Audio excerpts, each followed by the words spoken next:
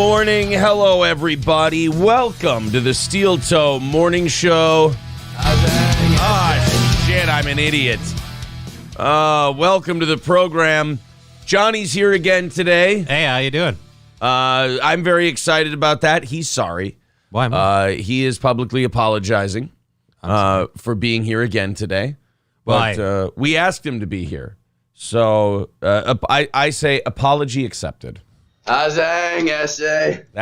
what I wanted. How is everybody? Nothing absolutely dog shit going on in the chat to begin the day. So that always makes me a little nervous. But then again, I'm not a stereotypical guy. What do you call it? I'm a superstitious guy.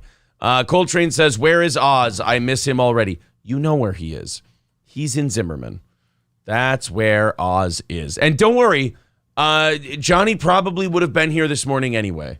Yeah, I don't think Oz would have wanted to drive the roads. No, I don't think we would have seen Oz today if he was here because again, it's icy, it's shitty, it's horrible, it's Minnesota in the wintertime. Hey, I wanted to show you one thing really quick. Okay. You remember how, and good morning, everyone. Wonderful to see you all. Let's wake up, hit the like button, the whole deal. I hate to do this, but we got to get back to the old days. It was a nice 6-week vacation. It's back to the old days today. Our first ever full-on goal for a show.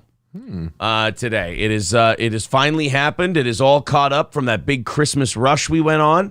And 3:30 from today. It was 3:50. It was the normal goal. It was, but then just before the show, Richard with $20. Thank you very much, buddy. So 3:30 away from today's goal. If you feel like becoming a VIP or just chipping in a few bucks, there's the Streamlabs, there's the PayPal. Super chats and memberships also count.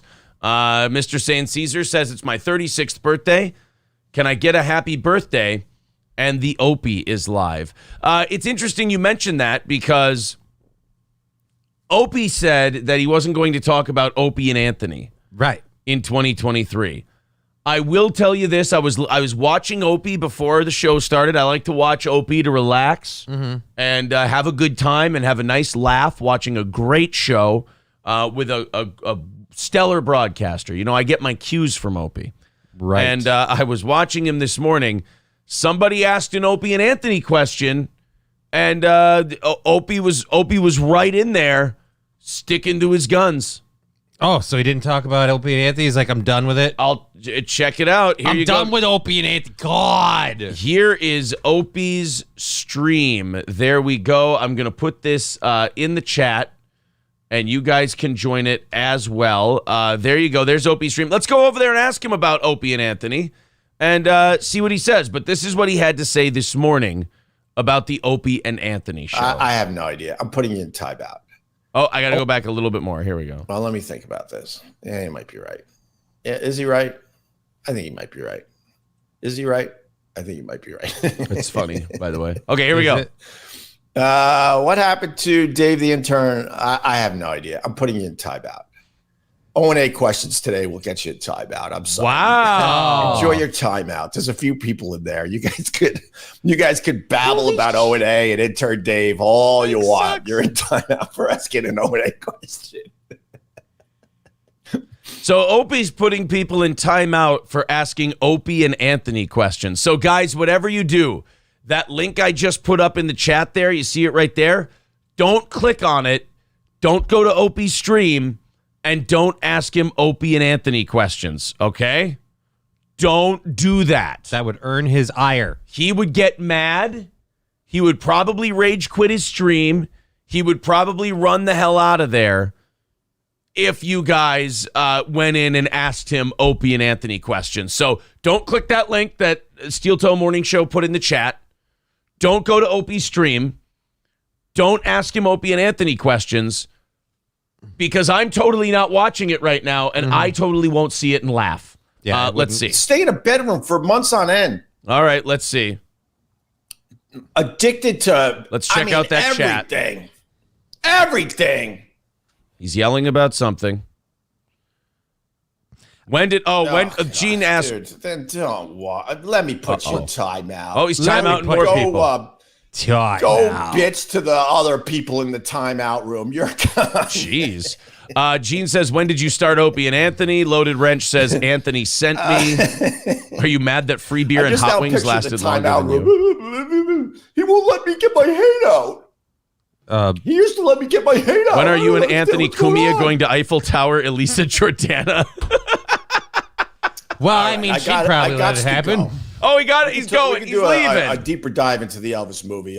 What? We got you up to almost 60 people, and you're going to leave? We almost doubled your numbers, dude. He was booked to come to Maine the following morning. Opie and Anthony was great. How did you get started? Are you really banning people Elvis was not in the asking peak about of his health. Asking about Opie and Anthony? It's the only reason you have 40 people watching you, Greg Shells.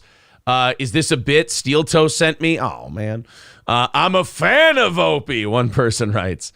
David Chandler with $20 says, when did Sam Roberts organize his takeover? Did you suspect anything?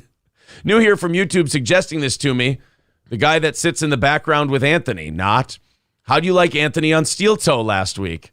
Oh, boy. You all right? Enjoy the timeout. Oh, he's timeout and frog tosser. The obsessed people.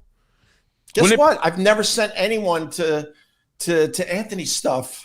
Not one. No, Anthony didn't send him. I did. I'm the piece of shit who sent him, not Anthony. Anthony's innocent. John Quartz. Elvis. Plus, you can't really send people anywhere. Hey, the Mood writes, you so much better than Steel Toe. How anyone can watch that garbage. The Mood, you son of a bitch. From the beginning all the way to the end. I love this angelic angle with the sunlight behind you. It's almost kind of blinding. Anthony is the only reason you have that view, somebody wrote. Well, I mean, guys, that's not really a question for Opie. I mean, you should be asking Opie questions about Opie and Anthony. You guys have them almost up to 60 people. Good job. Is that the same microphone you used on Opie and Anthony? David Chandler isn't real, someone says. You should just go back to answering the phone. Out of that. So Elvis talking about Elvis. Career making more of the money. Anthony, I don't know why he stayed with the Elvis was a great radio guest. Who was your favorite celebrity guest on Opie and Anthony? Guys, for whatever reason. Hi, Aaron from the other side, says the Mood. Hello, Mood. How are you? Opie was Anthony's ATM, says Stevie J. Yeah, don't go into Opie's stream right now and just ask him Opie and Anthony questions. He's timeouting people for that. Citizen M says, hey, brother man, is there any chance of an O&A reunion, or is it still a pipe dream? Opster. They couldn't figure it out. It's pretty sad, actually. How does it feel? $20! Oh, he's excited. When Sam Roberts organizes takeover, did you suspect anything? David Chandler, $20. Oh, now he'll talk about Opie and Anthony. I'll say it. I mean, Sam is probably Sam is a really bad dude. Really bad dude. I'll say that much. Corn Pop was a bad dude, and he ran a group of bad boys. Sam Roberts is a very bad dude. Hi, Aaron. Hi, Ryobi. Into my life. Frog Tosser asking, why are you so boring? Stevie Lou with $5 says you owe Eastside Dave money for The Biggest Loser. You never paid him for that bit, and he plans on paying up. Oh, wow. Where is Creamy Butters? Plaque. That wouldn't be not. You know what? Let me put you in timeout. You can discuss that with everybody else sitting with their arms folded in the timeout room. Why do you think they're upset? We know we're going for this. Opie is timeouting everyone. I tried to say, going nuts with the timeout button today. No Pen 15 Fathead says hi, Johnny, in Opie's chat. Hey, how you doing? It was fun talking to all you people this morning, though. Oh, he's leaving. I thought you were done talking about O&A. I'm trying to be done with talking about O&A. Corey Adams in there saying, love your show. Oh, no. People ask almost every single day on this damn thing. And honestly, I'm trying to... so much better than YouTube. Let me put Gary in timeout. Oh, he's timeouting another person. Oh. What did Gary do? I'm trying to talk about O&A way less. I was just watching Patrice on O&A and then came to this. David Chandler says, when you were trying to manage the show and the comics got rowdy, did Jim and Anthony side with you or them? Whatever. Oh, no. See, I was going to get going. But instead, cheers with the dumb mustache mug today. He's cheersing people. Cheers. Can you Elvis try was any a harder to great be radio pretentious? guest. Who is your favorite celebrity guest on O&A? All right. I'm sure you're a good person, but I got to put you in time. You're in timeout for asking an O&A question. Because I said that I'm putting people that are asking O&A questions into timeout. Oh, shit. Remember when you made Fez cry, right, Citizen? Hey, brother man, is there any chance of an okay, I got to put you in timeout. You're asking an O&A question. Enjoy your timeout. Have you realized that even if it wasn't a bit, your chat has taken this bit, buddy? You can't. Oh, this is funny, you guys. How many boosters did you get? I'm behind one. Fingers Rusty, crossed he I'm gets behind that one and we just get a better chance. You do what's right. Have you considered exercising? So Opie is timeouting anyone who's asking any Opie and Anthony questions. So if you guys feel like asking some Opie and Anthony questions, this is just a fun little light starter for us today. This is just kind of to get us get our blood pumping. Tubby says, Opie, if you can be any person from O&A, who would you have been? Remember when you were relevant without Kumia? Neither do we. Seriously debating putting on a mask again because why are you so boring? Okay, let me put you in timeout. That wasn't even an O&A You'll get an question. answer in the timeout room. Why I'm so boring? He was just asking why you were boring. That's not an O&A question. Maybe you got it because, like, Hi, Ryobi. It's starting to pop up again here in New York City. Who do you hate more, Anthony, Norton, or Steel Toe? Like I did a live stream on the streets yesterday. Bobby Miller writes, how could you let a man in his basement out radio you? And I was on Crowded. Another person, can you put me in timeout, daddy? Corey Adam Comedy, different Corey Adam, says, if you're looking for a writer, I'm game. If Anthony is in timeout, sent me to him. If boosters work, then why do you need a mask? Oh, Stevie J asking him a COVID question. You know, my audience just made Opie like $70 today. And he's got a nice boost, man. Yeah. Like, we doubled his numbers. He's at 60. He was at like 35 when we started. It's pretty nice, a nice move of us. No O&A questions here. Thoughts on the best Opie with Jim shows? Oh. Do you get angry when there are Greg shells in your breakfast scrambles? Hi, Aaron. The biggest loser. You never paid him for that bit. Any plans on paying up? No, nothing.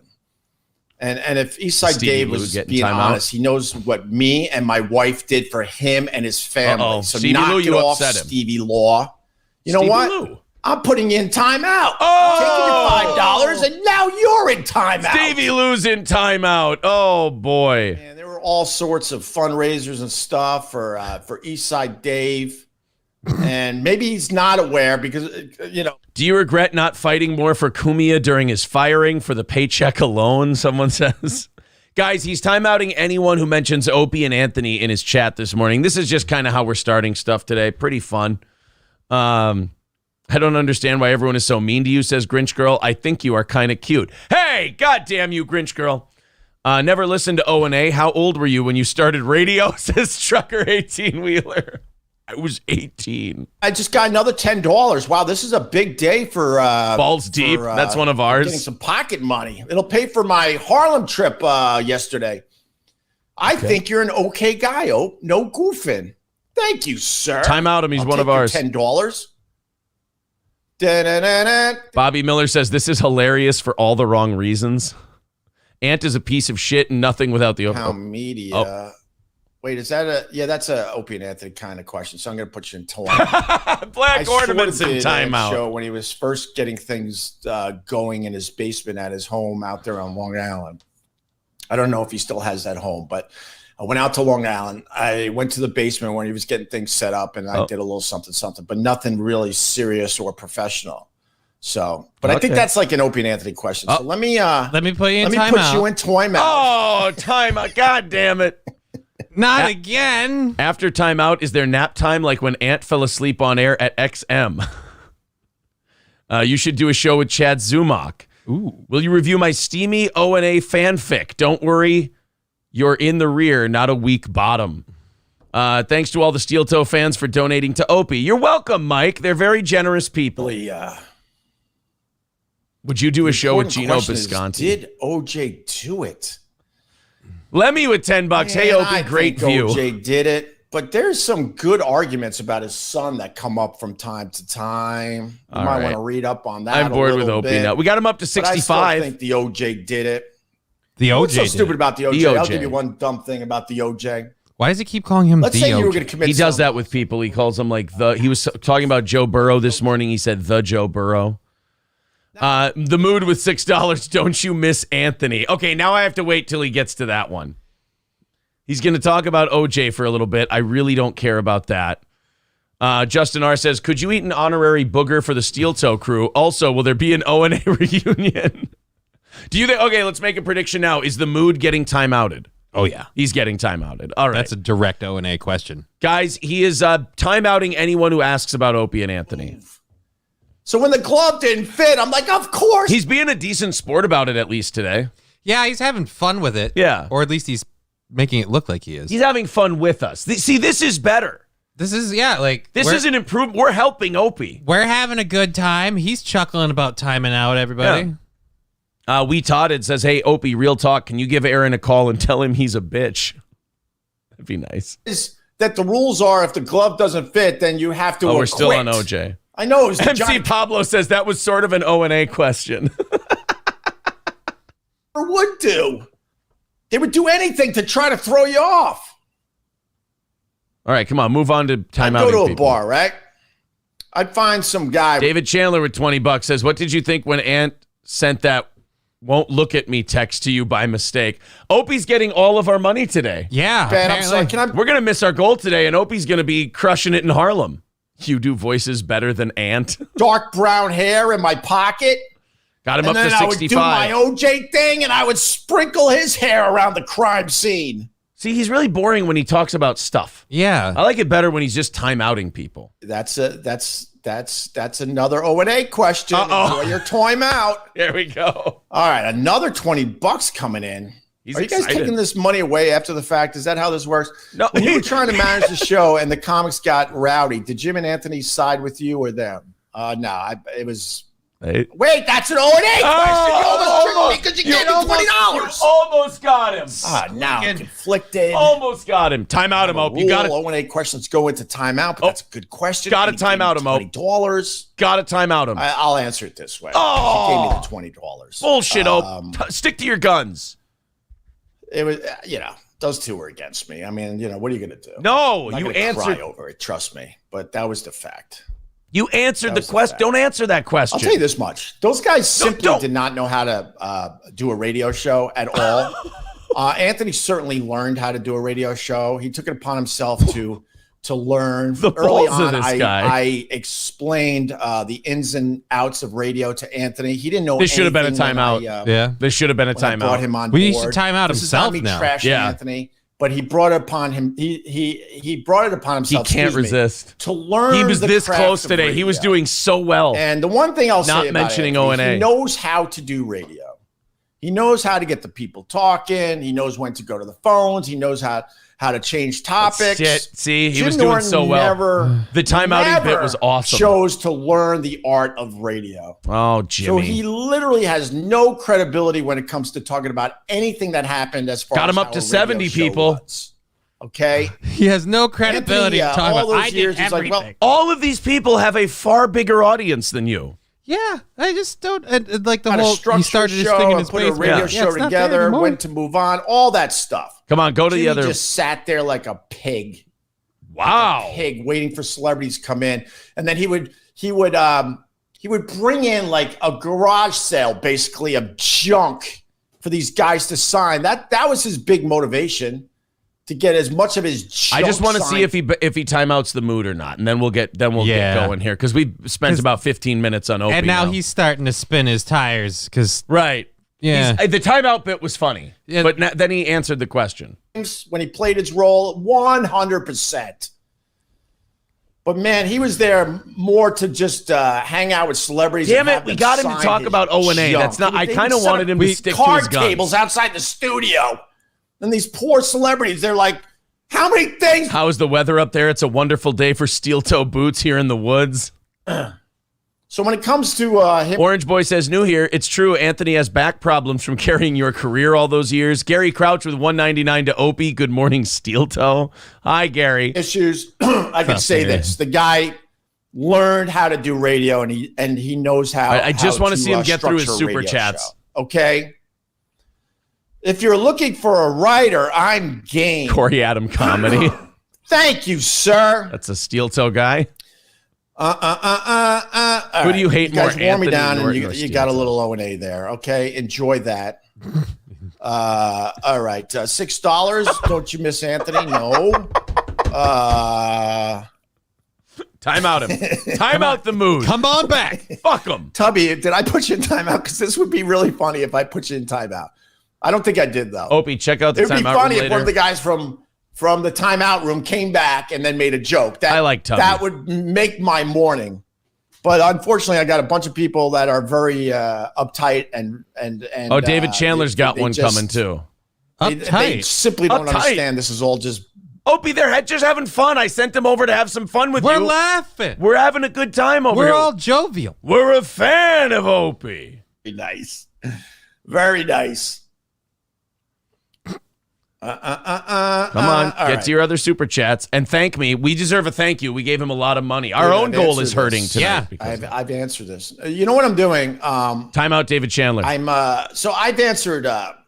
I'll leave you with the. Holy shit! I got to get my kids up. Oh, you sons of bitches! We made him forget his children. Most of the questions that are asked every single day on my live stream, I've answered multiple times. Okay, they're all on my YouTube channel. I put up a playlist called Opie and Anthony. Ooh, Drama. good plug. He plugged his. Go Now watch my other videos. one of my That's a guys good is doing- YouTuber.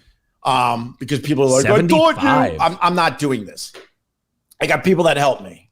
Do I do a lot of my uploading myself and editing? Yes. And then I got a couple people that are helping me on the side. Yeah. So what we decided was if we take all the videos where I talk about all the Opie and Anthony drama, Put 'em in a that have been playlist. on my channel for a few years now, and make them into like 20 to 30-minute podcast episodes. There you go. Then you could have the whole story from where I sit.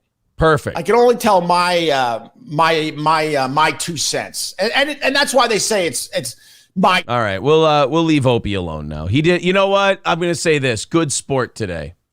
He hung in there for a while. Opie was a good goddamn sport this morning, in my opinion.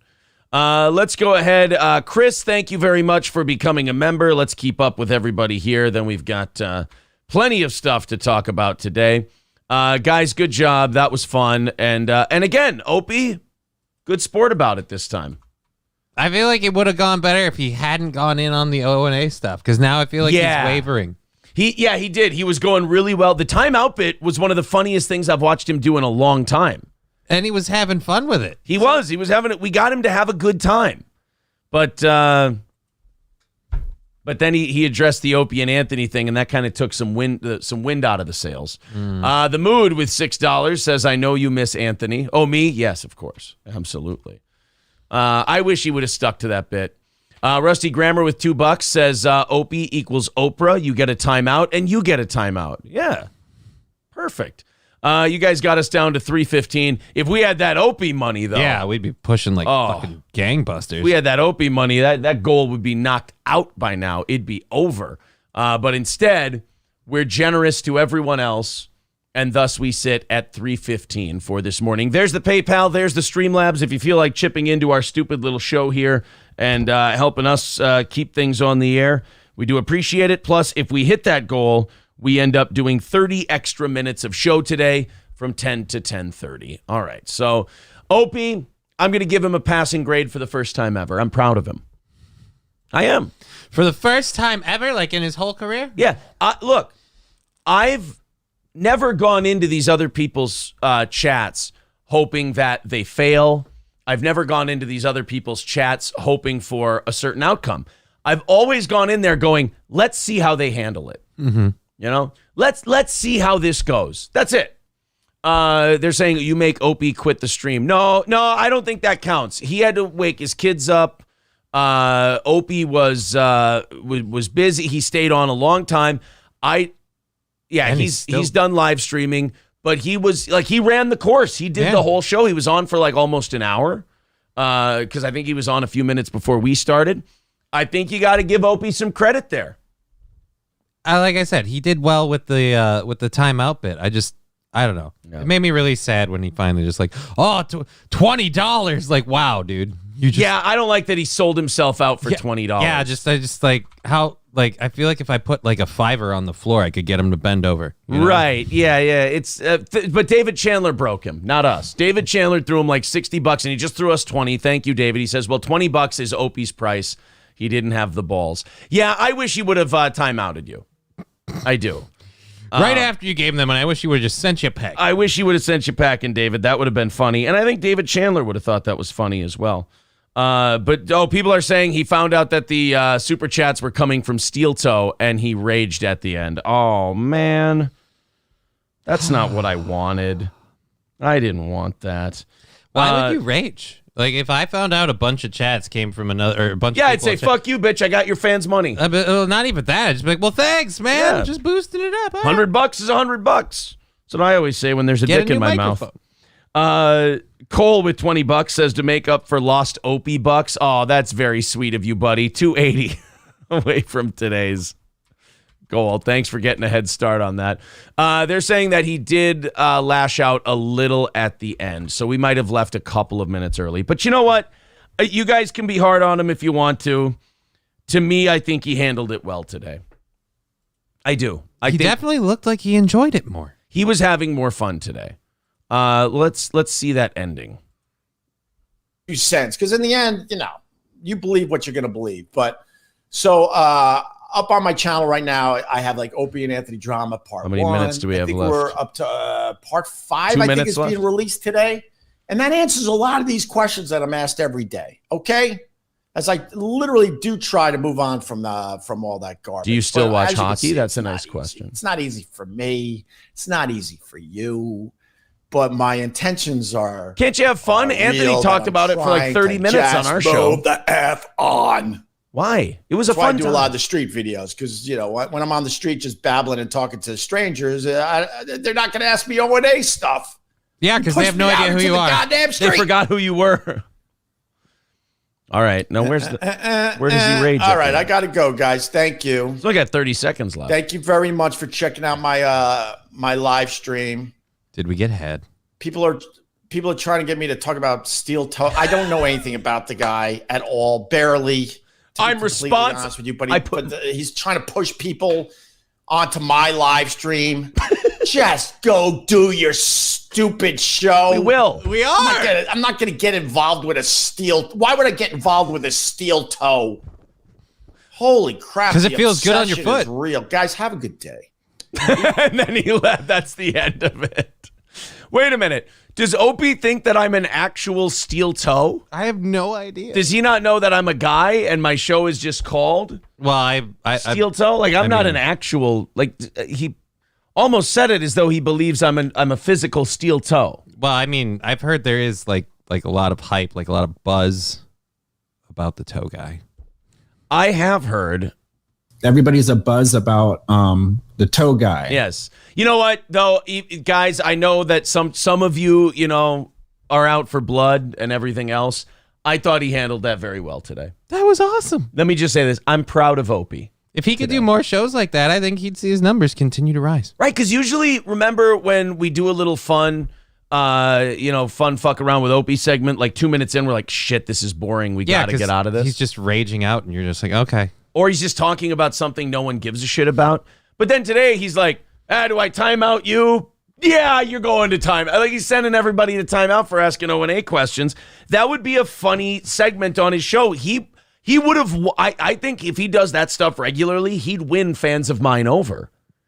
They'd be if he's like, oh, you're in timeout for Opie and Anthony questions. They're giving you free content and money, money. So plus viewers, where do you lose in this arrangement? You do nothing but win when we do this to you, and you handle it that way. So when he wouldn't time out David Chandler for that $20, he lost me a little bit. But I would say for the most part, we definitely saw a lot of Opie growth today. Yeah, this is major improvement. He definitely grew. Thank you, Stevie Lou, for the $4.99. He says, I also want to match my Opie donation and suggest everyone else does. Great way to start the morning. Thanks, Aaron and Johnny. Thank you, Stevie Lou. I can't wait to head out to New York and, do Gino's show sometime and hang out with Stevie Lou and see all those guys. That would be a lot of fun. You got to get that clipped. I'm not going to get involved with a steel toe. Yeah, Victor, if you're listening to this, if you could get that Opie clip of him saying I'm not going to get involved with a steel toe, it'll be real easy to find. It's right at the end. That would be awesome. Thank you, guys. 275 away from today's goal. Somebody wanted to be at 100 likes in the first half hour of the show. I don't know if we did that. Go ahead and hit the like button, and let's get to 100 since we're a half hour into the show. Shot out and tired says, Aaron, you don't have fans. We're here for April and Johnny. Well, and used to be here for Oz, but he didn't make the corporate downsizing. Oh, okay. So I don't have any fans. Everyone else does. I'm kind of along. I'm for pretty the sure ride. it's mostly April is what it is. So what that guy's saying is that I'm Opie. Is that what I'm to understand? God, I'm tired of talking about my wife. God. Don't ask me. Anybody who asks me questions about April gets timed out. That's it. Anyone who asks April questions in the chat, I'm going to show someone how to do this bit. All right. Anyone who asks me April questions is getting a timeout today. How's that? David Chandler with $100. Wow, thank you, buddy. He says, I wanted him to time out me so badly. It would have been hilarious. I agree. Thank you very much to David Chandler. Only 175 away Now we're from crushing that goal. Jesus. today's that's a goal. flip Thank around. you, guys, buddy. Thank you, David Chandler. Greg Bass says, Opie said the Opie thing before he left. The obsession is real. Oh, no, I am obsessed with Opie's stream. Are you obsessed with Opie's stream? Dude, I love watching him deal with this shit. Yeah. And this one was fun because This we one- got to see him smile. Way more fun. Opie was way more fun. I don't fall for that shit. I don't fall for the internet trickery thing where they're like, oh, what are you, obsessed with me? I just own it. And I go, yeah, I am obsessed with you. It's an effortless obsession. Yeah. I just clicked the thing on this. You did all the work. Right. You got a fucking problem with that? Yeah, I'm obsessed. What's it to you mother... Yeah. Who gives a shit if I'm obsessed with you? Now show me a little legs, skirt. All right. Gia, ready? We're going to do the bit. Jonathan says, how's April? Well, guess what, Jonathan? You're in timeout. The Mood says, is April a natural blonde? The Mood's in timeout. No April questions. Jameson Repair says, where's April today? Timeout, Jameson Repair. Aaron, does April have a nice dumper? I'm not answering the questions. I'm only putting you in timeout. Got any tit pics of April to share? Not funny. You're in timeout. Oh, shit. You have to meet him at Burger King for I'm having those. a hard time here. There's too many April questions coming in. I really might have fucked myself. MSO writes, yeah, where's April? She's in timeout. Go find her. Scarface. It's a lot harder to do when you have more than 75. I know. Scarface says, where's April? She's in timeout. Go see where she is. Ned says, do April showers bring May flowers? Do we time out that one? This is where Opie had the same problem. What do I do with this guy? Is that an April question or is that a month question? That's a time question, I Yeah. believe. John Sotera says, who is this April person you keep talking about? I don't in know. timeout. Go It's find probably her. a timeout question. Doorman says, you could have all the fans if you made an OnlyFans. That's not an April question. Veldrain says, do you think April will do well on the 29th? I don't know. Ask her tonight when she's on the evening show.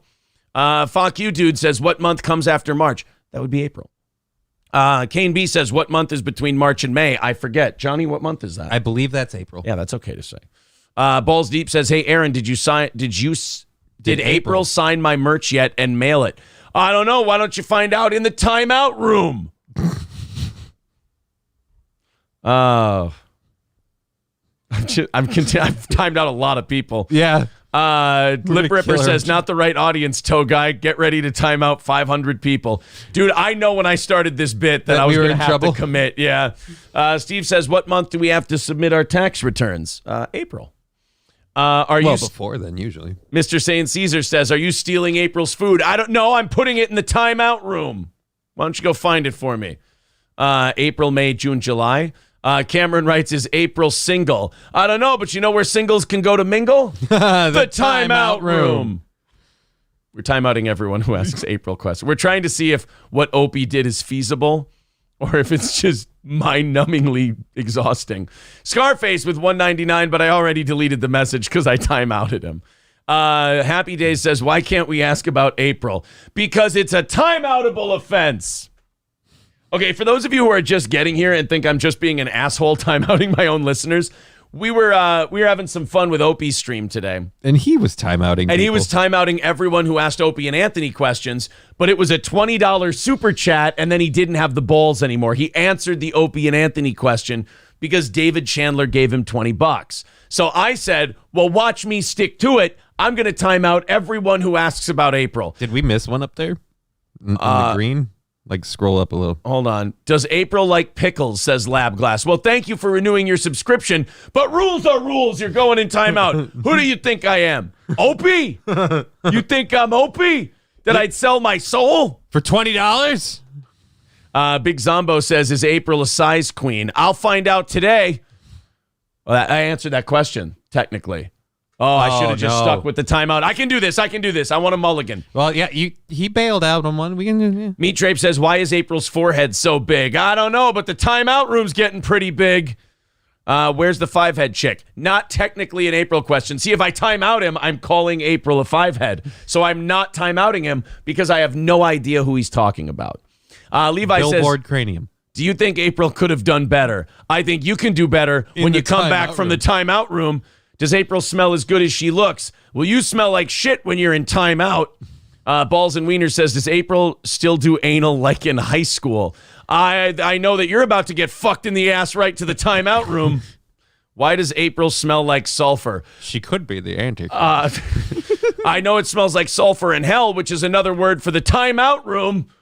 Greg Bass says, what's April's OnlyFans account? www.yourintimeout.com. I heard April loves sharks. Easy money. That's not a question. You're okay. Carlos says, Hitler, Himmels, or Imholt. Who's her favorite German? You didn't say who the her was, so I can't time out you for that one. Yeah, it could be his mom for all we know. Anthony says, is April doing well today? I don't know. Why don't you see if she's in the timeout room? You can ask her. Hey, Johnny, what's April's panties smell like? That's just Johnny? Strange. I have no idea. But I think the timeout room might be a good place there for you. There you go. The timeout room, liquid chicken. Oh, Coltrane says, I gave $20. What's the rules with money and shaka? Shit, anything more than $10, I'm supposed to give you a little shaka dance. Sorry, buddy. There you go. That's just for you. Mods ask April questions. I don't think we can get timed out. Well, that wasn't an April question, so technically that's okay. Stevie J says, is April waiting for me in timeout? Very well could be. Now you can learn. What was the chick's name on Ninja Turtles, says Hutch Not Starsky. That was April. That was April. April O'Neil. Yeah, exactly.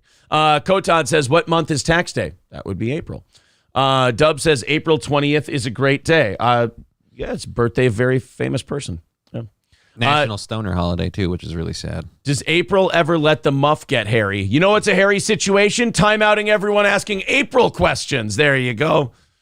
Oh, man. I think she's in timeout with her shorn puss. I'm really trying hard to keep up with these timeouts on April questions, but they are right. It is fucking hard. It is amazing how fast this is going. Opie, I'm sorry for what I've done to you. Orange Boy says, did April ever get that sex change? I don't know. You're about to get a status change to timeout. I am going to have to end this bit by 6:45, but you guys are probably going to outlast me. It's a lot harder when you don't have 75 people. Yeah, there's a lot to go on. Electric Shoes says, when are you going to admit April is the real talent? When you get back from the timeout room. Ned Scheckler says, what was your favorite character on The Sopranos? Mine was Richie April. Coltrane says, can April send the VIPs our OnlyFans link? She hasn't sent out our mod pay yet as well. Well, she's going to send you a timeout. April's looking hot today. That's not a question. April is married, so simmer down, y'all. Yeah, for those of you who don't understand what's going on, Opie was timeouting everyone this morning who asked Opie and Anthony questions, but then he broke for a $20 super chat, and I said, you can't do that. You got to stick to the bit. So we're sticking it. So we're timeouting anyone who asks April questions. Thick Cheney says, do April showers actually bring May flowers? That's an okay question. That's about a month, and I don't know. Six-string man with $10 says, will April start a Bonely-Fans with Canoe? I don't know, but you're going to start a timeout with yourself. And Gino, because he's gay. Gino's gay. That brings us down to 170. Thank you very much. Six-string man. But you did get timeouted for your question. Jack Floyd with $5. I'm laughing so hard I'm choking. I'm glad this is a good time for you guys this morning. Somebody may want to check on him. Brown Candy says you're at 510 viewers after the timeout. You're at 398. I don't think I banned 120 people, although I'm probably getting close. Mad Max Mardigan says, does it make you uncomfortable that April has a bigger cock and treats you like a woman? Does it bother you that you're in timeout? Oh, man. Toastmaster says, I'm planning a fishing trip to Minnesota. Would April want to come along? Not with you, because you're a dirty timeout dweller. David Chandler. All right, here we go. Oh, Jesus. Oh, no, David Chandler with $50 says the first holiday in the 4th month is what? Easter. April Fool's Day. That's not an April question. He survives. He survives the timeout because that is not an April. That's a month of April question. Lip Ripper says, how much wood would a woodchuck chuck if a woodchuck was April? Oh, he'd chuck enough wood to build a timeout room. Oh, Gary Crouch with $5 says the new show name, The April Show with Steel Toe. That's not a question, so he's okay. 125. It's technically fanfic. Yes. Sean Raz says, what size strap-on does April use on you? The size that sends you right to timeout. S2H renewing his membership says, is April a reborn virgin? Find out in the timeout room. Does April have bigger feet than Peggy Hill? She has bigger feet than Mike Judge because he's not in the timeout room. Did her bad tattoo hurt? Is that an April? That's an April question. There you go. Timeout. Guys, before anybody comes in here and goes, well, fuck, man, you're being a dick. We're doing a bit that Opie was doing today, but we're sticking to ours. We're doing a funny thing. To those of you who are like, wow, Aaron's lost his mind. He's having some fun. He had another Burger King dream, and now he's gone too far. Yeah. If people are in timeout, can they still send super chats to April? They can send super chats to the god of timeouts. Is April in the timeout room? Why don't you go find out, Steel Toe Boy? Freaky Deaky says, can you tell April to come grab her dirty panties? My bedroom is starting to smell. Maybe you can find her panties in the timeout room. Oh, now wait a minute. I'm torn on this one from Brown Candy. Holy shit, I'm so far behind. Yeah. Holy fuck, you guys are really wearing me down on this bit. We're going to be here through overtime at this point. Oh, my God. April is hot. Those are fine because those are just statements. Yeah. Timeout room getting packed. Ghislaine writes, is April a top or a bottom? Well, you're on top of the timeout room now. Oops, I removed the comment instead of timeouting the person. Whoops. Uh-oh. Oh, I can still put you in timeout. There you go. Is April waiting to ice your robs after sparring again? It would be ribs. Why don't you go learn to spell in the timeout room? What is April's name? Not answering it. The answer's in the timeout room. Biden crime family with $20. Thank you, buddy. Very nice. Oh, David Chandler, here's one for you, too. There you go. He says, can April dance like Shaka? I know that Shaka can dance freely because he's not in the timeout room. It says, is April going to end up pregnant with all these heathens in timeout? I don't know. Why don't you go find out in the pregnancy test room of the timeout room? Scarface says, am I still in the timeout room? Is April out hunting? I don't know. Why don't you go find out when you return to the timeout room? She's in her timeout stand. Balls Deep says, you missed 5 minutes of funny comments, you fuck. Check PayPal. I will. I'm trying to keep up. But there's a lot going on. I've started a bit that I can't finish. This is really problematic. You've timed out more people than you have likes for. Everybody hit the like button. Especially if you've been timed out. As we're doing a bit where we time out anyone who asks an April question today in honor of Opie timeouting everyone for asking an Opie and Anthony question today. Mizzle T. Shizzle, when is April going to Burger King? She's waiting for you to get out of the timeout room. And you're timeouted. Trucker 18-Wheeler says, is April eating dinner with Hitler in the timeout room? I don't know. But now you're a double timeouter because you were timed out by Opie this morning. Why did April marry such a shill for money? Because she was loving seeing you go to the timeout room, John Hahn. Oh, my God. Romance April ? Oh, Johnny, we need a call on this one. I mean, it is an April question. It's an April question. Let me ask if she can romance April. Off to the timeout room you go. Balls Deep says, an April question. Would you? Already did. Wait, I answered it and sent you to the timeout room. Would you dump April for Chun-Li? Chun-Li isn't real, but the timeout room is. If Ryan she M were, though. Says April can April come join us in the timeout room? No, she's better than that. Timeout. Oh shit! I am so. Have you run out of ability? Like I'd laugh. Look at all these timeouts. This is amazing. Is April ever going to wear short sleeve shirts again? I don't know. Maybe find her one at the shop in the timeout room. Veldrain. Is April's tits bigger than Aaron? It's our April's tits bigger than Aaron. Go learn grammar in the timeout room. Walls balls. Why does April always have barley in her hair when she shows up late? That is an April question. Your timeout. She's just a fan of farming. Circle Jerk says, can I ask why people are being timed out for asking April questions? I'm so far behind. We're doing a funny bit because Opie was timeouting everyone who asked Opie and Anthony questions this morning. Plus, our audience is kind of in on it, so it's okay. But that's still an April question. You're timed out, Circle Jerk. The guy writes, is April hot? Not as hot as the hell that is the timeout room. Sage with $10 says, good morning. Can we get Shaka's opinion on April and the timeout room? Nope, that's an April question. You're in timeout. We're also 115 away from our goal. So thank you guys for that. I'll check PayPal in a second, guys. I think you're going to win. I think you guys are going to win. I can't keep... Oh, wait, maybe I can. Hold on. Fuck you guys. I can do this. Is Opie in the timeout room? Matt Melt says, what did April do to a child? Sent them to the timeout room for being naughty. How much is too much April questions? Keep it up. I can go forever, baby. After the show, does April leave you in the studio and take Shaka upstairs? Interracial sex. That's not a good question. So you look down on it. Okay. Leprechaun Blood says, who is this April chick you keep talking about? The That's answer an April question. Is in the timeout room. Maybe Opie meant no Opie and April questions. That's not an That's not an April question, I don't think. Mary F. Kill, Johnny, Shaka, April. I'd love to answer that, but that's a timeout.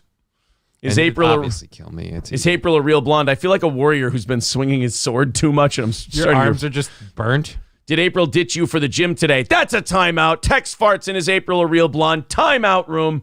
What month comes after March? That's a month question. That's fine. Guys, you know what? I have to admit you won. You can't keep going. I didn't break. I didn't answer the questions, but I couldn't keep up. I couldn't. Is April really a racist? Is April hotter in Vegas than Minnesota? I have to admit defeat. They overwhelmed me with April questions. If this was like a zombie game, though, I lasted a really long time. I killed a lot of zombies before they finally got me. Yeah, but you still ended up a buffet. That's true. Balls Deep with $10 says, you timed me out. April would never do that. All right, there you go, guys. I made it a long way in the April timeout game, but let's be very honest. With the audience we have, that was never a game I was going to win. That was never a game that ends with my victory. And people started cycling through now where they got off timeout and they're like, all right, I'm back to do it again. There was absolutely no way I was going to end up in a winning situation there. But you guys did knock our goal down to 105 in like the most fun way possible. So there is that. They tested me on the super chats, Johnny, and I stayed firm. I hung in there. I timeouted all the generous people. 105 away from today's goal. King Cold says, whatever you do, don't get drunk and let April zip you in a suitcase. The chat is more bare than the timeout room. Now all your mods are in the timeout room. Somebody says we're 43 likes away from 200. Damn, nice. Holy shit, let's get to 200 then before 7 o'clock. What do you say, 11 minutes? First hour, that's amazing. 43 more likes in 11 minutes? Go for it. The April Barley comment made me spit out my water. Yeah. I don't want my wife to cheat on me. That would be horrific. I feel like a lot of other people do, though. Oh, God, you wouldn't believe. Do you know what it's like to have thousands of people on a daily... Unique viewership. I've checked the numbers recently. Unique viewers in the last month. For the first time ever, a lot of this is due to the Anthony interview. But in the last 30 days, 50,000 different people watch this show. So we have an audience of 50,000 people. Mm-hmm. Do you know what it's like to have possibly at least 10,000 people rooting for your wife to cheat on you? That is fucked up, bro. Does that make you like really proud every time you get to nail it? Just like, yeah, I'm still here. I'm getting it and nobody else is. Fuck you. I even think that orgasm was real that time. Ugh, how do you like that? To which our audience goes, we don't really care if women orgasm. Oh, okay. Who's plowing the barley field today? Exactly. Now, wait a minute.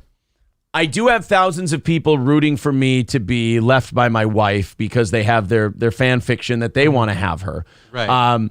So does that mean that in a sick way they kind of get turned on by the idea of us fucking in a strange way? That seems like a wormhole I don't want to go down. That's me too. Like I was waiting for your answer and I was like, I don't know what answer I want to that question. That seems like looking in a serial killer's closet. Like, yeah, you might find something interesting, but it's going to scar you. Like, I don't want to do that. You're right. Adam the man 69. I see you fucking with Chad on MLC. He says, I'm only here to report back to Chad. Keep going. Send his head back to Damascus. There. Report that back. What should I tell? What word do you send to my Sultan Chad? This. Hey, hold on a minute. Here, Adam the man 69. Don't leave yet. I have something for you. Hold on a second. I'm just tickled that he knows who I am. Not that. Here it is. This is, hold on a minute.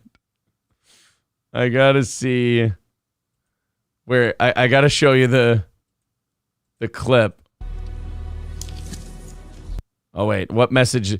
This is Adam the man 69. I think we can play this small clip, hopefully, and not get popped.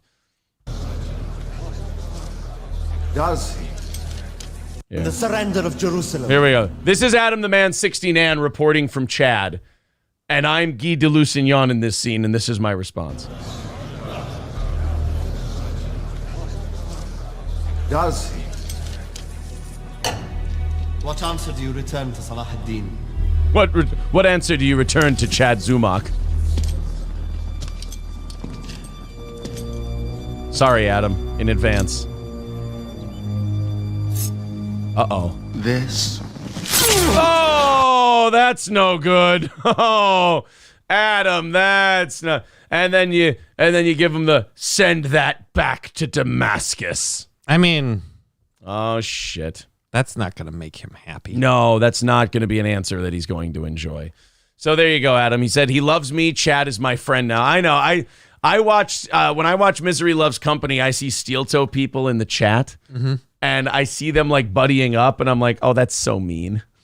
Like it's so much more mean than like just shitting on them and being a dick. Because you know what's going on. Now Adam the man 69 has like gotten this confidence now, and he's like buddied up to him. So now when Adam the man 69 shits on him, it's gonna hurt that much more. That is evil. But you were a friend. Adam the man 69 says, well, Chad would hold a great funeral for me. That's true. He'd borrow a lot of money from other people's credit cards to give you an amazing funeral. I'd be worried he'd borrow your identity. I mean, you're dead. You won't miss it. Hulkamasha Baby says, Aaron, would you say, God wills it? Yes, that's true. No, I would say, I am steel toe. Does April really fuck other dudes in front of you? Is that the reason for your Burger King fantasy? It is not a fantasy of mine to have to fight off a bunch of fight off the Rainbow Push Coalition to get out of a fucking Burger King. I will tell you that much. Oh, man. Well, I think that was a fun first hour. How close did we get to that 200? We're not supposed to be at 200 until 8 o'clock. Yeah, we're like ahead. But how close are we to that 200 likes? Let me know. Quick little mention in the chat there. I keep forgetting to switch this to ultra low latency so people can be quicker back. But no, it's not 14 somebody. It was at 160 something a while back. We just needed about 40. 186. So we're 14 people. 188. We're 12 people away from that 200. Let's do that now. Everybody hit the like button. We'll jump up over 200 in the first hour. That would be pretty wild. Gene calling me the Cucker King. No. 195. So it looks like 5 more likes. At 197, here we go. This is like getting to 800 feet in Armageddon. 795, 790, 200. You promised me you can hit that depth. There we go. 200 likes in the first hour of today's show, guys. Amazing. That's amazing.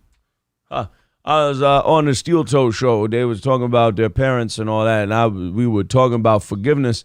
It was amazing. All right, guys, 105 away from today's goal. Thanks for that boost. David Chandler, you're the man. Appreciate it, and so many others as well. All right, are you familiar with Sam Harris? No. Sam Harris is a guy. He, as Letterman would say, was a guy, still is a guy. I don't know exactly what it is he does. Like, there's a lot of these guys who are like famous for being atheists, but I don't know what they were doing before they were like famous atheists. It's like, hey, Richard Dawkins. And you're like, oh, Richard Dawkins. He's that famous atheist. They're like, yeah. What do you do before that? Fuck if I know. Scientist? Guy? Engineer? Did he blow somebody? Not really sure. Or you have like Sam Harris. I don't know what Sam Harris did. I think he's a scientist-y guy, or he's like a book writer-y guy, but I know he hates God. Like that. Okay. That's what he's known for. He's known for hating God and fighting with Ben Affleck on Bill Maher's show. Do you remember that clip? When Sam Harris fought with Ben Affleck about Islam? Oh, wait, and he was saying, okay, yeah, I remember that. And Ben Affleck was like, you can't disparage an entire race of people. Yeah. Yeah, I remember that now. Okay. Imagine being famous for not believing in something. Strange. Yeah, that's, I don't know. To me, I used to really like Sam Harris. And then the more I listened to him, especially during COVID, I'm like, I'm pretty sure this guy's just full of shit. And just, he's one of those guys who's incredibly confident in the bullshit he has to say. But it's also unquantifiable bullshit. But he's one of those guys who's really good at stating his opinion as though it were like a fact he found in a book. So he sounds intelligent.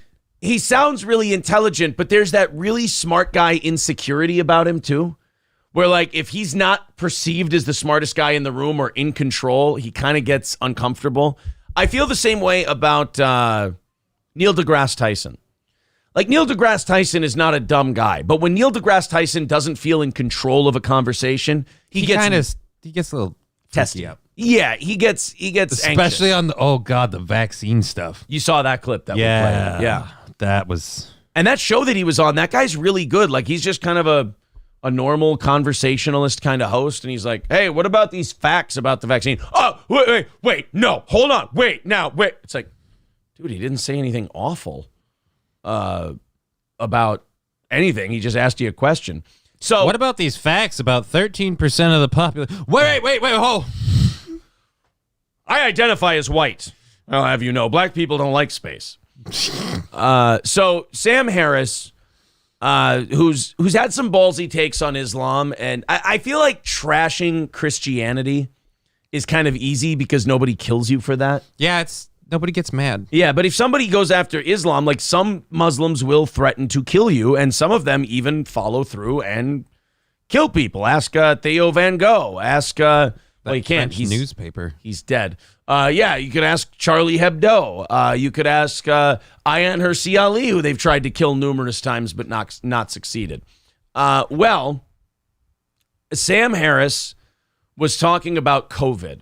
Okay. In a video.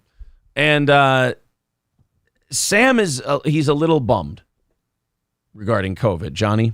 Why? He doesn't think enough people died.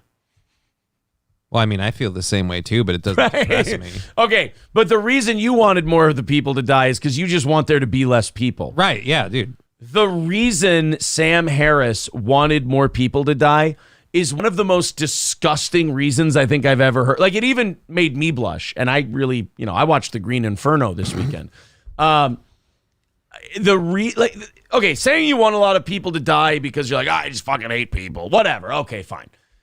Wanting people to die, like saying like, I want a lot of people to die. The reason you want a lot of people to die has to be such a big, monumentous reason that it's worth the sacrifice of millions, potentially billions of people, right? Well, I mean, that's operating on the idea that people are worth something. So, I mean, that's what I'm saying. Like, what you are willing to kill people over establishes the value you place on life. Yeah. I want you to see the value that Sam Harris places on life. This is wild. Take it back to COVID for a second. In one way, and we got very lucky that COVID wasn't worse than it was, right? No, time out. Wasn't as bad as you said it was going to be. Yeah. I love all these people who all told us, oh, if you don't wear a mask, oh, if you don't get vaccinated, oh, if you go outside, oh, if you go to work, oh, if we open restaurants, we're all going to die. And now they're going, man, aren't we lucky that it wasn't that deadly? It's like you were banning us from every platform for saying what you're saying we're lucky for. Yeah, and by the way, when do we get the apology part for, oh, by the way, we overreacted while you guys said, hey, maybe it's not that deadly. Yeah. Oh, and by the way, no quarter for any of these people. Oh, no. I don't believe in being gracious in this victory because, again, we talked about this last night. You put people through hell. You ruined people's lives. You killed people. You ended businesses. You led to deaths for the shit you did in the name of, oh my God, COVID's going to kill us all. So when you come back to us and then you go, oh, isn't it great that it didn't kill as many people? We should be able to put you through the same exact thing that you put other people through. Your livelihood should be gone. Your living should be gone. No quarter for these fucking people. No, oh, it's okay. At least, I usually say better late than never. Hey, welcome aboard. Not for this particular topic. Yeah, I don't normally say that anyway, but yeah, definitely not for this topic. Not for this one. It could have been much, much worse. It could have been 10 times as deadly or it could have been exactly the way I called it before it started. And but we would have lived through, or many of us wouldn't have lived through something truly awful. But wait. You sound real broken up about Hold on. We're lucky that it wasn't as deadly. And then but get ready for what the but is. Sam Harris, hey. Commuter traffic? I'm really happy that more people didn't die. But now we've talked about this before. A lot of people talk about this. I don't believe that anything you say before but isn't true. But I do believe that whatever you say before but is you establishing like an out for yourself for the actual thing you're about to say. I just feel like if you're going to say but, don't say the first part. Because the first part's irrelevant. Well, the first part is you establishing that like, hey, remember, I'm really happy that it didn't kill more people. Now you can't call me as big of a piece of shit for the thing I'm about to say. Hey, remember, I'm an ally, but I do admit the Jews are just running it all. Awful. But had COVID been worse, just enough worse to really get our attention, to really be undeniable, we would have had a different political conversation around it. There wouldn't have been the same kind of vaccine skepticism. Brett Weinstein would not have been releasing 80 straight podcasts on the dangers of the vaccine if a few variables were changed. I mean, just take that. It's too bad more people didn't die. Because then we would have to take them serious. Yeah, because then people wouldn't be asking questions about the vaccine. I wish we could have lost a few more million people. Maybe it killed more younger people. Maybe if it killed more children, we wouldn't be so shitty about this vaccine thing. How about you just thank your lucky stars that this thing wasn't that bad? I mean, you guys still got your way. You got to shut down everything. These fucking people, they got to run the entire fucking world for 3 years, and it wasn't enough. And they wanted it to be worse. And they're still pushing the vaccine. They have commercials on there like, get your booster. And it's just yeah, you're right. Yeah, well, the vaccine just definitely wasn't pushed enough and wasn't accepted. I feel like 2/3 of the world took this fucking thing. Some people, quite a few against their will, or to keep their job, right? Or to go to school or something else. So this guy and people like him got to make the rules for 3 years, and they're like, you know what bums me out? That more people didn't die, so we could tell more people what to do. Honestly, his opinion boils down to,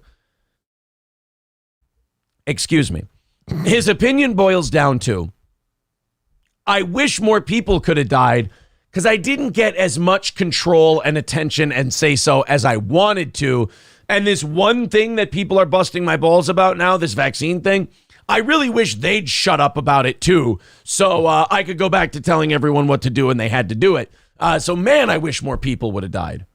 Oh, you know what he should do? He should pray for that. Why don't you ask God?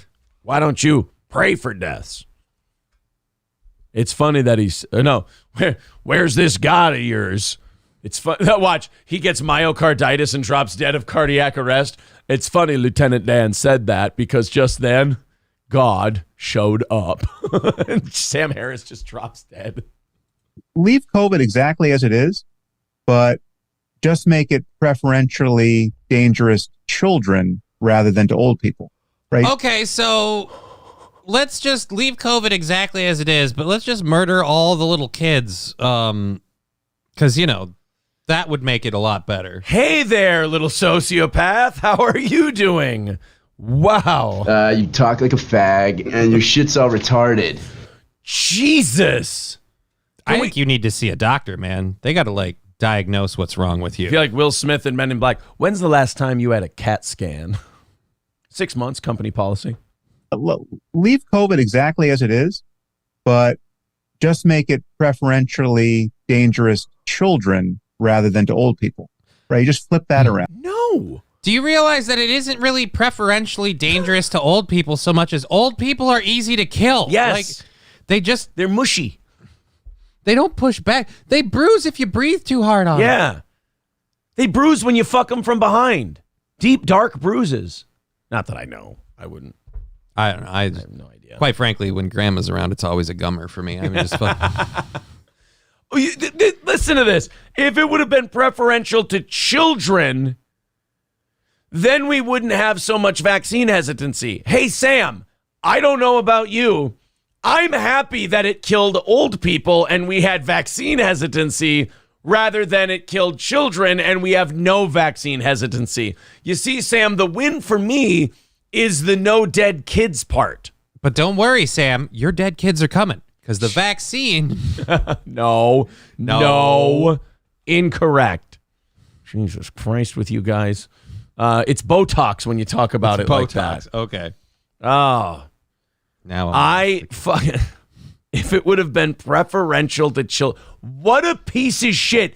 And, Sam Harris is the kind of guy where when you call him on this, he goes, what? I was just doing a thought experiment. Thought experiments are necessary to move the conversation. Yeah, but sometimes you got to hear what you're saying.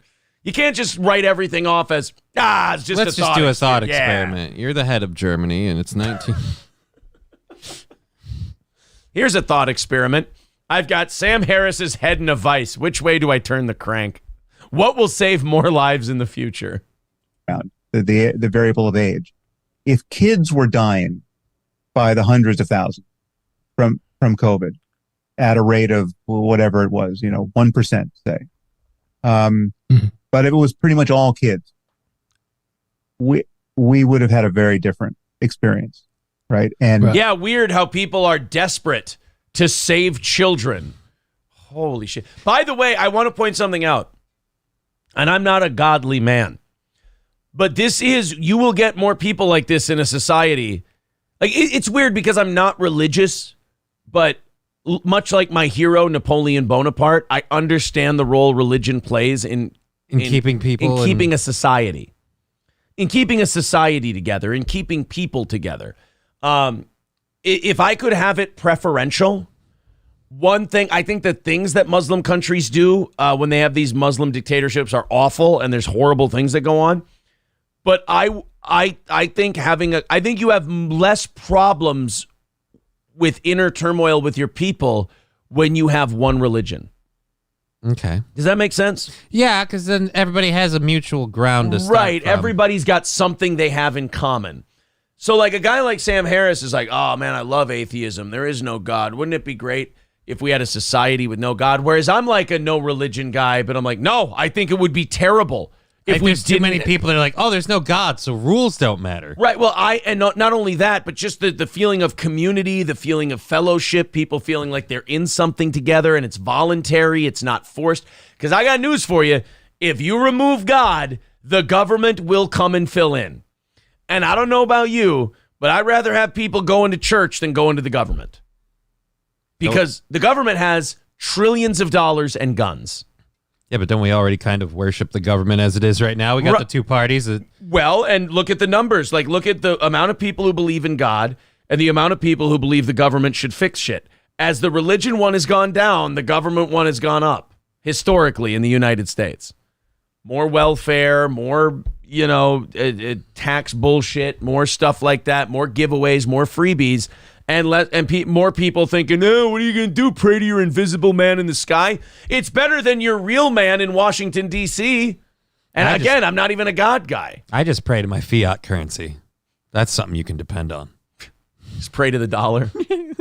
I tell you what, man. Says it right there on the paper, in God we trust. I see people coming out of churches and they're dressed nice and shit. I go, man, we could use more of that.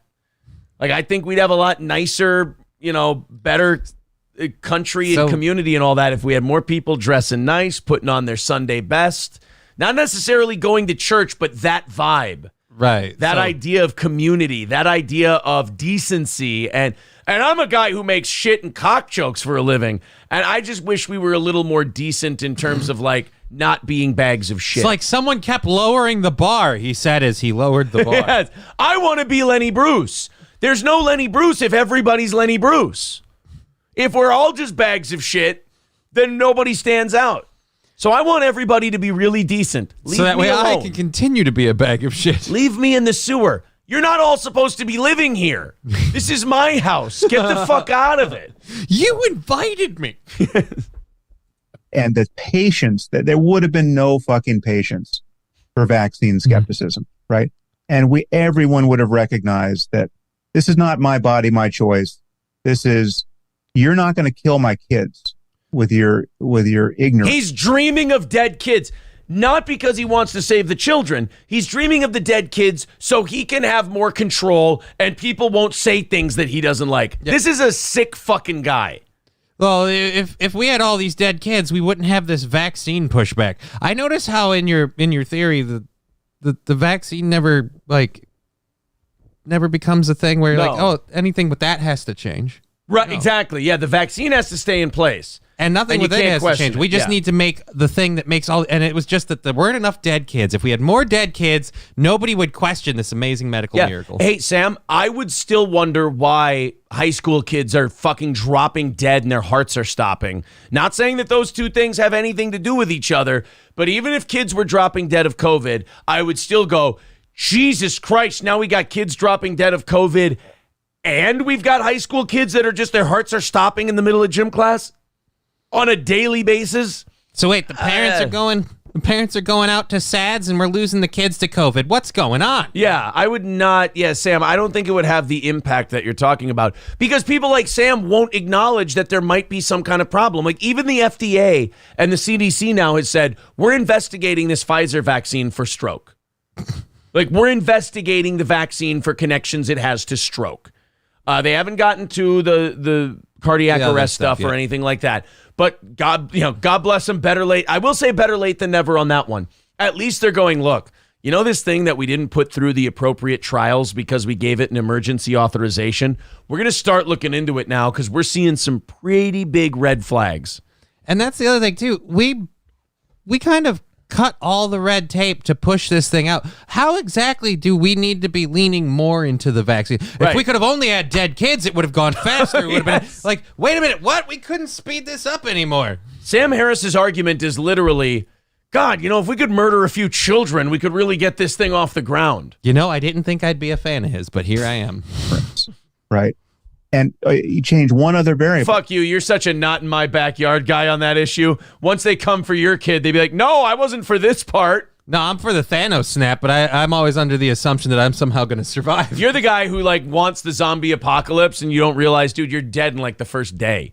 Oh, no, I'm well aware of that. Yeah. That's why I want it. I'm a masochist. You're ready to be done. And I've been limping and lurching around for years. I've been zombie training.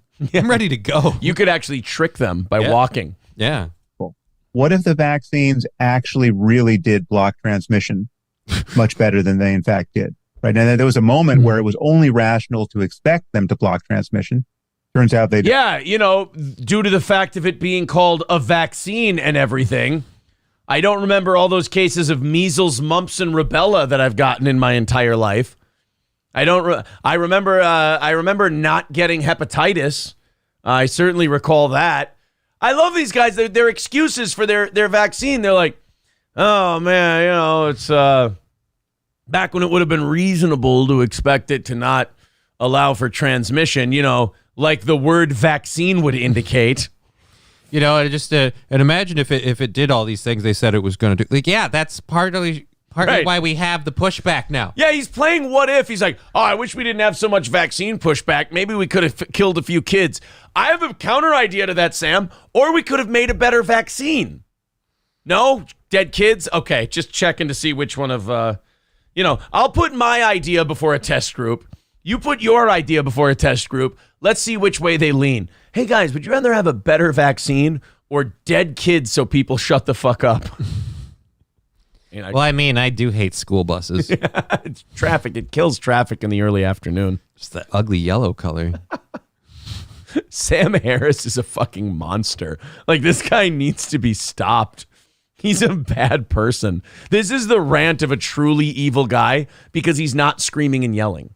No, because he, again, just doing a thought exercise. So it's what if? Oh, yeah. Don't do it nearly as much as we would hope at this point. Or at all. They just shorten the window by which, during which transmission is possible. Okay. He's wondering why people are vaccine hesitant. Look at how far you've lowered the bar in the last 2 years. He just went, oh, well, at first, maybe we could have expected it to prevent transmission. Then after that, maybe it limits how long you're in the hospital. Just closing the window. Maybe it doesn't kill you as fast. And then, it just makes it givable, but not as long.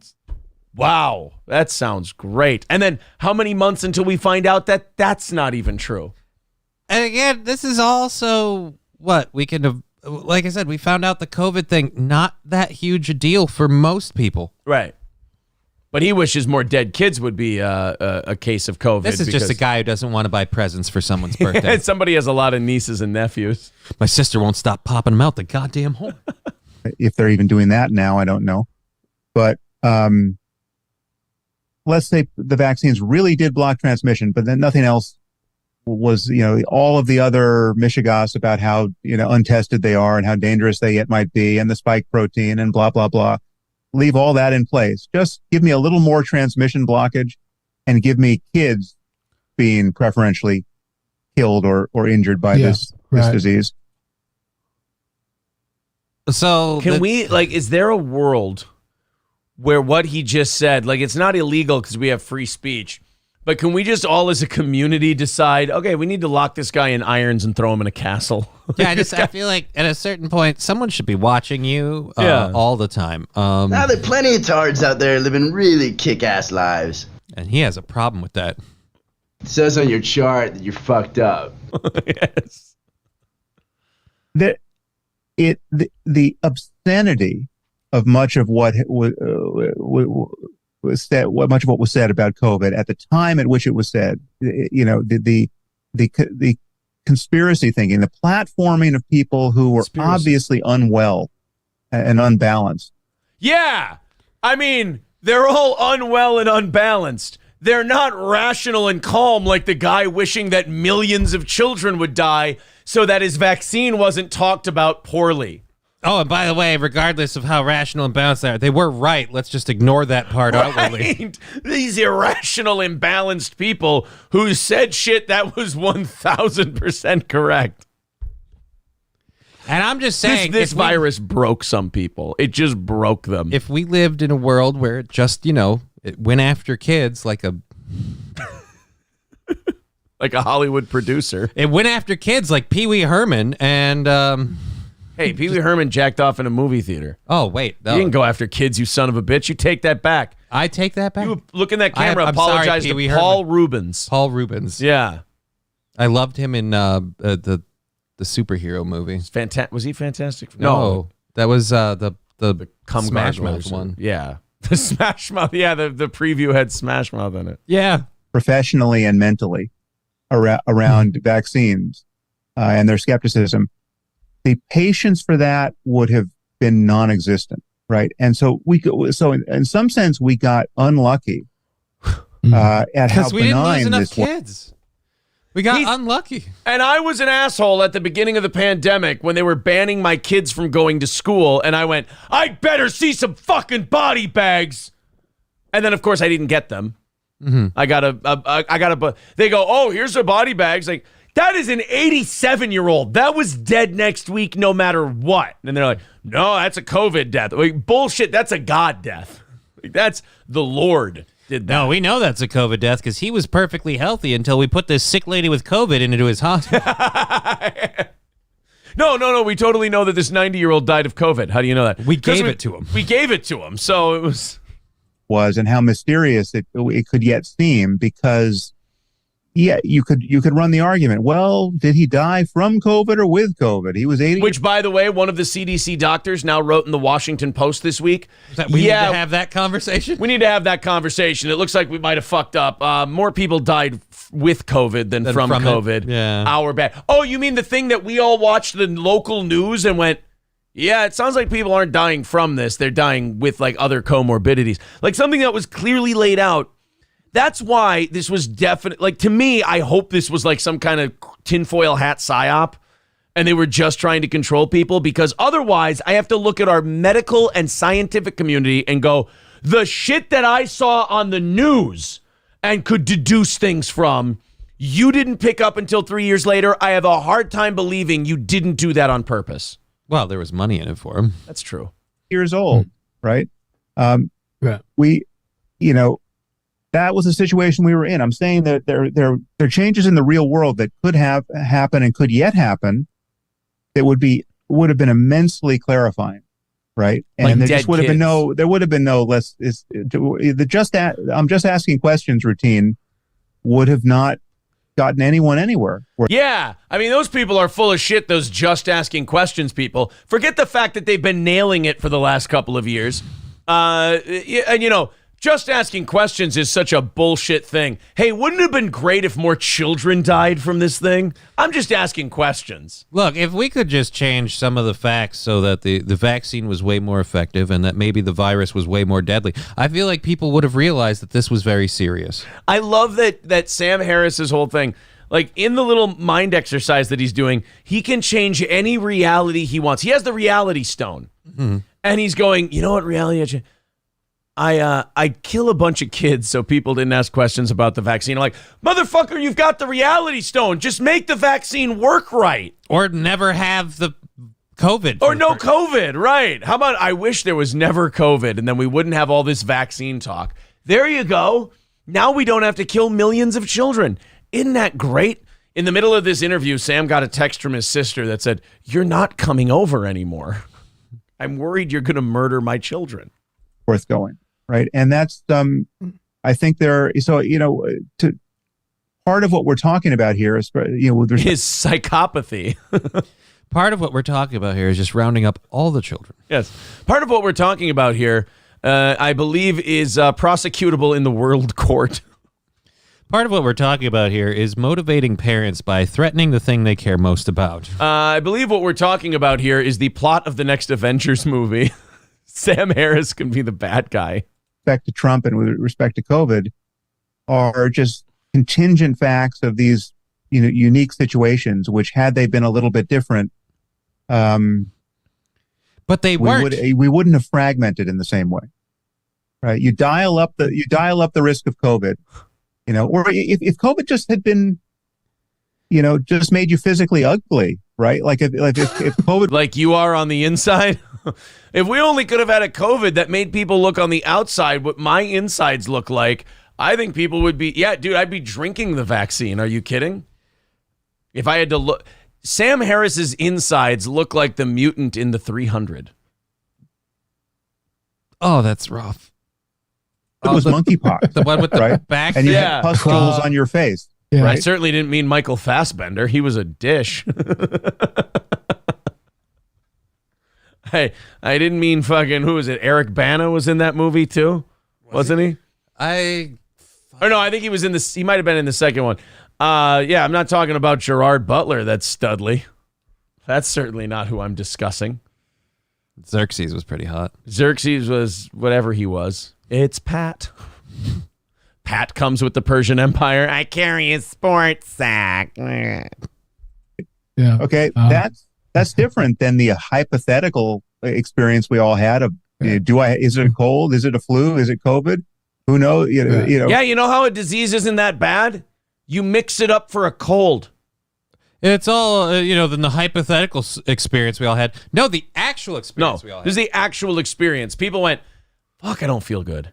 They went, I'm sniffling. God, I'm coughing. Maybe I have a cold. Oh, my knees really hurt. Shit, my hips are hurting. You know what? I might have the flu.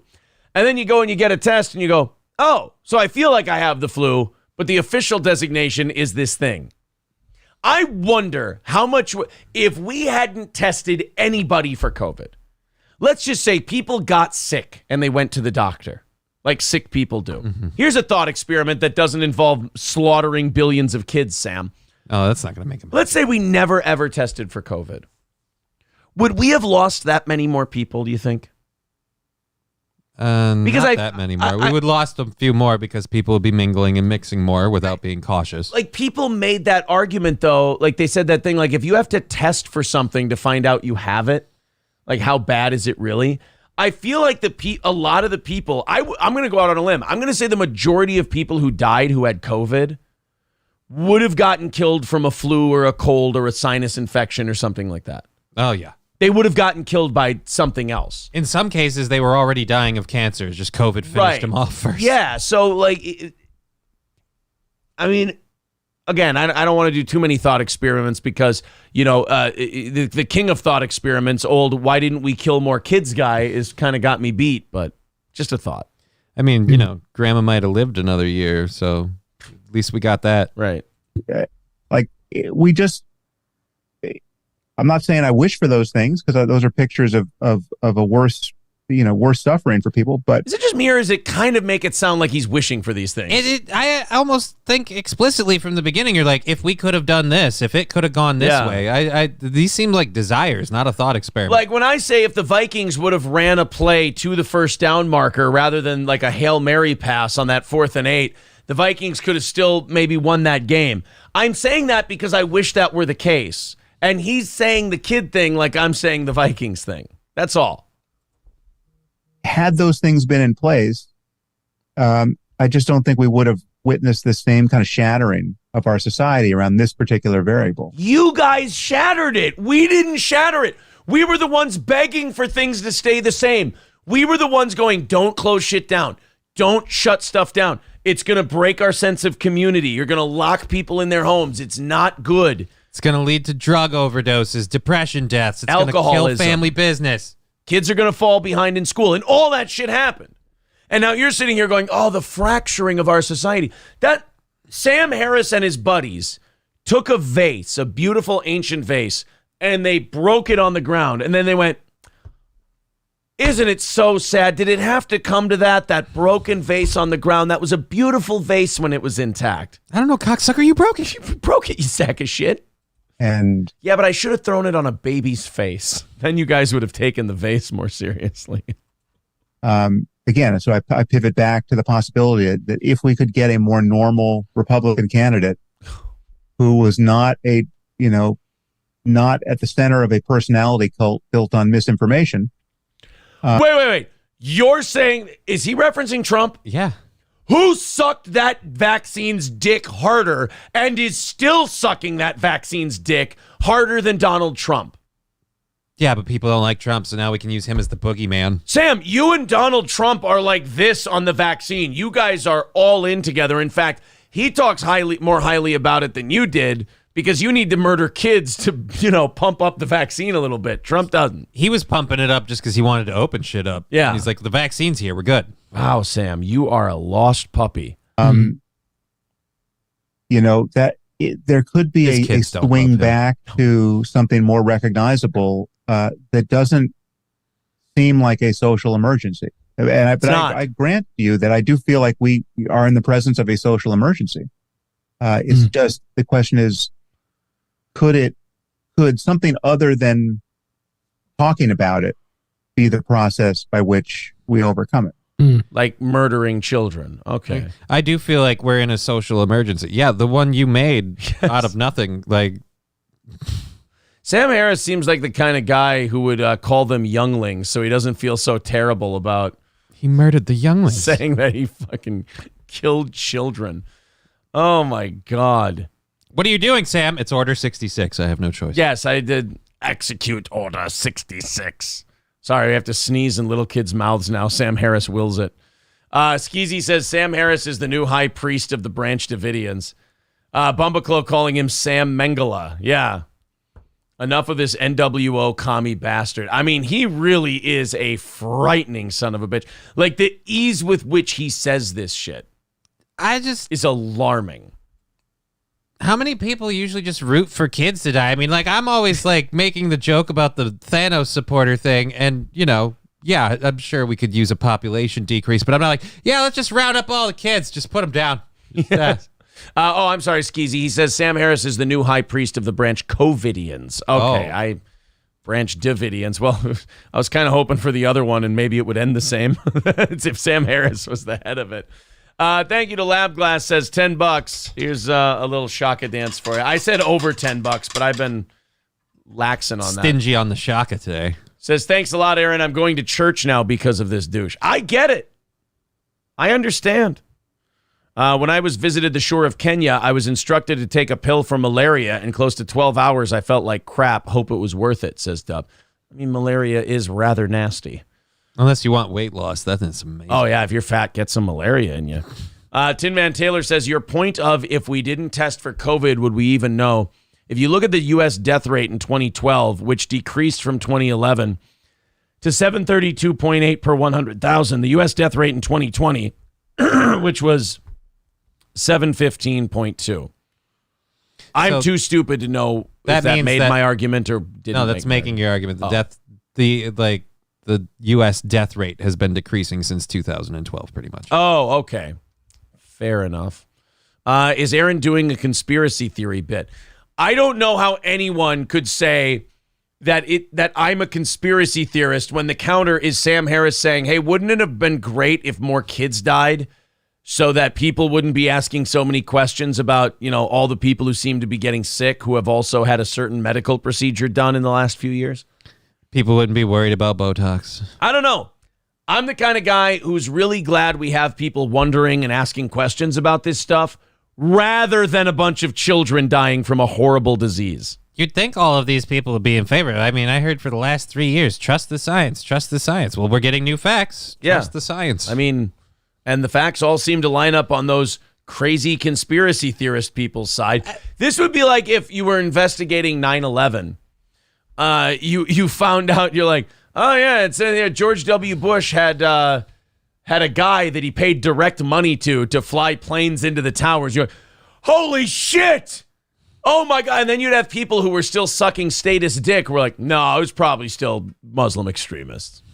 Like, I don't buy into the 9/11 bullshit. I really don't, because I don't have enough evidence that it wasn't what it was. Now, do I think that they got intelligence and they ignored that intelligence because there's a certain thing they wanted to do in the Middle East, that administration? Yes, absolutely. I believe it was more akin to like a Pearl Harbor type of a thing. Where they knew it was going to happen, but they let it happen because then we've got a black eye. So, yeah. No, or that they got the information that, what was it? Bin Laden determined to strike inside the U.S. using hijacked aircraft. And they didn't like lock down airports and really clamp down on security. I don't think they knew that the World Trade Centers were going to get hit. No. I don't think that they knew that the Pentagon was going to get hit. But I think they saw that threat and they're like, oh, maybe if we crashed a plane full of people into a farm somewhere, we could use it as a way to attack this country and that country. Like, I don't think they wanted 9/11 to happen. I just think they took their eye off the ball national security wise. Because it would be It could be beneficial, yeah. Citizen M says 9/11 truther. There you go. No, not in a million years. No. The 9/11 truther people annoy the fuck out of me. But yeah, I mean the whole the whole Sam Harris thing. God, that is that's insane. That's a crazy way to be. Hold on a second, guys. I don't know what the hell is going on with my throat. This might still be left over from Sunday. Who knows? Wow, it's just I get drinking really- for you is rough. I get really dry for like 2 days after I drink. I don't know what it is. I got my eye on those Hall's cough drops over there. All right. I might be going for a... Yep, see, there we go. You want me to run and grab them for you? No, not in the least. Not in the least. Stevie J says, that was the atheist version of blaming hurricanes on gay people. They know they are right no matter what, and they just make up crazy stuff. Yeah, I mean, that's kind of what Sam Harris did. Sam Harris did the kind of gay people caused the hurricanes or whatever thing by saying, oh, man, wouldn't it be great if a bunch more kids died so people wouldn't question the vaccine so much? It annoys me that he goes through all of that shit. He's like, hey, wouldn't it be great if this changed? Wouldn't it be great if that changed? And then all these people that were against it with their conspiracy theories, Right. I'm like, but why are you demonizing the people who were right? I mean, the thing about Sam Harris especially is that he's an atheist, but that vaccine and all that stuff is clearly his God. He's worshiping the shit out of it. He treats it like religious people treat God. It's infallible. Why can't people stop sinning? Well, why don't you just like not believe that God doesn't want you to do this stuff? And with Sam Harris, it's more like, why can't more kids die so we take the vaccine seriously? Why don't you stop treating this vaccine like your God and hope that it would do better? Like, that seems to me like a more logical way to approach this. Citizen M says, I blame the climate crisis on furries joining the LGBTQ.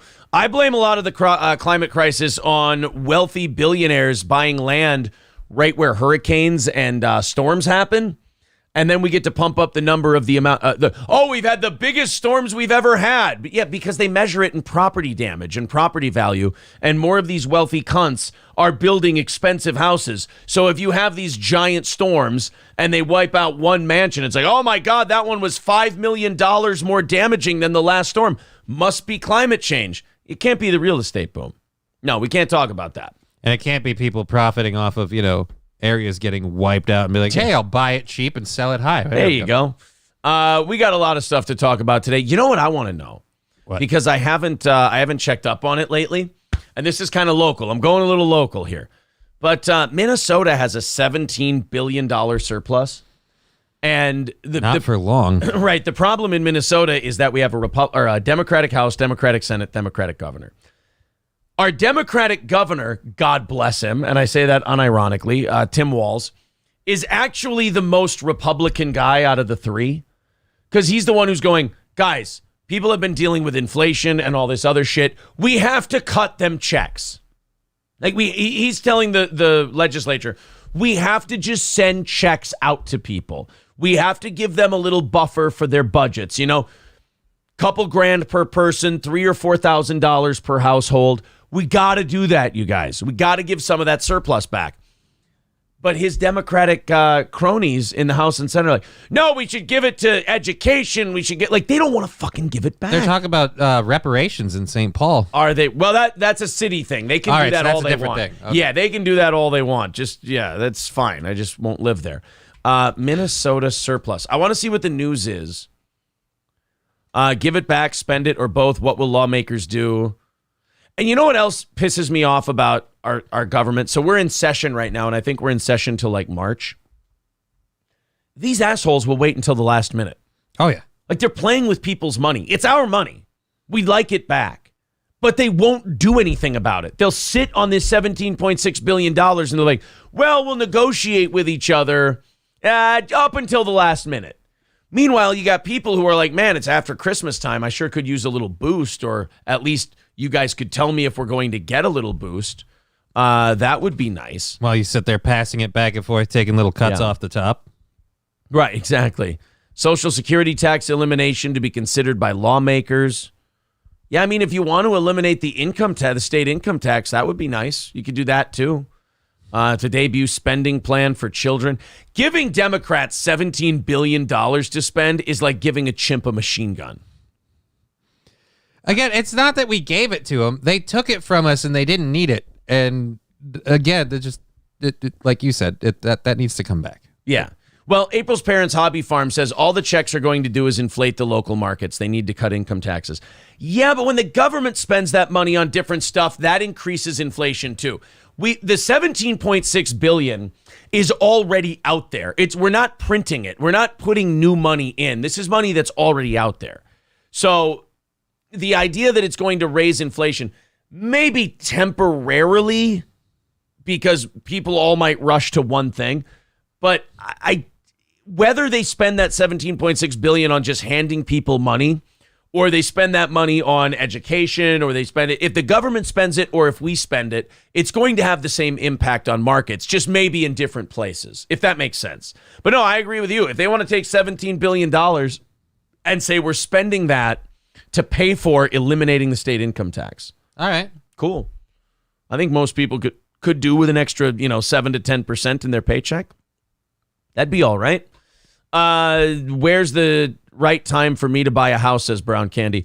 I don't know. In my opinion, this is not financial advice, but in my opinion, it would be years from now. Yeah. Because right now, the interest is up and the stock market's down. But the interest is way up and the prices haven't come down yet. So you've kind of got a double whammy of dog shittiness. I definitely would not. Oh my God, not sufficient disk space to continue recording? Yeah, you do you clean out your? I do. Yeah. What the fuck happened? Hold on a minute, guys. I got some breaking news here. Holy Jesus. My God! You only have 400. What? You got a small hard drive, my friend. Well. They always tell me it's a good size. You know, you can get external ones and just plug it in. Oh, thank you. You're welcome. Dumb piece of shit. You started. All right, guys, hold on. Just so I can get the. Oh yeah, your recycling bin. If it's in the bin, it's still in the computer. So I know. I only had the one video on there. Here's one that usually frees up a lot. There we go. Now I freed up a bunch of room. It was my video editing software. All right, there we go. Part 2 has started for the people on Patreon. Whoopsie daisy. Yeah, see, now watch. I ran that program. You want to see something sick? Jesus Christ, man. I had 200 gigs of shit in my video editing software. In your cache. Yeah. I usually clear it out. I didn't that time. Almost half my hard drive was in the cache of my video editing software. Oh my God. Sorry. And then I don't think this folder helps either. This is the best of folder. That's all videos. Yeah, those are again going to take up space. This is why like a nice like external like 2 terabyte drive or something would be good just to keep terraform your asshole. Yeah, there's 50 gigs in that folder. So that would be helpful, I'm sure. Well, at any rate, hey, we all learned something today, right? It's because you're getting closer to 10K, Aaron. They are watching you. No. That was 100% me fucking up my computer. You're okay. It's okay, guys. That's not YouTube. Someone buy Aaron a 2 terabyte NAS. What's an NAS? I have no idea. BANANAS. 2 terabyte NAS. How much is one of those? Oh, that's not very much. It's like $150. Yeah, dude, like I said, you could totally have one of these just sitting here with like. Oh. Well, why don't I have one of those? I don't know. But 2 terabytes is about 1,000 gigs, so that's about... Okay, that's about... so 2 terabytes would be about 5 times what I have now? Roughly? Well, no, you have almost... 500. You have 498 with the system, so... yeah, so you'd be like doubling your space. Why Do I Podcast says 2 terabyte equals 1 terabyte? No, it was a terabyte, 1,000 or 500? He's saying it's 1,000, and this would be 2 terabytes. That would be 2,000. That would be 5 times what I, or 4 or 5 times what I have now. Okay. Jesus Christ. You know, I'll tell you this about Kevin from Why Do I Podcast. He's a weird fucking dude. Let me tell you something. I wake up this morning, I got a DM on my Twitter, and it's the guy going, I hear we have beef now. And I kind of had like the Thanos moment with Scarlet Witch. I'm like, I don't even know who you are. Like, I know who Kevin is, but or the Don Draper thing where I'm just like, I don't think about you at all. Like, why would I have beef with you? Why would I have a problem? I'm like, no, I don't believe so. But then like, ever since the Bedabbler thing, I feel like Kevin Dumbfuck from Why Do I Podcast has been like, I don't know. Maybe he's starting to think who the fuck he is. Maybe he's starting to think he's big time now. I don't know. He wants a shot at the title. Yeah, he won his bedabbler thing, so here he comes. He says, trolls told me so. Don't listen to people. You know how many things people tell me on a daily basis? I go, he's probably dumb. There's a good chance that the guy who told me that is really, really stupid. Unless it's Triple N. All right. $100 away from today's goal. Thank you guys very much. Looks like we're going to knock that out because we're not even halfway through the show. Kevin says, you have come to me with troll stuff before. So see what I mean? He's into like the drama thing. Back and forth. Yeah, he's like, well, Kevin, he likes it. He's not at that point in YouTube-ness yet where he's like, fucking, unless I'm just dicking with somebody, I don't care about that shit. He's still in the like, ooh, let's get in there and mix it up. Oh, am I involved in a beef? I only just like fucking with people, like goofing on them and shit like that. I don't like, is there a beef coming? Do we have a thing? I'm like, no, I want to control the beef. You should get a 5 terabyte SSD and keep all the Steel Toe Morning Show content on there for life. You're not wrong. Now that I see the price of these things. Yeah, they're very affordable. They're very affordable. Did you check out the Joe Rogan episode I sent you? No, it's hard. It's hard for me to watch whole episodes of Rogan. I can't. If you send me stuff in timestamps, I can watch it. But as far as like full Rogan episodes, look, Rogan's great. Rogan's awesome. But I can't watch a whole episode of Joe. Why Do I Podcast says, do not get a cheap hard drive. You will pay for it in tears. Well, what about $150 for 2 terabytes? That seems like a fine number. Just do your research. Just look into your products. So I have to buy $500 more of computer storage this week because I ran out from video editing. Shit sucks. Yeah, those video editing programs will really, Johnny just saw it. It'd take up 200 fucking gigs.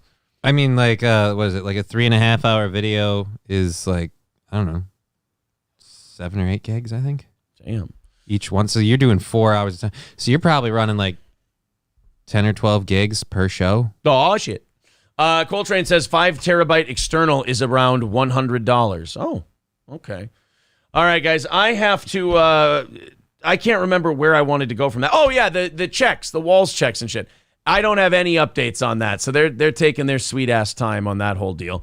All right, how close are we to 300 likes? I know we shot up to 200 in the first hour. But we're about 15 minutes away from halftime.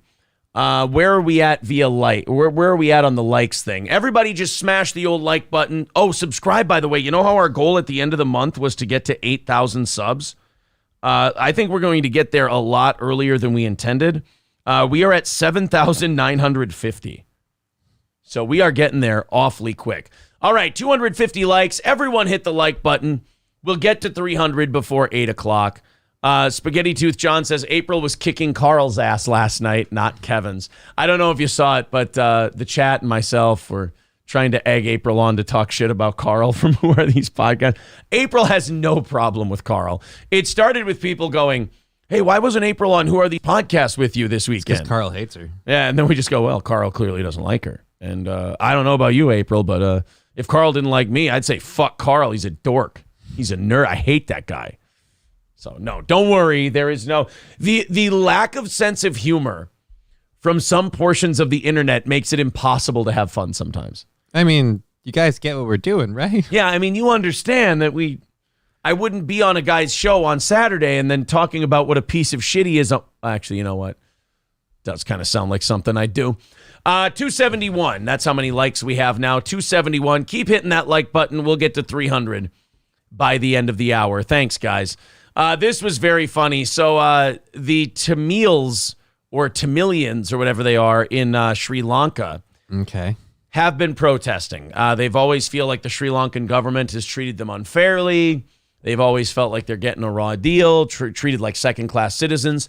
So they took to the streets and protested. Sometimes when you protest, they turn the fire hoses on you or the water cannons on you. Tamilians in Sri Lanka gathered to protest against the scheduled visit of the president near Jaffna University on Sunday. To shoo away the protesters, the Sri Lankan police fired water cannons at them. However, in a gesture of defiance, the protesters pulled out the shampoo and started washing their hair. That's to me the best protest ever. Right away. Look, man, I can't afford a decent shower. If you're gonna do this, I'm gonna make use of it. Yeah, just like, oh man, I'm getting clean. Bring the body wash up a bit. Why not? The pictures of the protest were shared on Twitter. The caption of the video reads, "When Sri Lankan police fired water cannons on a protest today, the Tamils pulled out shampoo." Okay, I want the video. How do you say that there's a video in your article and you don't have it, and you don't post it? All right, we're going to that guy's Twitter. Fuck that. We're going right to the source. Here we go. There we are.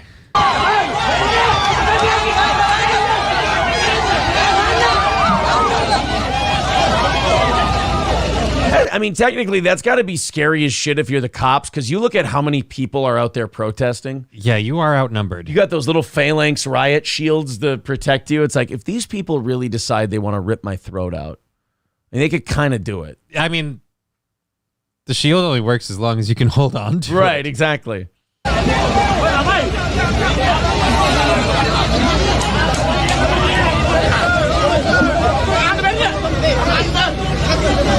When do we start getting the shit? Yeah, when's the water cannon come out?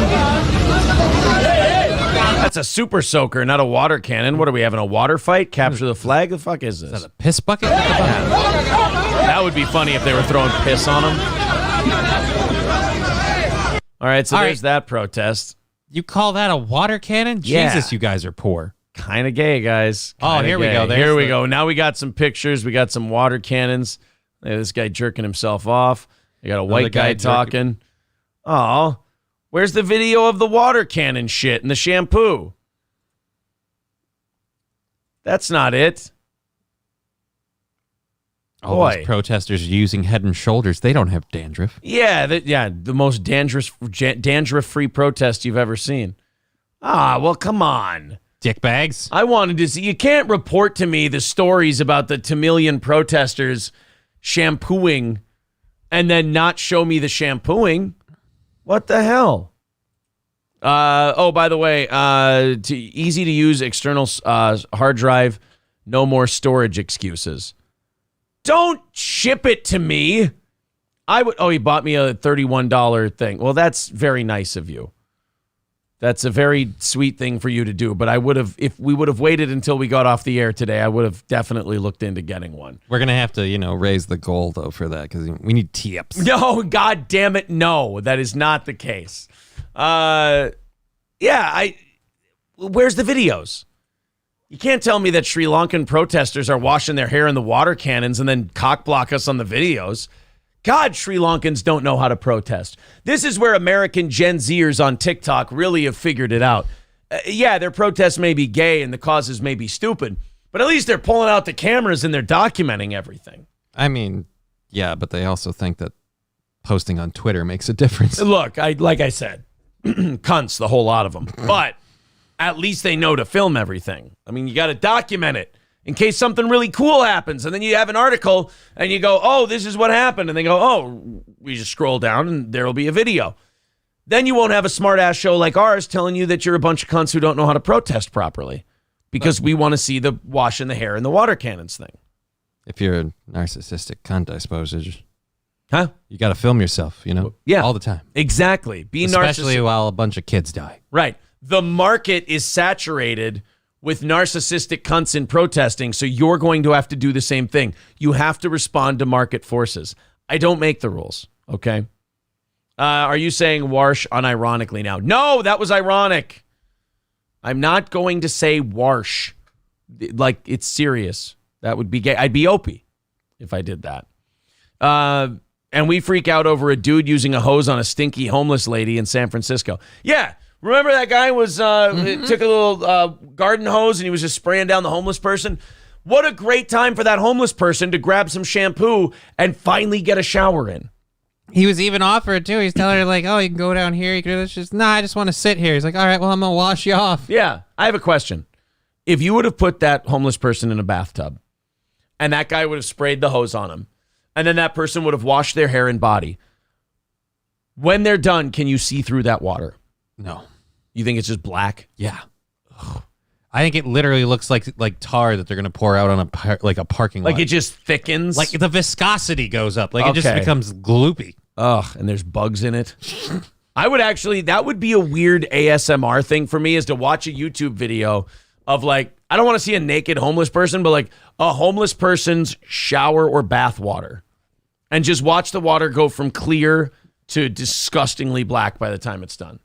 You want to see the weirdest shit. Agreed.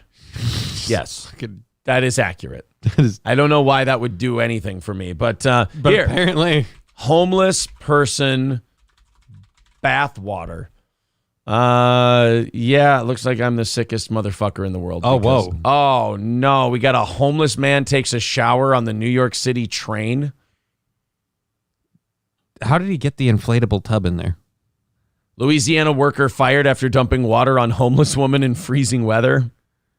It's not funny. Guy pours drink on homeless man for doing nothing. Boy, if you type in homeless people bath water, you'll get a lot of fun videos. Oh, there's Dontarius. Did she really let a homeless man get her pregnant? Oh, my God. Your Black World News saw Dontarius and thought it was an actual homeless guy. That's a comedian from New York City. Are you kidding? Is he doing a bit? Every day I walk by this homeless man. Is that not Dontarius? So today I offered him food. He was so happy. I'm guessing that's not Dontarius. That's Dontarius, 100%. I felt bad and decided to offer him the extra bet I had. Oh, this is a comedy bit. Okay, this is a bit. This is a comedy bit. One thing led to another. Oh, and she fucked Dontarius. 7 months later, I have never been so happy. Blessed. That is so funny. So somebody actually picked that TikTok up and was like, oh my God, did she let a homeless man get her pregnant? And they picked it up thinking it was real. That's fantastic. That's sad. $20 from Tin Man Taylor says contributions toward an SSD and a couple extra keyboards to keep on hand for when you spill your beer again. Well, thank you, buddy. It's very nice of you. $85 away from this morning show's goal. Thank you guys very much. There's the Streamlabs and PayPal link in the chat. All right. 4 minutes away from the top of the hour. Where are we at on likes? Somebody shoot me the like number in the chat. Did we hit 300 by the halfway mark yet? That would be a crazy number for us to hit. Where are we at? I'm just going to wait for the update here, and then we got a bunch more things to do on today's show, including what the Taliban's up to. Oh, what are they Taliban doing? up to some more shenanigans. We talked about them last night. They've made more news since then. And then I can't wait to show you all the Christian cha-cha slide. Oh. Yeah, that's the right answer. What the heck is the Christian cha? Well, you know the cha-cha slide, right? Yeah. Slide to the left. Slide to the right. They did a Christian version of it.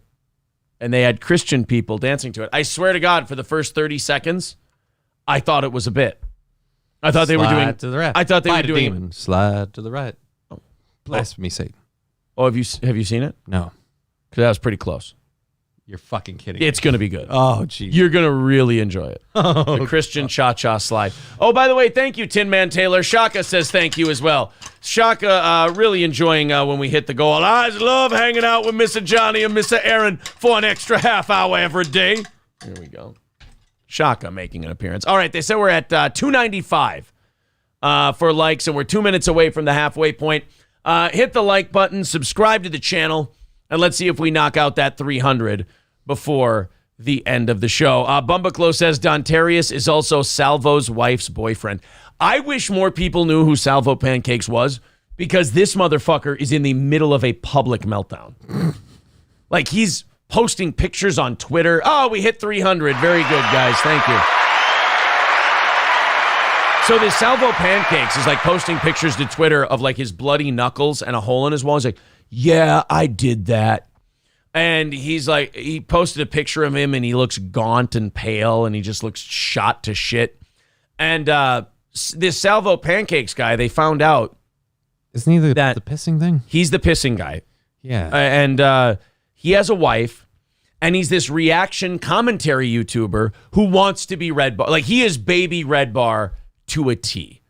He's as baby Red Bar as baby Red Bar. He wants to be Mike David so bad. He yearns for Mike's approval. It's pretty gross.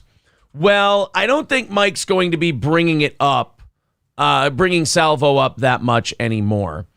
Salvo, the DMs were leaked of him trying to get women to like show him piss and talked about how he liked piss.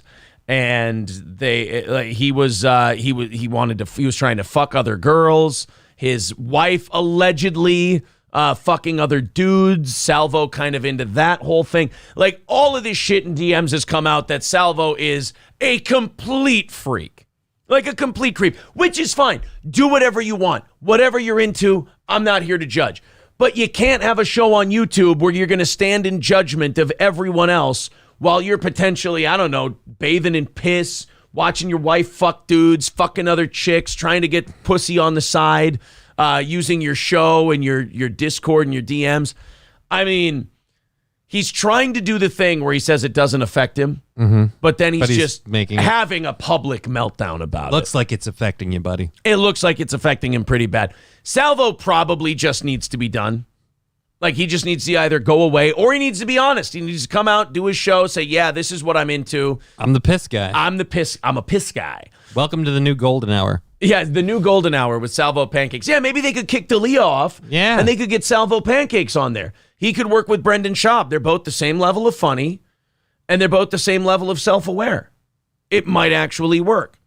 But with Salvo, he hasn't done a show since last year. He clearly does not know how he wants to handle this thing yet, and he's having a tough time with it. But you're not going to get sympathy if you're a guy who goes on and just fucks with people online all the time and shit talks and trashes people. Like, nobody's going to have sympathy for me if anything bad happens to me. Maybe the audience, if that, and not even the totality of that. So I wish more people knew who that guy was, because he is a very interesting character right now. Just losing his mind. Yeah, he's having a full-on meltdown publicly. And look, meltdowns are fine. There's nothing wrong with having a nice little meltdown. Have it in private. Don't share it. Did he, uh-oh. Is Salvo Pancakes no longer on Twitter? Did Salvo get rid of his name is, I believe, Mama Content on Twitter. Is he gone? Did Salvo tap out of Twitter? Salvo Pancakes. I believe he's gone. Oh, no. Hold on, wait. Account suspended. Oh, he was threatening to, like, dox people. He was threatening to sue people. He was going crazy over the pissing stuff and the DM stuff. Salvo's account is gone. Oh, no. Oh, boy. So that'll help him stay grounded. After losing his job, his wife, and his respect, Salvo Pancakes had his Twitter suspended. Oh, yeah, there's also rumors that his wife has left him and stuff like that. I hope he's doing okay with all that shit. All your enemies are crumbling. Sneeko, Salvo Pancakes, Andrew Calligraphy. And they wrote that to the Brandon Buckingham. I've seen that Brandon Buckingham around. He's had Sam Hyde on his show and stuff.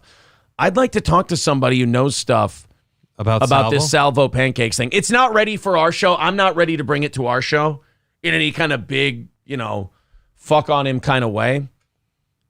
Oh, yeah, there's all kinds of, people are still leaking DMs from Salvo Pancakes, and when you look through his Twitter history. How did they get all his DMs? They, like, hack him or something? No, just women who got them released them. Oh. Tattletale whores again. That's, again, why I can't, like, fully go in on Salvo, because he also got caught by, these morally upstanding whores who were fully willing to engage in this shit and then released it later when nothing came of it. It's kind of shitty. What's this clip about old Salvo? Good. So Stardust. This is not. Oh, this is Keemstar talking about Salvo. Okay. So Stardust. This is not about catching Salvo Pancakes in a lie. This is not about exposing Salvo Pancakes. We are past that. We are in lol cow territory. That's what the Salvo Pancakes era is. All right. Uh-oh. So Yeah, Salvo used to work for Keemstar. He was his co-host on his podcast. Uh-oh. And then Salvo, I guess, was just kind of a nut. Mm-hmm. And he, I don't know, he either fired him or Salvo quit or whatever. And Keemstar then went and did a show with his girlfriend, which is fucking hack. Yeah, why would anyone do that? So gay. Bring a woman on a show.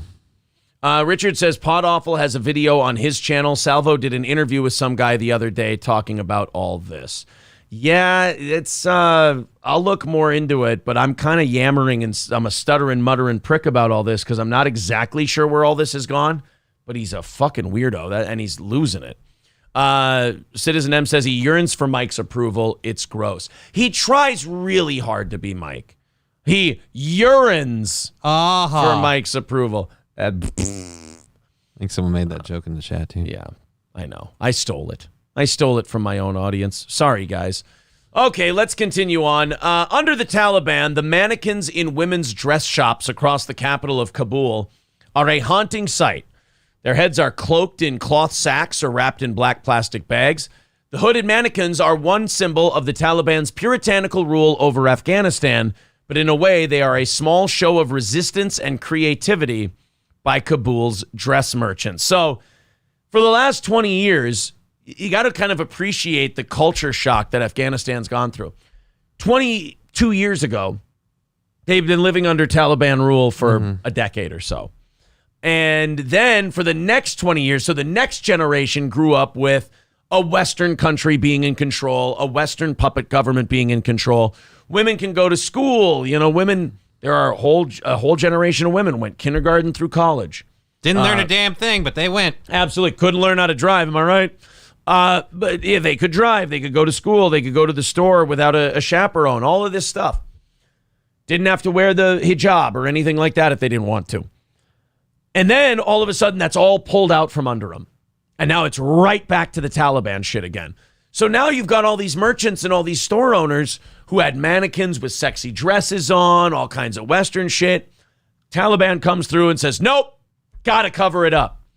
So the merchants are now just putting bags over the heads. They're still selling the dresses. They're still selling the clothes. But they're like, hey, we found a loophole in the Taliban's rule. We just have to cover the face. Okay. So we'll have the sexy dresses. We'll just put the bags over their face. Yeah, but if you're a woman, you got to be like, oh, I can't complete the look without a sack. Yeah, I need to know what's under that sackcloth.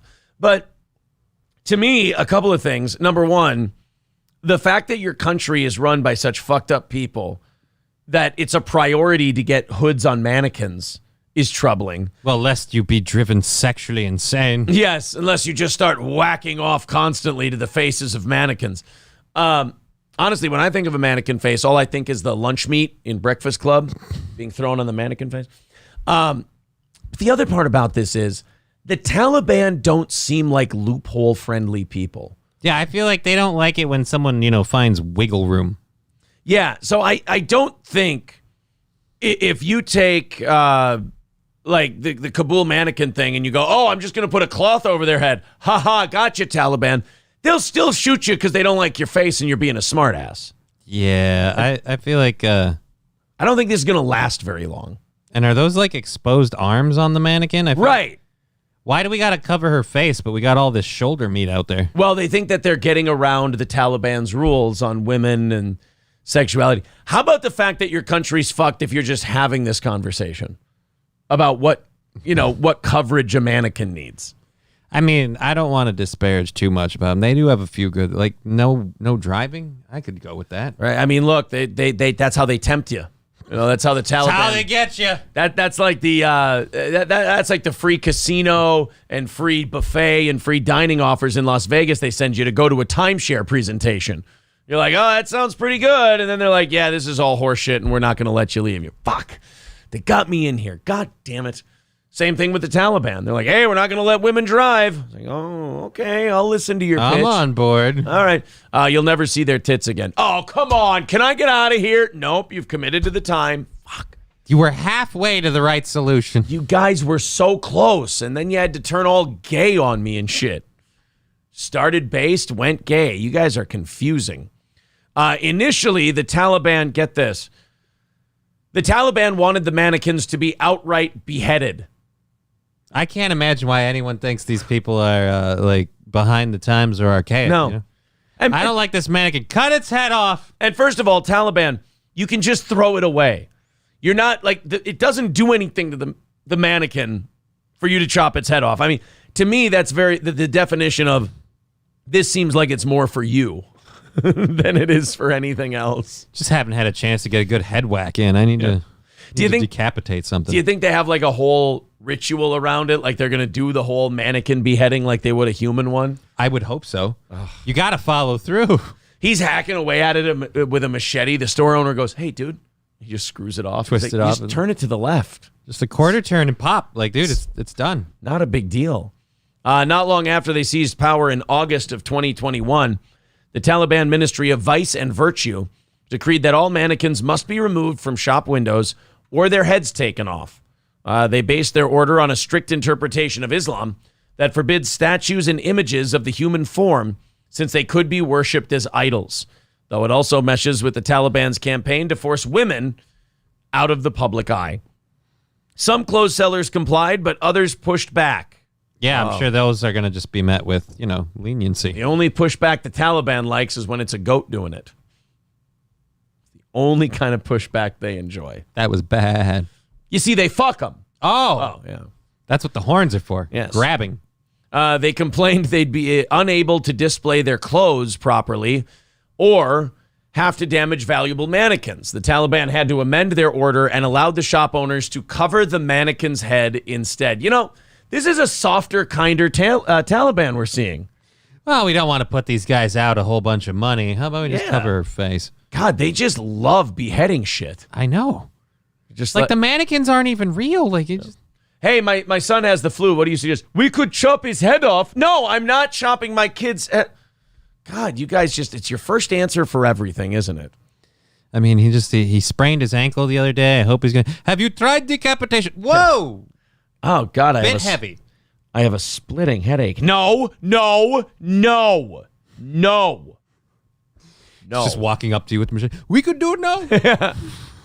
I have Advil. I have knife.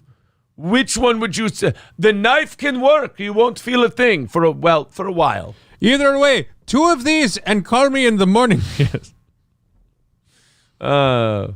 One guaranteed to take headache away. Not so sure about phone call in the morning. The other one, not so sure about the headache thing, but you will be able to call me in the morning. The choice is yours. No pressure. No wrong answer. No wrong answer. No Freshly wrong answer. sharpened. It cut through so quick.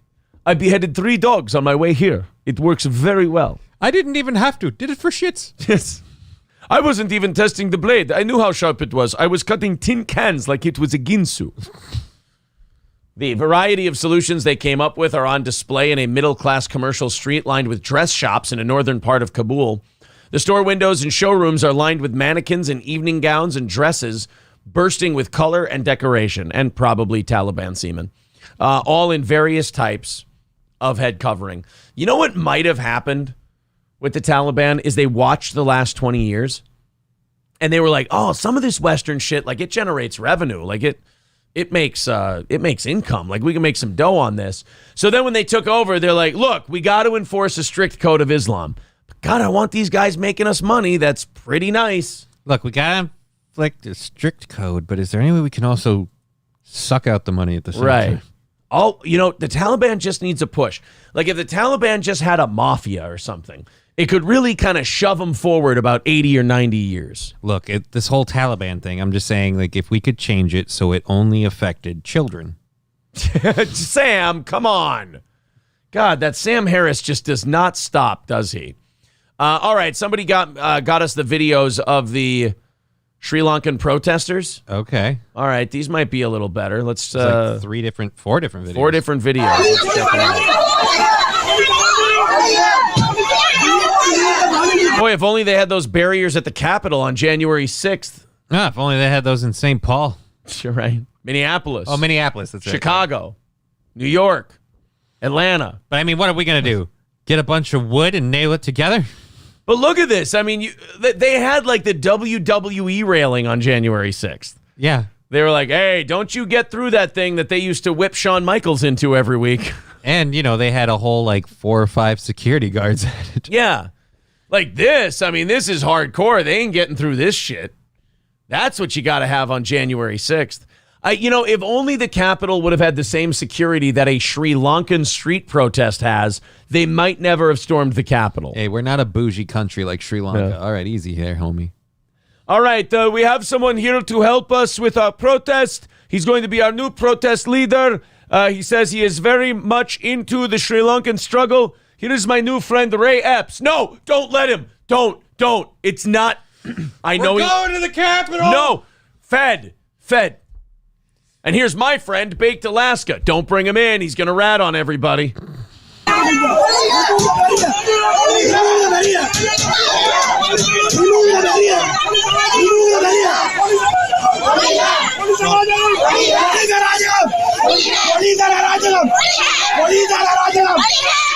All I know is they're mad. Then we have. Did we Don't get any? bribe us. Do we have any of the water cannon? They're starting to break the January 6th barriers. Uh-oh. They're taking the barriers away. Yeah. Do we have the shampoo? Here's the water cannons. Oh, that's not a water cannon. That's like a water hose. I want the shampoo. I want them shampooing themselves. Where's that one? That sounded gay. I want them shampooing themselves, these dirty poor people. I just think it's funny that the police turned the water cannons on them and then they bathed. They just started bathing.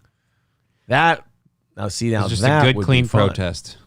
Lorax Adam Comedy says Amaranth has been suspended. Amaranth was she became a meme yesterday. What'd she do? Amaranth had she tweeted out like a picture of her and she's putting her ass out and her tits are pushed out. She's like, what would you rather have, me or a PS6? And then so everybody, like a bunch of people on Twitter just started taking like ugly pictures of themselves, like thirst trapping and shit and going, me or a PS6. And it was this Amaranth got just like totally run through the mud on it. Oh, that's beautiful. I love it. Let's go to Sage Retard. He says, listen, don't yell at me for buying shit, sir. I live in my office working all day, and you and April make the days go so much quicker than anything I can do to support the show I will do. All right, well, thank you very much. But hey, what about Johnny? Now he feels left out. Fuck me. I'm going to go start my car. Oh, no, I'm not talking about anything important yet. Oh. Just wait. People are answering PS6. Yes, exactly. Yeah, at least I can touch the PS6. Right. Return Trip says Amaranth has more plastic in her than a PS6. I mean, that's a good point. PS6 has less drugs in it. Someone did say Amaranth got suspended, though. Amaranth reveals why she hasn't fully stopped adult content. Because it makes a fuck ton of money. Right. Would you like to know why she hasn't stopped the adult content? Because she never planned on stopping it in the first place. And the shit with her husband was a work. She made a fortune off of it. The whole I'm going to stop thing was just to drive demand up, too. Like, I got to get my Amaranth content now. Exactly. People are saying she's suspended, but I don't see anything about her being suspended. That's odd. I really do have to start my car, though. I don't think... I don't know what she would be suspended for. Why Amaranth thinks getting rid of her not safe for work content. She's not. Don't worry. She's not. Amaranth seems sticky to the touch, says BOQ Precision.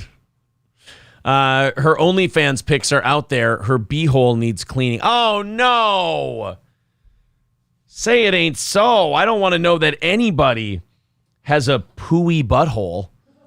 No. Ugh. Please stop. Timothy with $10 over on PayPal. Thank you very much, buddy. We are only $75 away from today's goal. Thank you guys very, very much. MIT has designed a video game that gets players to confront white Midwestern woman aboard an airplane over her simulated xenophobia. Do these people not have enough to jerk off to? I mean, honestly, the news, the media, everything else is just shaming the shit out of dumb white people. You now had to create a video game to get more of your white people porn out of you? God, I almost feel bad for people like that at this point. Oh, you know what I get to do in this video game? I get to invent a person that makes me angry, and then I get to yell at them. You know, and you wonder why, people on Reddit get so testy and they get so butthurt when you mention, hey, you guys really do seem just kind of like committed to misery, and you just want to hate everything, and they're, oh no, you're coping. And you're like, no, I'm watching, I'm seeing. And they get so mad about that. But then you look at stuff like this MIT video game, and it reminds me of Reddit so much to a T. It's just, hey, we're really smart people. Oh, that's great. That's MIT. You guys must be working on the shit that's going to save us in the future. Yeah, well, we got a video game. We invented a character that doesn't exist just to make us mad. So then in the game, we can go up to the thing that we invented to make us mad, and then we yelled at it. Like, do you not see that that's kind of a narcissistic mental illness? You went and created a white woman that you knew you would get mad at, so you could yell at the white woman for being hateful in the video game. There is so little real-life racism that you had to go create a fake video game racist lady so you could then go yell at the racist white lady about her racism. So is there going to be a video game where I can be racist? See, that's the fun part. Like, I want to play this game, and I want to find out that you can actually, like the bonus level? Like, I want to go up to the white Midwestern lady. I'm like, look, hey, come here. I understand a lot of what you're saying, and you're making some great points, but you're yelling on an airplane. You're coming off a little unhinged. Sit next to me. We'll talk about these people for the next 2 hours, and then we'll be at our destination. You go to MIT, and they just start letting the public use it, but they monitor you to see what kind of person you are. At the end of my level, I take the VR headset off, and they're just all going, Jesus Christ. What the fuck did you do? I just talked her down a little bit. You didn't confront her on her racism. Well, she said something about 13% of people, and then there were some other numbers she threw at me.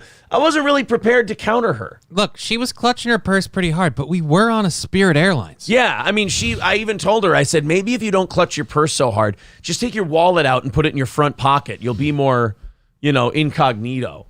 I'd say hide your money in your cleavage, but they're going to go after that anyway. Yeah, exactly. Well, I mean, you know. It's a whopper. I sat down next to the racist white lady, and she said, why do you have popcorn? It's like, oh, you're not here for the fight? Massachusetts Institute of Technology researchers have developed a video game where players can virtually signal their virtue. It's virtual virtue signaling. Virtual virtue signaling, the video game. One academic has expressed optimism that this game signals an opportunity in the virtual space to inoculate users against purportedly discriminatory ways of thinking by inventing it and then making you deal with it. I thought the whole point of virtual reality and video games and all that was escapism. Escape. It's an escape. It's so you get away from dumb, bad shit. Now, not only are you not getting away from dumb, bad shit, but you're actively creating dumb, bad shit that isn't happening on a regular basis so you can get mad at the bad, dumb shit. Look, we're just trying to stop racism in video games to draw attention to it. Yeah, this is where I'm having a problem yelling at tinfoil hat people for saying shit like this is a psyop. But how can it be a psyop when it's people doing it voluntarily on their own? It's the dumbest psyop. Right. We might just be dumb. Like everyone's like, oh, it's a psyop. You're assuming that we aren't bags of shit to begin with that would just do this to each other. We are. So they make this game. You don't have finishers just at the end and you're facing a black person. Fetish him. Fetishize. Researchers Kaglar Yildirim and Fox Harrell's virtual reality game On the Plane, great name, had it with these goddamn racists on this goddamn plane, pits fictional antagonist Marianne, a Midwestern white woman with limited exposure to different cultures and customs, against Sarah, a hijabi woman. I don't think hijabi is a word. And that doesn't sound like a Sarah. That sounds kind of racist. Oh, no, a hijabi is a woman who wears a hijab. All right, I had to look it up. It's one of those words that sounds racist. Yeah. I'm going to write that down in my fun words to use category. One of those words that's fine to use, but it sounds really racist. You know, like colored. She was one of those hijabis. Yeah. Whoa, buddy. Hijabi? Like, oh, that's bigoted. It's like, no, look at it right here. And the other one was a Negro, whose Muslim immigrant parents evidently have afforded her greater cultural knowledge and relative innocence. Ugh. Yeah, especially from her religion. You know what I'm going to do? I'm going to go in there and I'm going to talk to the old lady, and then she's going to yell racist shit at me. And I'm going to take off my hijab in the game and go, you know what? You're right. I'm converting to Christianity. Get me a crucifix and some holy water. Thank you. Hey, I don't want to hear your thoughts about my life and religion. I'm just trying to sacrifice this goat. And by the way, Frontier Airlines told me that it's totally fine that I do that. I just had to pay an extra carry-on fee. For the goat. The researchers, both with the Computer Science and Artificial Intelligence Laboratory at MIT, suggested in a paper that computationally supported role-playing games have the potential to promote successful perspective taking. Oh. So now I have to play video games so I can do a social homework assignment on what a bigot I may or may not be. Wow, sounds like fun. I think I'll fire up Madden, thank you. So we're allowed to have role-playing games where we confront people about racism, but you guys lose your shit the minute we make a video game where someone can plow a chick. Yeah, how about a better role-playing game? I fucked the lady on the plane. There you go. I'll fuck the hate out of her. The Mile High Club. Exactly. How about instead of the plane, you write, you call it cockpit. And then we got a woman being racist, and you'd be like, you shut your mouth or I'll give you something to be racist about. Look, her legs went up, her hatred went down. Yes, exactly. The deeper my dick got, the more her understanding of the world became clear. JJ says, I would look Marianne directly in her eyes and tell her not to upset the hijabi lady while we're on an actual airplane. Wait until we land, for Christ's sakes. Look, if you get them all riled up, they're going to take over the cockpit. Yeah, Chris calls the game Mile High Hijab. Exactly. That's a nice hijab you've got on. It'd look better on the floor of this plane. I hope that's absorbent, because I'm going to be shooting some fluids. Oh, man, my dick's going to leak like the neck of a mannequin that just got beheaded in a Taliban shopping center. Look out. The Mile High Club coming to PS5 and 4 and Switch from EA this fall. Yeah, the Kane B, we got to get on that. So their premise for a game, not terrible, but the way they executed it, so bad. Turn your game over to us and we'll take care of it. The new game, 50%. But which 50%? Exactly. All right, guys, where are we at likes-wise? I know we crossed over 300. Let's get to 400 by the end of today's show. We're also at 8:30. We got plenty of time left, and we are only $75 away from our goal. Oh, never mind. We are $70 away. Thank you, Nicholas. Thank you. For the $5 via PayPal, buddy. That is very much appreciated. 70 away from today's goal. There's the link to Streamlabs and PayPal in the chat. Super chats and memberships count as well. We've got Victor sending us the drops we asked for. Nice.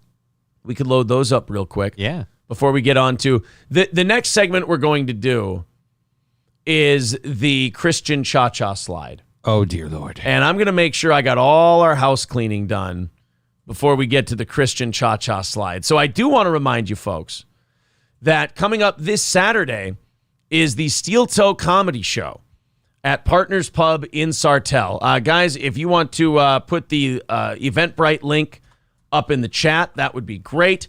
Eventbrite.com, Steel Toe Comedy Show. It's live this Saturday night at Jesus Christ, I can't even Partners talk. Pub in Sartell. Partners Pub in Sartell. Thank you, Johnny. Lemmy has the Eventbrite link right there in the chat. Go ahead, pick up your tickets today. We are more than half sold at this point, and that means we will probably fill it up. Go to eventbrite.com, pick up those tickets. It's going to be myself, Johnny, Jonah Maddox, Tom Chilstrom, doing stand-up, having a great time, drinking with you guys, hanging out before, hanging out after. It's going to be a very fun show at Partners Pub in Sartell, a very nice venue. You're going to enjoy it. So let's go. Let's drink. April will be there. All of us will be here. It'll be fun. That's Partners Pub this Saturday evening. And get the tickets at eventbrite.com. If you're a VIP, you get to claim 2 free tickets for yourself whenever you want. So contact April, contact me, claim your 2 tickets, and we'll put you on the list. I think at this moment, we're about, if I go accurate, I would go 2/3 of the way sold. April just texted me and says, I'm washing shit off a deck. How's your morning going? Well, April, don't be so upset because if you're listening to Steel Toe while you're doing it, it makes it a much more enjoyable experience. And if you just use the toilet like a big girl, we if have this problem. If you would stop shitting on the deck, we wouldn't have to keep having these conversations. Also, weird that your neighbors don't complain. Well, yeah. What's the real reason we've got a poop deck is because when it's snowy out like this, the dog can't get fully out into the backyard, so he doesn't go out. So we basically shovel off like a section of the deck, and he just shits right there. He pees and shits all over that. The problem is when the snow melts, when it's now warm you got like a this, whole bunch of now we've got a bunch of shit off our deck, and we've got to clean the deck. Turds. And seeing as I work very early in the morning, April is the de facto person who does the shit deck washing. April says Steel Toe does make it smell less.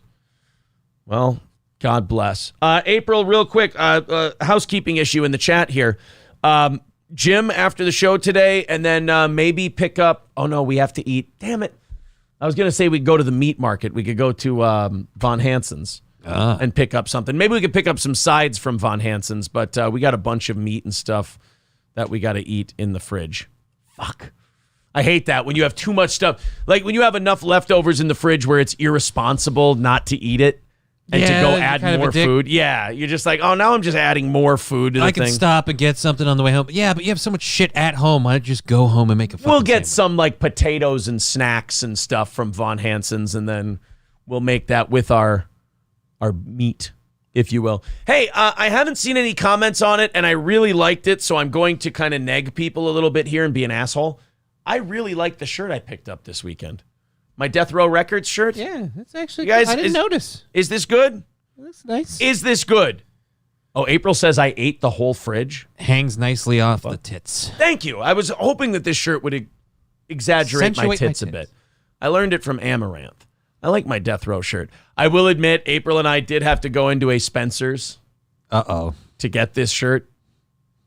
So, I mean, I did go to Spencer's and buy a shirt. So you know what? You guys are right. It's gay. Did you buy anything else at Spencer's while you're there? Like maybe a vibrating butt plug. Oh, okay. I'm wearing it now. Every time we get a donation, it goes off. I was wondering why your chess game improved. Yeah, thank you. Dope shirt, and full disclosure, I saw a few comments about it. Oh, okay, well then I'm being an insecure little cunt. Fair enough. Mr. Yeah, Approach. Suge Knight, relax. I'll fucking hang you by your worthless legs from a balcony. Mr. Approachable says that's not something you should be proud of. Fair enough. I was checking out your t-shirt moments ago. Very cool. Thank you. See what happens when you beg for attention? People give it to you. Name 5 Death Row albums, Aaron. Okay, fuck you. That's not one of them. The Chronic, Doggy Style, All Eyes on Me. Was Tupacalypse was still Death Row? Did Tupacalypse now? Yeah, I don't think he ever left Death Row. I don't think he ever left Death Row. Oh. And then so Death Row, do you part? Shit, I can do this. Didn't fucking goddamn it. I don't want to name another Tupac or Dre or Snoop Dogg album because that's kind of hack. Warren G's album. Was it called Regulators? Was the album called Regulators? Warren G albums. I'm thinking of the 1994 Regulate G-Funk era. Yeah, that's okay. So it wasn't called Regulators, but it was called Regulate G-Funk era. Well, there you go. There's your 5 Death Row albums. How do you like me now? Fuckhead. Someone says oof. Tupacalypse was way before Death Row. All right, then. All right, fine. All Eyes on Me and Machiavelli. There you go. And Too Funky Headhunter by MC Hammer. How do you like that? Too Funky Headhunter by MC Hammer. MC Hammer was Death Row? For one album. Yep. I never knew that. Too Funky Headhunter, Death Row. Yeah, The Funky Headhunter, when Hammer swung hard before briefly signing to Death Row. There you go. So The Funky Headhunter, The Chronic, All Eyes on Me, Doggy Style, and Regulate the G-Funk era. There's my 5 albums from Death Row. And now someone says, well, he was Hammer on death row. Oh, I'm sorry. I just think people didn't think I would have 5 death row albums in me. And now they're just trying to do it. Now they're just trying to be like, oh, technically it was this. You lost. You lost. And also, I could have just gone Snoop Dogg, Dre, and Tupac albums, but I felt that was cheating. Yeah, because so I threw in a Warren G and a Hammer one in there. I have full disclosure. To me, Pumps and a Bump is not a terrible song. I don't hate Pumps and a Bump. Don't wipe your face to that opinion. I need someone to stand tall with me here. No, I've played that song. Zen Rhino says, I'll bet you've had 5 death row artists in you, Aaron. That's not at the same time. Huh, gotcha. New Kids on the Block tried to be gangster too, which was really funny. Twisted F and Joker says, impressed with the death row knowledge. It's still a gay shirt, so there was never an out, to be fair. All right, well, yeah. You just like the video? Oh, the Pumps and a Bump video is pretty hot. Hold on. I'm not going to play the song because we'll get popped, but hold on a minute. Pumps and a Bump by Hammer. It's so... Oh... It's just not right seeing MC Hammer like this. Can we play the video as long as there's no sound? I have no idea. There.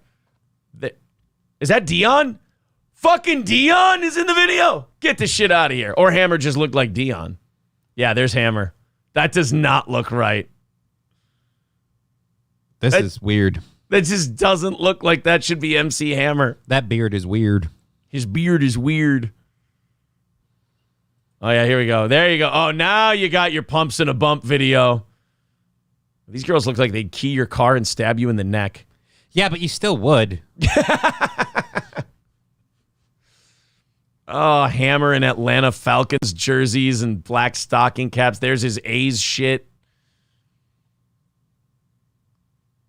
Oh, we can't play the song, so I can't keep this going for too long. But yeah, I'm not against the funky headhunter. He had to try something new. Deion Sanders was his highest paid dancer. I bet Aaron is a closet juggalo. No, but I do want to see Big Money Rustlers. Is it Big Money Hustlers or Big Money Rustlers? What's the Shaggy 2 Dope and Violent J movie? No idea. I didn't know they made a movie. Oh, you've never... Oh... You've never seen the...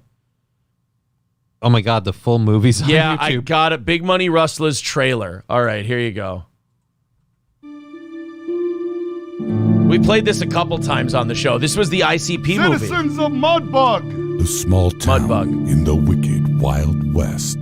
You people will belong to me forever and always. At the mercy of an evil man. No, Mr. Chimps, no. Jimmy. So you got Jimmy Hart. They got a bunch of wrestlers in there. They're big wrestling marks. Yeah. Jimmy Hart's in the movie. You'll recognize a couple of people. No.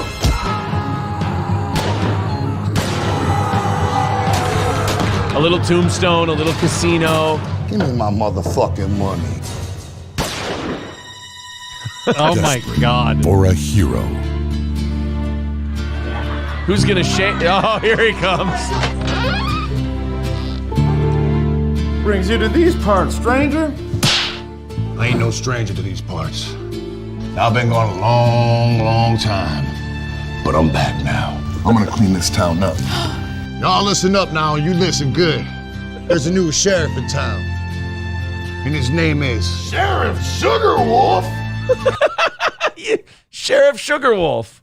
I mean, could they keep their names? No, it's got to be Sheriff Sugarwolf. I feel like Violent J and Shaggy 2 Dope would add. And I'm gonna show Big Baby Bitch that Mudbug is now a town under the rule of law. Oh, shit. Fuck you, Sugarwolf. Oh, my God. If he thinks he's coming between me and my motherfucking money, he thinks wrong. Dead wrong. Psychopathic Records presents. So there you are. The Hatchet Man Saloon. Sheriff Sugarwolf. deadly tale of debauchery, hedonism, and family love set in a small Midget. town named Mudbug. Get the step in. Okay, I don't know if I want to see this because it's like Monoxide. Jamie Madrox.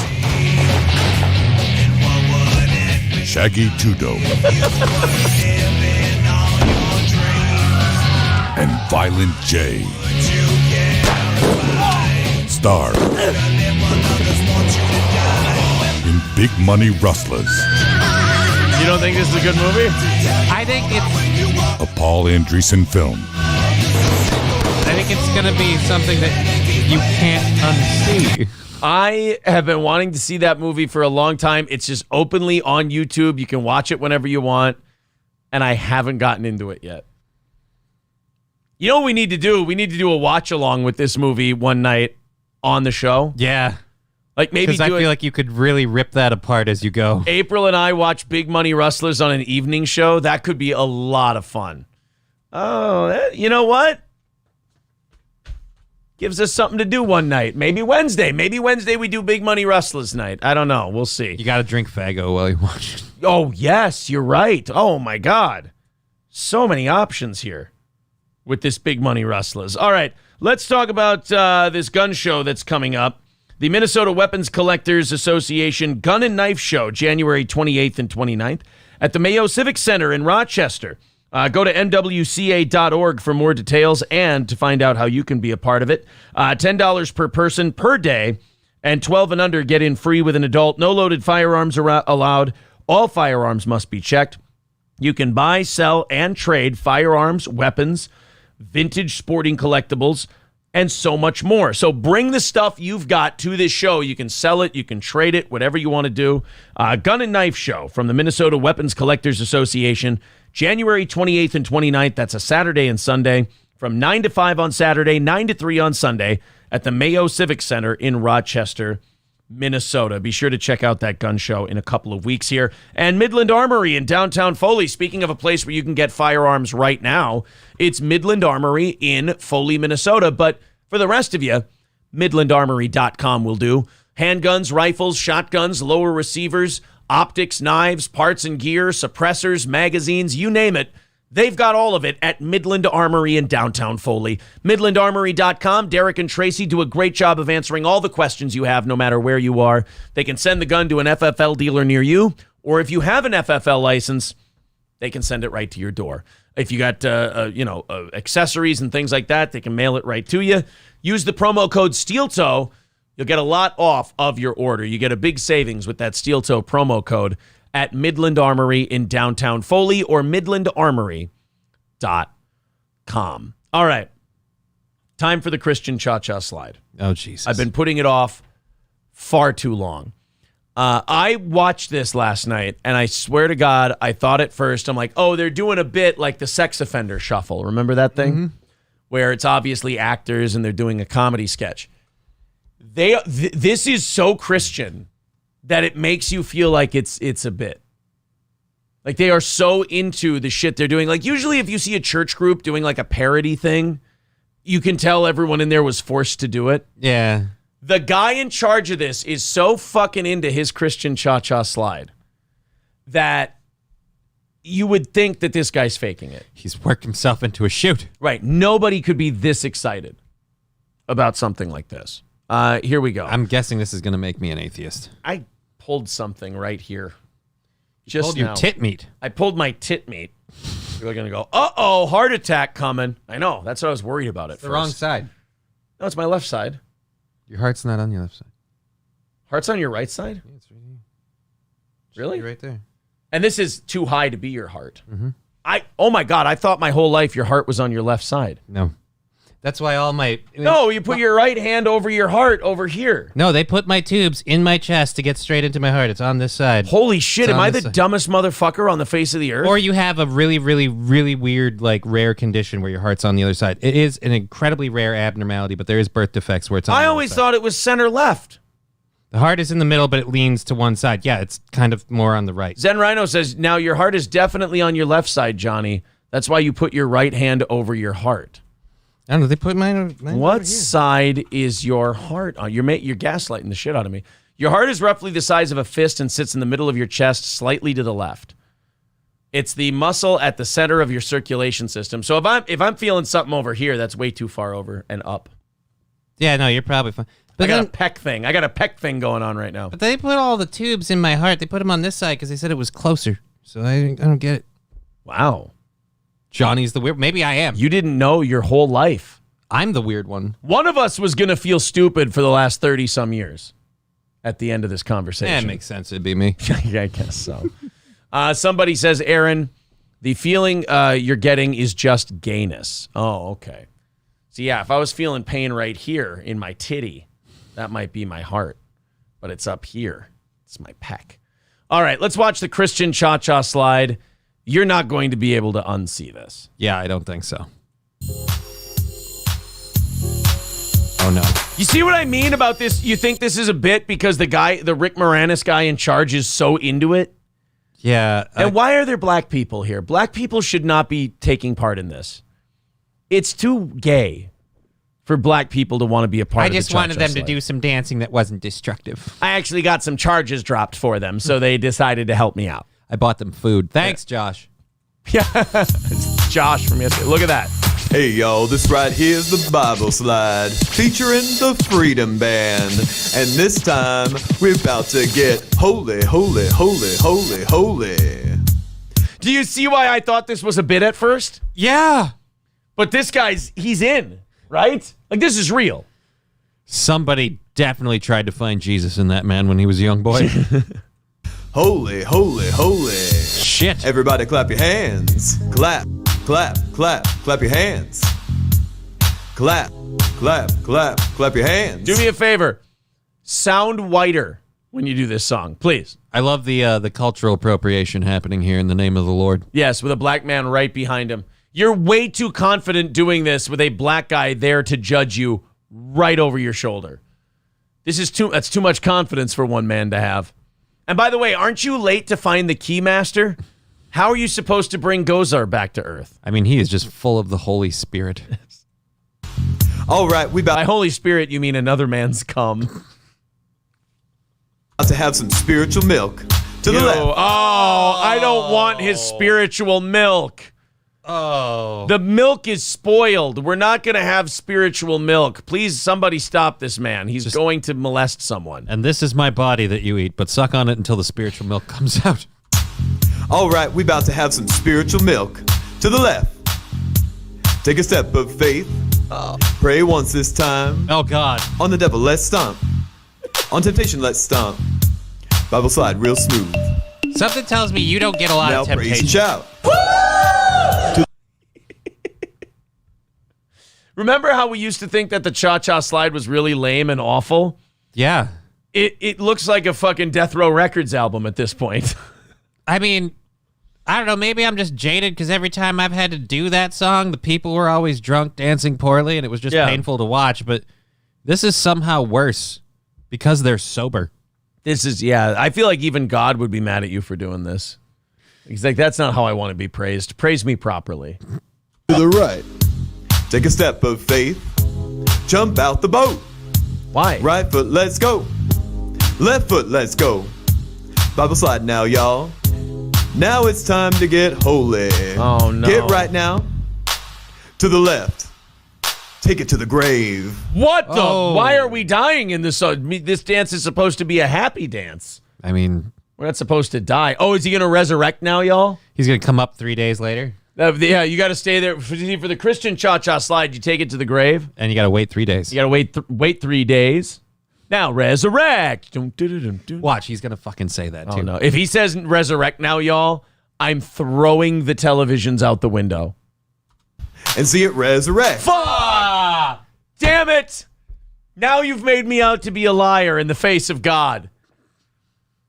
He really did go with resurrect. I thought he was going to go resurrect now, y'all. Because that would be kind of a fun line.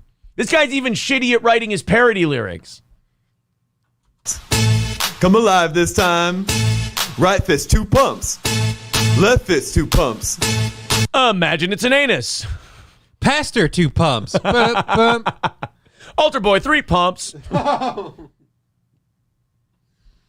Your dick is brown. Don't look to the left. Why? Don't look to the right. Why? Backslide. No! Backslide. No! It's just a move. Oh, did he give us a catty, like charismatic glasses off? Like, right? He must just be slaying the puss. He has to be like the Joker from The Dark Knight, and all these people are like schizophrenics, and he's like talked them into like God shit so that they would follow him, because nobody should be following this mutant. Said he'd go inside and make the voices disappear like pretty Christmas lights. He'd replace them with pretty lights. My insides hurt. Let's win the lost. Go left. Take his kingdom back now, y'all. 2 souls this time. Whoa, now we're taking souls? Repossessed. All of a sudden it turns into a remix. You hear the record skip, you go, and then it goes, dun dun dun dun dun dun dun. Ghostbusters. Oh, Jesus. When there's a creep living in your church, who you gonna call? Federal agents. 2 souls this time. Right fist, 2 pumps. She's scary. Left fist. Yeah, something happened to her. 2 pumps. That's one of those ladies that pray on your knees. Get holy with it. Oh, God. Oh, yeah. Oh. Come on. Bible slide now, y'all. Temptations. Turn them down. Why? They make good music. I mean, why are you trying to hold back black women? That's kind of racist. Jeez. The harvest is ready. Whoa. Take him back now, y'all. He burns that girl because she's a virgin. He's like, the harvest is ready. And then just Wicker Mans the shit out of her. 5 souls this time. Whoa. On principalities, let's stomp. On the bondage, let's stomp. Bondage? They're not your friends. I don't know The if devil's you do not it right. your friend. On the devil, let's stomp. Yeah, bondage isn't your friend. Says you. What 2 consenting adults want to do in their own bedroom is their business, sir. Hey, what me and another man have between a safe word and a paddleboard is our business. Exactly. Do you have holes in your paddleboard so you get more air through it? Yeah, you have to. What are you, gay? Stomp. On temptation, let's stomp. Yeah. Behave. Everybody raise your hands. Oh. Come on, y'all. Oh, no, black guy, stop. You don't deserve this. Your people have been through enough. This is setting you back years. Bowling and behave. Pray it out. Stop doing that. Walk it out now, y'all. You can just serve the jail sentence. You'll be out in 90 days. It'll be fine. It's not even going to stay on your permanent record. He's just hiding here until the cops move on to the next building. Man, I should have never gone on the lam in this fucking church. I should have known as soon as that little Rick Moranis-looking motherfucker told me it was okay if I stay here that it would cost me something. It's like Sister Act, except that dude's totally gay. Bible slide real smooth. I'm also a little weirded out by Turn how the deep devil his voice down. To the right. Take his kingdom back now, y'all. Don't fall this time. What? Don't fall this time. Win. I hope this ends with, now get on the cross. Now get on the cross. Left hand, 1 nail. Right hand, 1 nail. I think the point is, no matter what situation he was in, Dexter Morgan never fit in. No matter what happened to poor Dexter, even if he went the straight and narrow, Always the odd man out. he was always going to be a creep. Don't look to the left. Don't look to the right. He's your friend. Wait, what did they edit out? Yeah.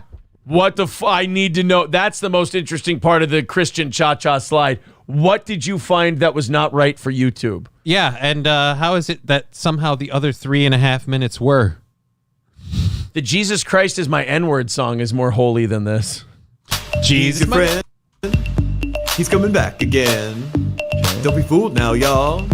He's coming back again. To the left. Take his kingdom back now, y'all. He's alive, let's jump. He's alive, let's jump.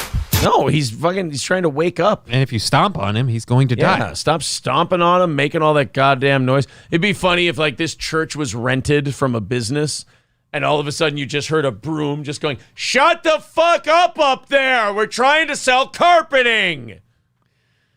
We get it. You love Jesus. Now hurry up and Join him. Yeah. God is great. Allahu Akbar. Now shut the fuck up during business hours. Right, hey, you're religious. I've got a vest for you. Punk.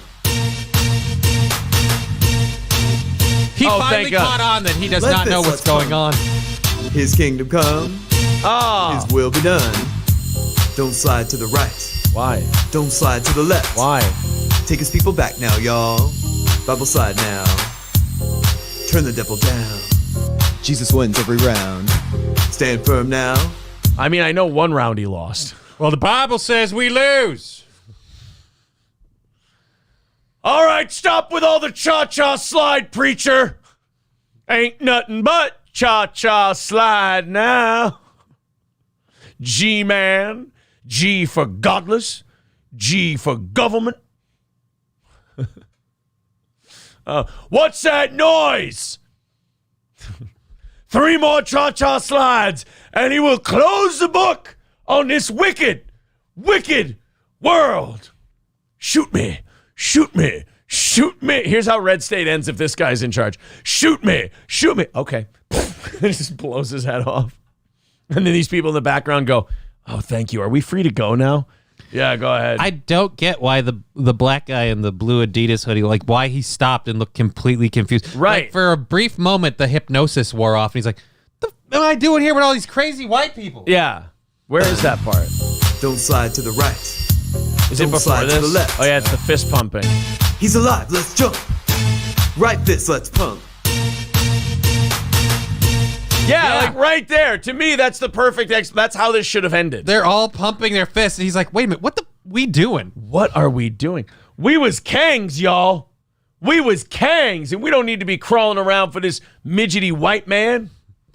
Community service blows. He becomes a black Muslim right after this.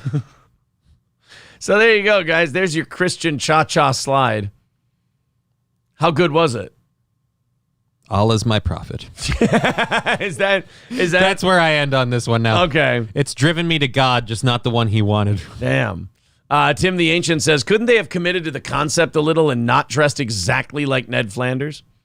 Zen Rhino says, the 3 black people in this video are in the sunken place. Oh, God damn it, man.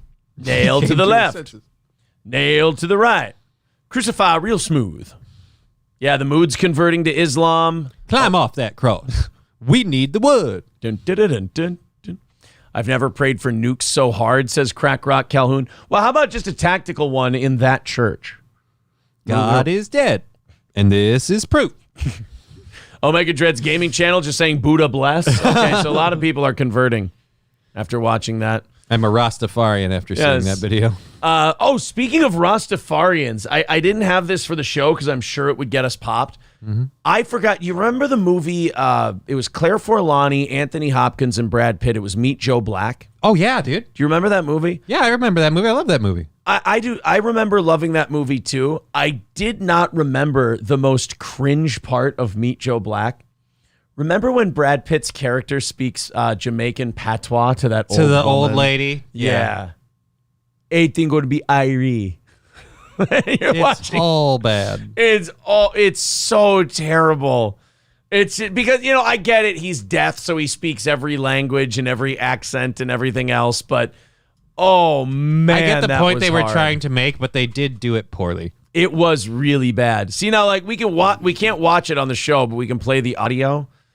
So he's talking to Claire Forlani, and the whole premise behind Meet Joe Black is that Anthony Hopkins has basically stalled death because death is enamored with his daughter.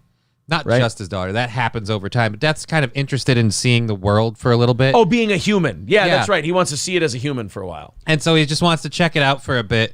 And then as he does that, he starts falling in love with the daughter more and more. And doesn't Anthony Hopkins get 7 days, is it? He gets some span of time. It's like a week or whatever, but yeah, it ends on his birthday party. Yeah, because he was about to just show up and Anthony Hopkins was going to drop dead. And he's like, I haven't said goodbye. I haven't got my affairs in order. And Brad Pitt's like, well, you're in luck that this movie needs to happen. I need to be a human for a while so I can see what it's like. And at the end, what I believe, if I may spoil Meet Joe Black from 1996. I was just about to go see it. Brad Pitt's character gets hit by a car at the beginning of the movie. And technically dies. And then death inhabits his body. Like, doesn't he, like, just get up and he starts walking around? Okay. Claire Forlani ends up falling for death. Didn't she talk to the guy just before he got hit by a car? She hung out with him or something. Okay, so there's that. And then at the end of the movie, death leaves. He goes away, but the Brad Pitt guy comes back. Yeah, he lets him have a life. Yeah. He lets the Brad Pitt guy have a life, but he takes Anthony Hopkins, correct? Okay. This is Brad Pitt talking patois in the again. I like the movie. I haven't seen it in a long time, but I remember enjoying it. It's a good movie. But this part is kind of rough. No, Mama. Will be a man. So she sees death. Yeah. Mama, stop it. It's just a man. What, Sophia? Bad spirit. She just thought fever. She don't mean nothing. Please help us. Of course. No, be a sister. No devil, no dopey. Everything going to be irie. It's so... They're just watching this blonde Cupid doll fucking speaking patois to a Jamaican woman. Obia. Right. Will be evil and not evil, oh man. And what you is then? I from that next place. Waiting here to take us? Like you's the bus driver today? No, man, I on holiday. Some spot you pick. Well, I mean, he's deaf. Why wouldn't he hang out at a hospital? Yeah, I mean, that would be kind of fun if you're deaf. Like, just kind of, it's kind of like when you're off work, but you go to work and you see all the other people, like, working, and it kind of makes you feel good a little bit. That's all he's doing. I just, I see that movie, and I just think if we could have just had him killing a few more kids. And that's what Sam Harris wanted, too. No, I's on holiday. I killing the younglings, Irie. We could deal with a few more millions of the younglings, Irie. Those kids were rust-clot bomber clots anyway, man. Them was all lazy. Them not do work, them on break all the time. Well, anyway. People saying Brad Pitt sucks in the chat, and I think Brad Pitt does a good job. I don't know. Like I said, I like that movie. I mean, I do too. That scene is always hard to watch because it just doesn't feel right. Right. Like Brad Pitt doing patois is not something you should ever have to see. It's just something that you should be like, no, you know what? Let's just pretend he did. Like, why couldn't it just be a black person who comes in? Okay, well, that's another question. Get the supernatural aspect of him. Right. Okay. But at what point does it just become racist? Like if Death met a black guy in there, like an old black man, he went, "Oh Lordy, I's not here to take your soul, boss, today. No, not even close. Oh no, Lord ain't here to get you today, boss." Like I sure is a long ways time. Brad Pitt runs into an Asian chick at the. Oh, I is not to take it today. I feel very lazy. I am not to take your soul today. No, I would bring a great dishonor to your family if I take your soul today. Like, how bad were we planning to do this? Why are you here? I'm hiding from a Mongolian.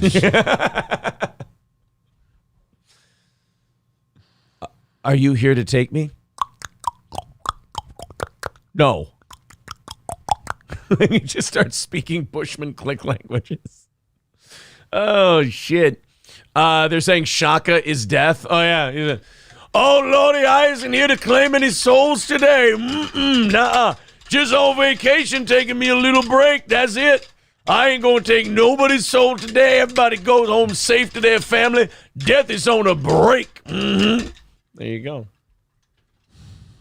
How about... Oh, shit. Gordy just had a bath, and he's tearing around the house. Gordy, I'm going to get you. I'm gonna get you. Come on. Come here, buddy. Look at a wet dog.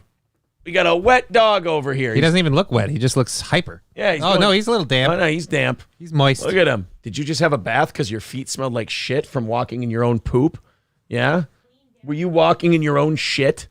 Yes, you were. You were walking in your own shit. Who was walking in his own shit? Who's a shit walker? Who's a dirty shit walker, buddy? All right, go ahead. Go run around like a crazy asshole. There you go. Oh, we don't have a shit-filled deck now? No, I washed it like by hand. Pressure washing and shit. April got down on her hands and knees and scrubbed a shit deck. Tell you, man, you gotta get one of the matte things. It's always good when a woman gets humbled in a day. The weird part is his poops are bigger than he is. I'm gonna try really hard to fuck one of those two today. Well, if Gordy's not here when I next show up, we'll know what happened. Well, look, one of you is getting it. That's all I'm saying. $65 away from today's goal. Thank you guys very much for being as generous as you are. We're in the final hour of the show, so we'll just finish off that goal and do an extra half hour of program for you today. Thank you. Shaka is almost certainly going to be the death of your YouTube channel. I mean, if Royce can get away with playing the Judy Garland blackface thing all the time on his show, I feel like I'm okay. I mean, you did buy that toy. Yeah, I mean, it's a toy. That's all it is. You paid money for it. Yeah, it's a toy that I paid. Just a collector's item that you enjoyed. I like the collector's item. I mean, the voice might be a little much, but what do you do? It's a character. It's a show. We're having fun. 342 likes, says Zen Rhino. All right, 58 more likes. Let's do that. Hit the like button, and let's see that thing go to 400 before we're done today. All right, let's go into our 7 o'clock hour stories. Okay. Uh-oh. This is way better than Chaka. Uh-oh. This better not be a white guy doing blackface talk. That's my fucking job. All right, let's check it out. As his plan for replacing cash, checks, and credit cards with new personalized 666 barcode system were implemented, peace and order began to be re-established. Oh, this is a movie about the devil.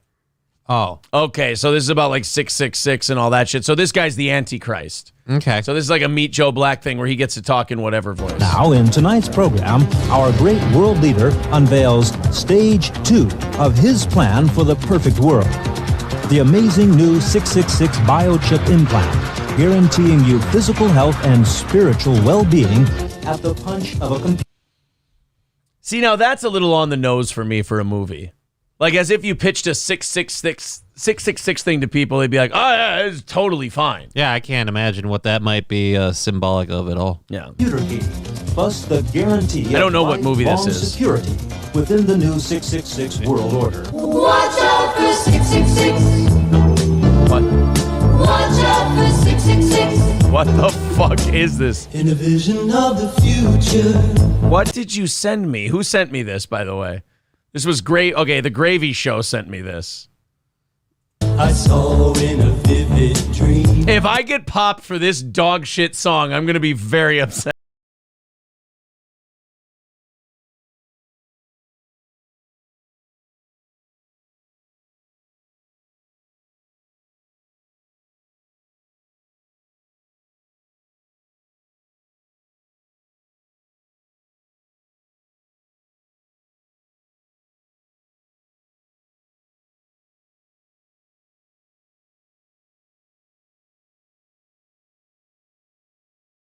Well, I'm gonna say that just sucks. No, I'm gonna tap out. Yeah, I'm gonna say that's worse than what do you call it? The Christian Cha-Cha slide, because at least the Christian Cha-Cha slide was so terrible that it was funny.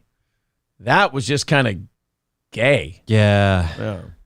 Just kind of gay. Raider Hawk Media says, where do you send you clips? Oh, twitter.com/Aaron Imholt. There you go. Just follow that, and that's where people typically send me stuff. All right. $70 away from today, or I'm sorry, $65 away from today's goal. If you feel like throwing in, there's the PayPal and the Streamlabs link. Otherwise, super chats and memberships count as well. Chelsea Handler revealed in an interview. Did you know about this? Yeah, she does it as a joke in her stand-up special. She was, so wait, is this not real? No, this is totally real. Okay, this is 100%. She does the story, though. As part of her as the act. opening joke in her act. Okay. Chelsea Handler has a funny confession. She didn't realize until she was 40 that the sun and the moon were not the same thing. By the way, she's going to be hosting The Daily Show pretty soon. Oh, yeah. She's very, very hoping to like take over The Daily Show. And I'm just like, oh, God, can we just make that month, just cancel it? Can we just go back to like the way the best host, Jon Stewart, did it, where it was funny first and political second? Like Jon Stewart would sometimes have an opinion on shit, but it was always just he would have a funny joke about the thing. Like he went through the Obama and Bush administrations, and he made fun of both of them. He even started during the Clinton administration, I believe. So like the guy can make fun of everybody. But like, God, you watch the Trevor Noah one, and it was all just... The problem comedians have when they get a job like that is they start falling in love with their social commentary and just start jacking themselves off. About how great they are. Yeah. I mean, Jon Stewart didn't do that. Jon Stewart did that after he left The Daily Show. Yeah, but his whole thing was, look, I'd been on the air for like 15 years. I thought I'd earned the right to tell people what I thought. And he did kind of build The Daily Show up. Like it wasn't nothing, but he made it 10 times what it was when he got there. Yeah. Right. He took the Craig Kilborn one. And I think, did Kilborn left that show to do that late night show, right? Mm-hmm. He got a late night show. So he thought he would be like on the fast track to take over for Letterman. And he went nowhere. And then he got replaced by Craig Ferguson. So Craig Kilborn has this weird thing where he does a show and then gets it started, and then someone comes out and does a better job and takes it to newer heights. Chelsea Handler thought the sun and the moon were the same thing until she was 40. I mean, I don't know why she thinks that's funny. None of us like have a problem believing that because we've all thought she was fucking stupid forever. Yeah. Like none of us have ever thought, oh, Chelsea Handler, like she's probably got her shit together and believes all kinds of really, level-headed stuff. No. You could tell us that Chelsea Handler, I mean, this is a woman who got fucking pissed on off a boat. Who was it? Did Jason Biggs pee on her? I have no idea. Somebody pissed on her on a boat, and she thought it was the funnest thing that's ever. Oh, I'm being peed on. Ha, ha, ha, ha, ha. All part of the joke. So, yes, the fact that this woman is borderline retarded does not surprise me. Handler, in fact, if she told it in a stand-up joke, I wouldn't laugh. I'd just sit there going, yeah, that checks out. Actually, I'm surprised she ever figured it out, to be honest with you. Well, actually, the only reason she figures it out is because she points out to her sister that she thinks the sun and the moon are the same thing in her sister. Oh. Her sister's like, wait a minute, what was that? And she realizes that she thought something stupid, and she's like, nothing. And then, yeah, it's... Okay. So she had to find out from someone else. She didn't, figure it out. Yeah, because her sister said, literally the joke, and she's like, we were in Africa because that's what rich white bitches do. And she's like... Yeah, every single joke she references being wealthy or being famous. Or being white, or a white woman, or this and that. Oh, God. And then after she gets done with her first opening bit, she's like, all right, now that we've dealt with that part, we're going to deal with the straight white men. I'll go first. Oh, my God. And the whole room's like, yeah, you go, girl. And I'm like, this is not comedy. This is someone being an asshole. Can you do one fucking joke where it's not about your identity or someone else's identity? Like, do you have the ability to just craft funny? Do you have that ability or no? Or no, does she it all, doesn't. I'm rich, I'm white, let's talk about straight white men. I'm famous. Chelsea Handler, come on! Okay, I don't want to watch 8 minutes of Jimmy Fallon. I don't think I can stomach it. All right, so she's a dumb broad. Yeah. There. That's the, if it's a female comedian, I hate to buy into the stereotype, but with female comedians, it's either about identity or pussy or dick or taking dick or smelling dick. I think it was Sam Hyde who said they have to be fucked up weirdo in order to be funny. Shit, he's actually kind of right. I got to say, once again, I think Sam Hyde might have hit the nail on the head. Sorry if that's upsetting to some. $65 away from today's goal and about 45 minutes left in regulation. This story is funny. I like this one because... there's people out there who have these grand ideas of how they're going to revolutionize the game of robbery. Mm-hmm. Like they're going to do it better than anyone else has. All these other people who get caught robbing stores and jacking people and stuff like that, they're all stupid. Just idiots. This next person's got it figured out. And the plan is foolproof. And they're ahead of law enforcement. They're ahead of the people they're ripping off. Trust me. Before we get to it, though, Victor did cut us out that Opie drop. I wanted to play it quick for you. Why would I get involved with a steel toe? I own that now. Why would I get involved with a steel toe? Because you like fucking boots. I don't know. That's mine now. Why would I get involved with a steel toe? I literally just rub my clit on everything in every stream I'm in. There you go. Let's go and check out this. So this guy had a foolproof plan on how to rip people off and make himself a little side money. Let's see how it went. That's right, Luann. You know, the Osceola County Sheriff is very concerned there could be more victims after he says an elderly man was robbed here by another man impersonating a police officer. Okay. Impersonating a police officer, not a good way to develop your cover for a robbery. You just added more years to your sentence. Yeah, I feel like they should be able to track that. And also, I'll give him a positive with the negative.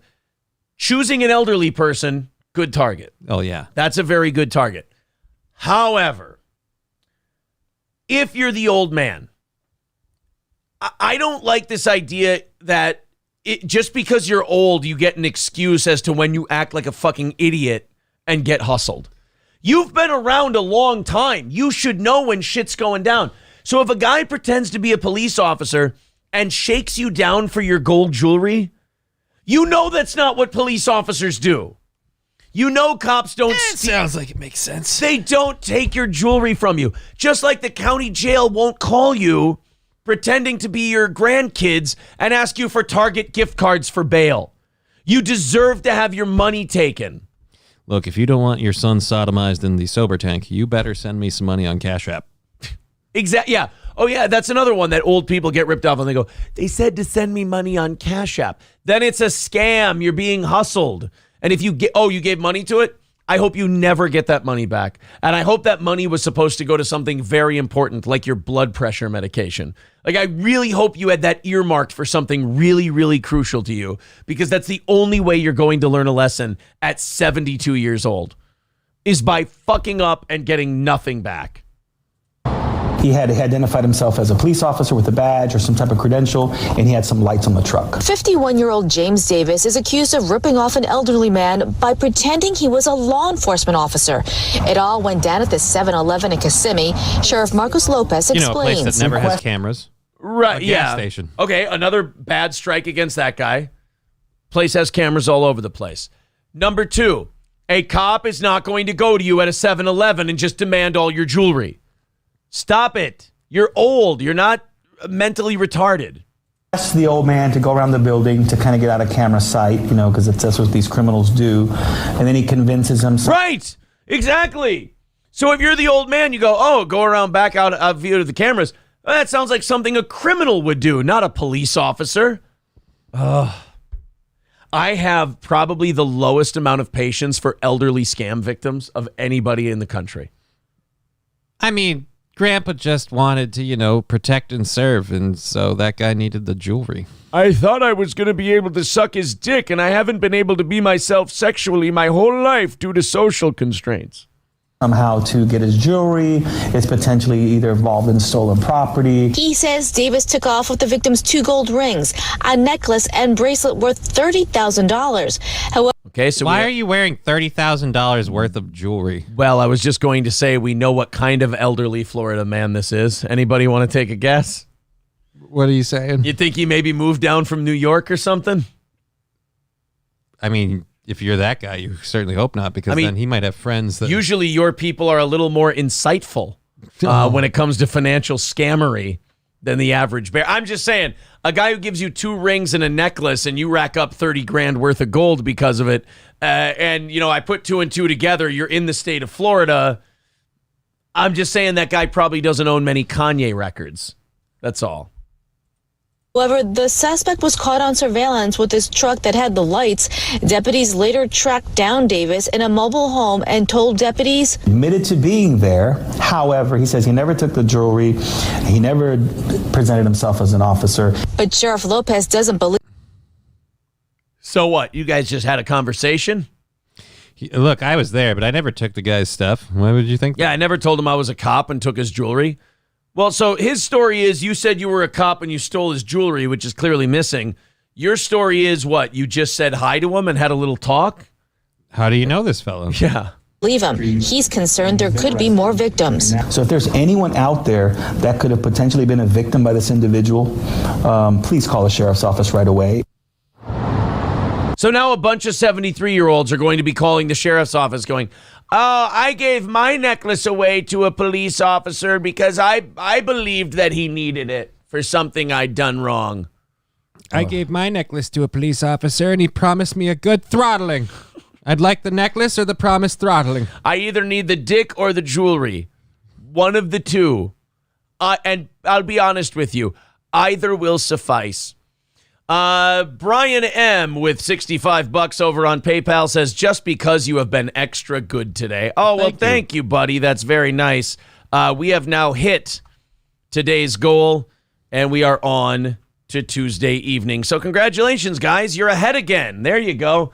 $250 away from tonight's goal. Thank you very much. Anything you may throw in on PayPal, Streamlabs, and Super Chats goes towards tonight's evening show. We are not a show that takes overage from our audience. It all rolls over into the next thing. Unquenchable Fire says, "Make fun of crazy religious nuts all you want, but to take shots at Jesus Christ himself is despicable and evil and totally uncalled for and not going to do anybody any good." I agree. Cut the bullshit. I mean, stop taking shots at Jesus. He's been taking shots at me. I'm winged. You know what? That's true. Unquenchable Fire. You're right. Me saying anything bad about Jesus, that is despicable and awful. But him, we've got a grudge match. I mean, in Johnny's case, I don't think he started it. Yeah, it's not really shitting on Jesus. It's more counterpunching, I think is what they'd call it. But I understand. And he's up in heaven. He's punching down. Yeah. Oh, God. Literally and metaphysically. Thank you very much, Brian M. That's very nice of you. Knocking that out today. It's now been nearly 7 weeks since we've played any kind of super chat music at the end of the show. So we're continuing on that route. Trapper with $5. Thank you very much. Brown Candy says, "Johnny, it wasn't Jesus. Blame your parents' genes." They never washed him. That might be the case. Oh, that'll give you MS. That's for sure. That or a bad bagel. One of the two. Lorax Adam Comedy says, "Most Jews to go to spend that much money on jewelry must be a Jew." Jesus.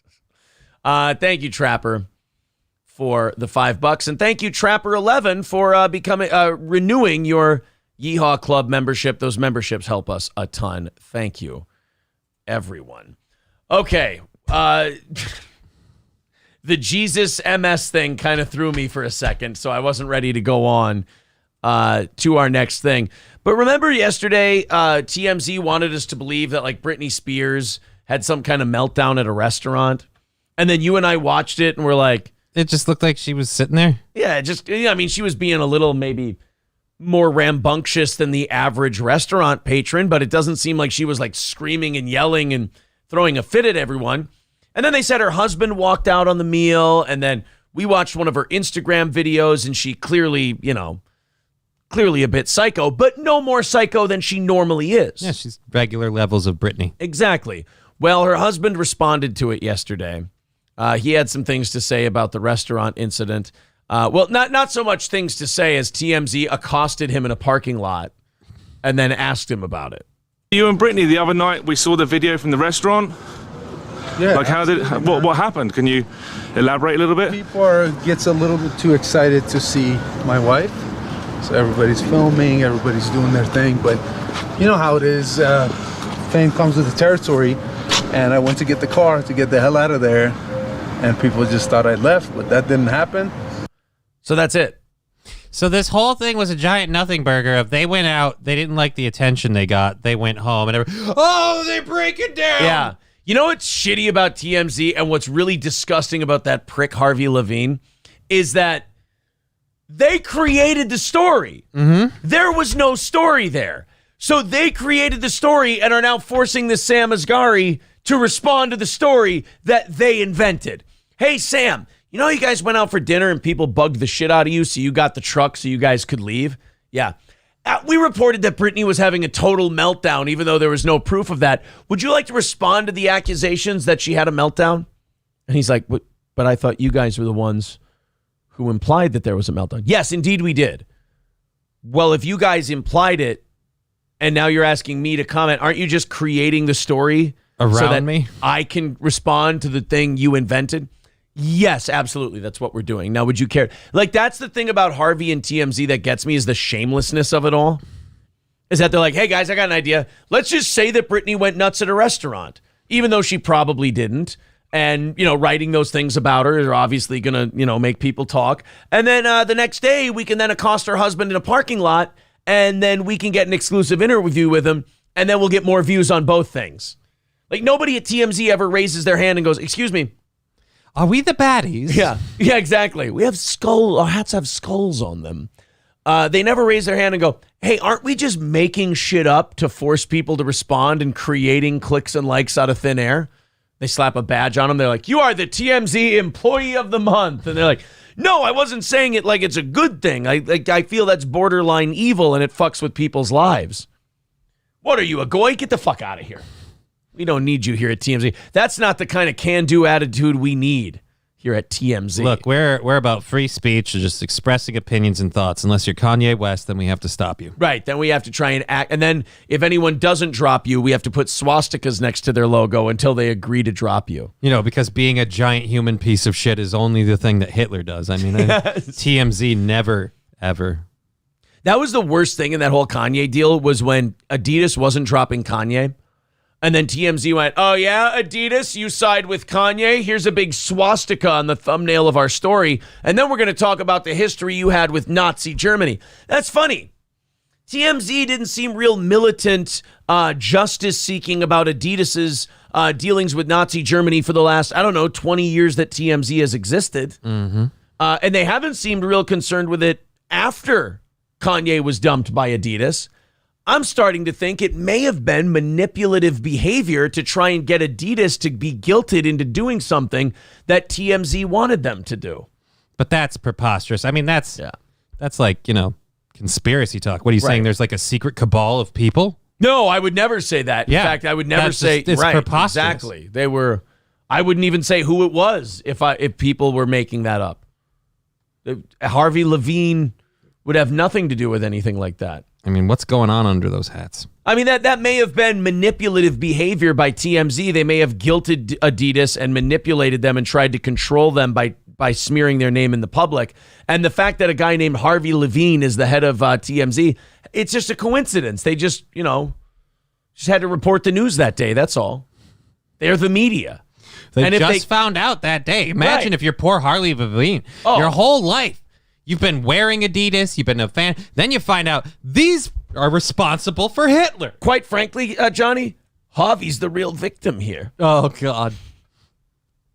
I mean, think about it. Harvey Levine had to report something. He's got a job to do. I mean, the man's in control of the media. I mean, the entertainment media website, TMZ. So he has to report something so that the news can get out because he controls the news that comes out of TMZ.com. So stop demonizing people like Harvey. So it is what it is, man. Was she just getting frustrated because everywhere she goes, someone has a camera? It's frustrating. It's absolutely frustrating. So it's kind of like she felt disrespected. Yeah. So when you sit down to have a meal and people get their cameras out and start filming you and stuff, it's disrespectful. But you know what it is? It's just the fence comes with the territory, and that's it. Wow.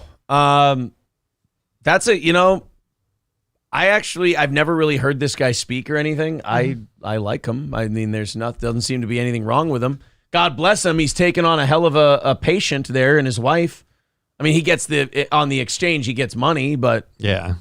I mean, you've got to take care of Britney Spears. I mean, that's a job where you earn your pay. The hourly rate on that is not as good as you probably think it is. I feel like that's a dangerous gig. Like, I would not, no offense, I wouldn't be surprised if we found out tomorrow, Britney went, little loopy and, accosted him or stabbed him or something. You have to be married to Britney Spears or Elisa Jordana. Britney Spears. Okay, me too. Good. I mean, I'd at least be willing to F Britney Spears. That's true.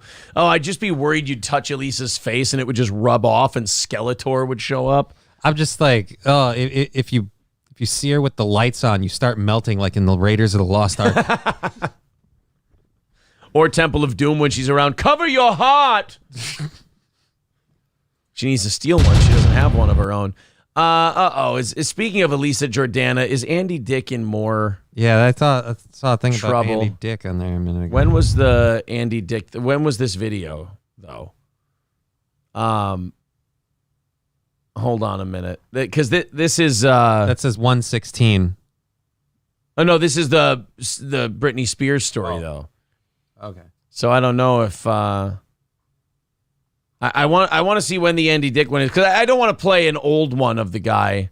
Nobody wants old Dick. Yes, right, exactly. Andy Dick threatens to lick. There, we'll see when the. Oh, that's from 2017. Okay, so we're not going to play an old one. Yeah. I was going to say Andy Dick just got arrested for failing to register. He's not already back out and like causing problems again, is he? Christ. Marble Arms with $5 says $5 for the offering plate. Thank you. Thank you very much. 240 away from tonight's goal. That's 240 away for the evening show tonight. You guys have already knocked out today. Lori Lightfoot's latest shenanigans. This was pretty wild.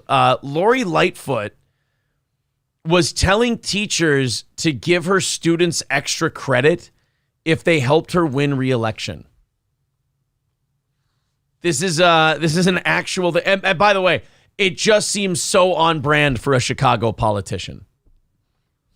You know, it just seems so perfect. Hey, how about we just like, if they get me reelected, we don't care about their grades. Oh, great. That's going to help future generations a lot. Yeah. Hey, kids, let's make sure we make those signs. It almost sounds like she's turning the kids into sweatshop workers. Like, all right, kids, we need to meet our quota on Lori Lightfoot signs. I get a bonus from the school and you get extra credit. Let's go. Sparky Rose says, I talk about steel toe often to my coworker to convert from Power Trip. Ugh. He just asked me if you were Johnny Rock because he saw a 101 billboard in Rogers. Oh, thank God I'm not. By the way, ratings come out pretty soon. I'm very excited about those. They bought a billboard in Rogers? I mean, look, man, if you have a 0.0 men 18 to 49 where you used to have almost a 30 when we were there, yeah, you got to buy some billboards. People are not digging the Johnny Rock show. I've got to, I want to see if the new ratings have come out for St. Cloud. Here's why I'm looking, guys. I'm a petty son of a bitch who's really happy that our old station has died without us, and I want to see how much it's died in the last one. Now, if they've gone down further this time around, okay, it hasn't updated since August 9th. All right. But yeah, our old station, they were at a 5.5, 5.6 when we were there. They're now at a 2.4. Oh, dear Lord. In the last ratings. And our morning show was at a 12 share overall. It's now at a 1.5 overall. We were at a 27 share, men 18 to 49. They're at a 0.0. Men 18 to 49 at this point. Because they're not there. Fucking brutal. Geese Artel says, free beer and hot wings billboard in Little Falls. No way. Hey, I'll say this. I did Who Are These Podcasts on Saturday with Eric Zane, formerly of the Free Beer and Hot Wings show. Mm-hmm. Very cool guy. Very funny. He used to be on that show, and we messaged back and forth after. He's like, oh, yeah, I remember when you were in St. Cloud. You were chirping. He sent me a smiley face. I go, I certainly did. We beat those guys. We got them. We got that whole station kicked out and flipped formats and the whole deal. That was kind of fun. That is why Gary made the new show logo, ratings. Yeah, I mean, you've got to do something. Trucker 18 Wheeler says, how do you go down from 0.0? Well, that's just in one demographic. Yeah. I mean, they can go down in other demographics. I mean, overall, they're at a 1.2, which would make them, I think, last place for commercial radio stations in the mornings. But you can still go down from a 1.2. Believe me, you can go down. They're lower than what the ratings were when we took over from Lex and Terry. That is really sad. Yeah, because that was a really bad time for that whole station. But should be any day now, we'll be getting new ratings for 101, and I'm very excited to see them. I will be petty about that until the day that station goes out of business. Yeah, I anytime I happen to drive by that area, I'm like, please let me see a for sale sign. Yeah, that would be great. So yeah, the ratings thing, if you're like, oh, Aaron, how long are you going to care about the ratings? Forever. Probably forever. Kenneth says, wow, sounds like that station is fucked. Yep. Quite a bit. Where are we at for likes before we dive into this Lori Lightfoot story? Because I feel like this one's going to be a deep dive. Then I have a choice. I didn't know we were going to do Opie at the beginning of the show this morning. Mm-hmm. I have more Opie where he embarrasses himself ranting about Joe Rogan again. Okay. Or I have Joe Rogan shitting on Howard Stern. Shit. Yeah. I think I might go Opie, and then we can just splice those two bits together for a clip. Yeah. That might be the way to go. They said we're at 360, 359 in terms of likes. Everybody who hasn't hit like yet, hit the like button. Let's get her to 400 by the end of today's program, which is a little less than an hour from now. All right, here's the Lori Lightfoot story. The mayor's campaign sends a controversial email to Chicago public school teachers and the hot button bills signed into law in Springfield. Here with all that and more is our Spotlight Politics team, Heather Sharon, Paris Schutz, and of course Amanda Vinicky. So, of course, Amanda Vinicky. Who the hell are these The people? news of the night first. Mayor Lightfoot's campaign sent some CPS teachers an offer to CPS kids, or an offer for CPS students to earn course credit if they volunteer with her campaign. Heather, you broke this story almost 3 hours. So you go So you go to the teachers and you go tell your students that if they volunteer for my campaign, you will give them extra credit. This is one of those dirty Chicago politician moves where you're like, okay, I know this isn't illegal. And But you it should be? Yeah, and you probably can't go to jail for this. But this is just really a dirty scumbag move that any person who would pull a move like that, I don't think I want them being my mayor. But in Chicago, the people are stupid. That's the only explanation you can have. The people in Chicago are stupid, and they'll vote for Lori Lightfoot because she's on the right side. She's not a Republican. She's a Democrat. So they'll vote for her because she's got the D next to her name. Until Republicans are willing to vote against the Santoses of the world, and until the Democrats are willing to vote against the Lori Lightfoots of the world and like send a message, you're never going to get better candidates. Nope. You wonder why they don't run better people. Why would they?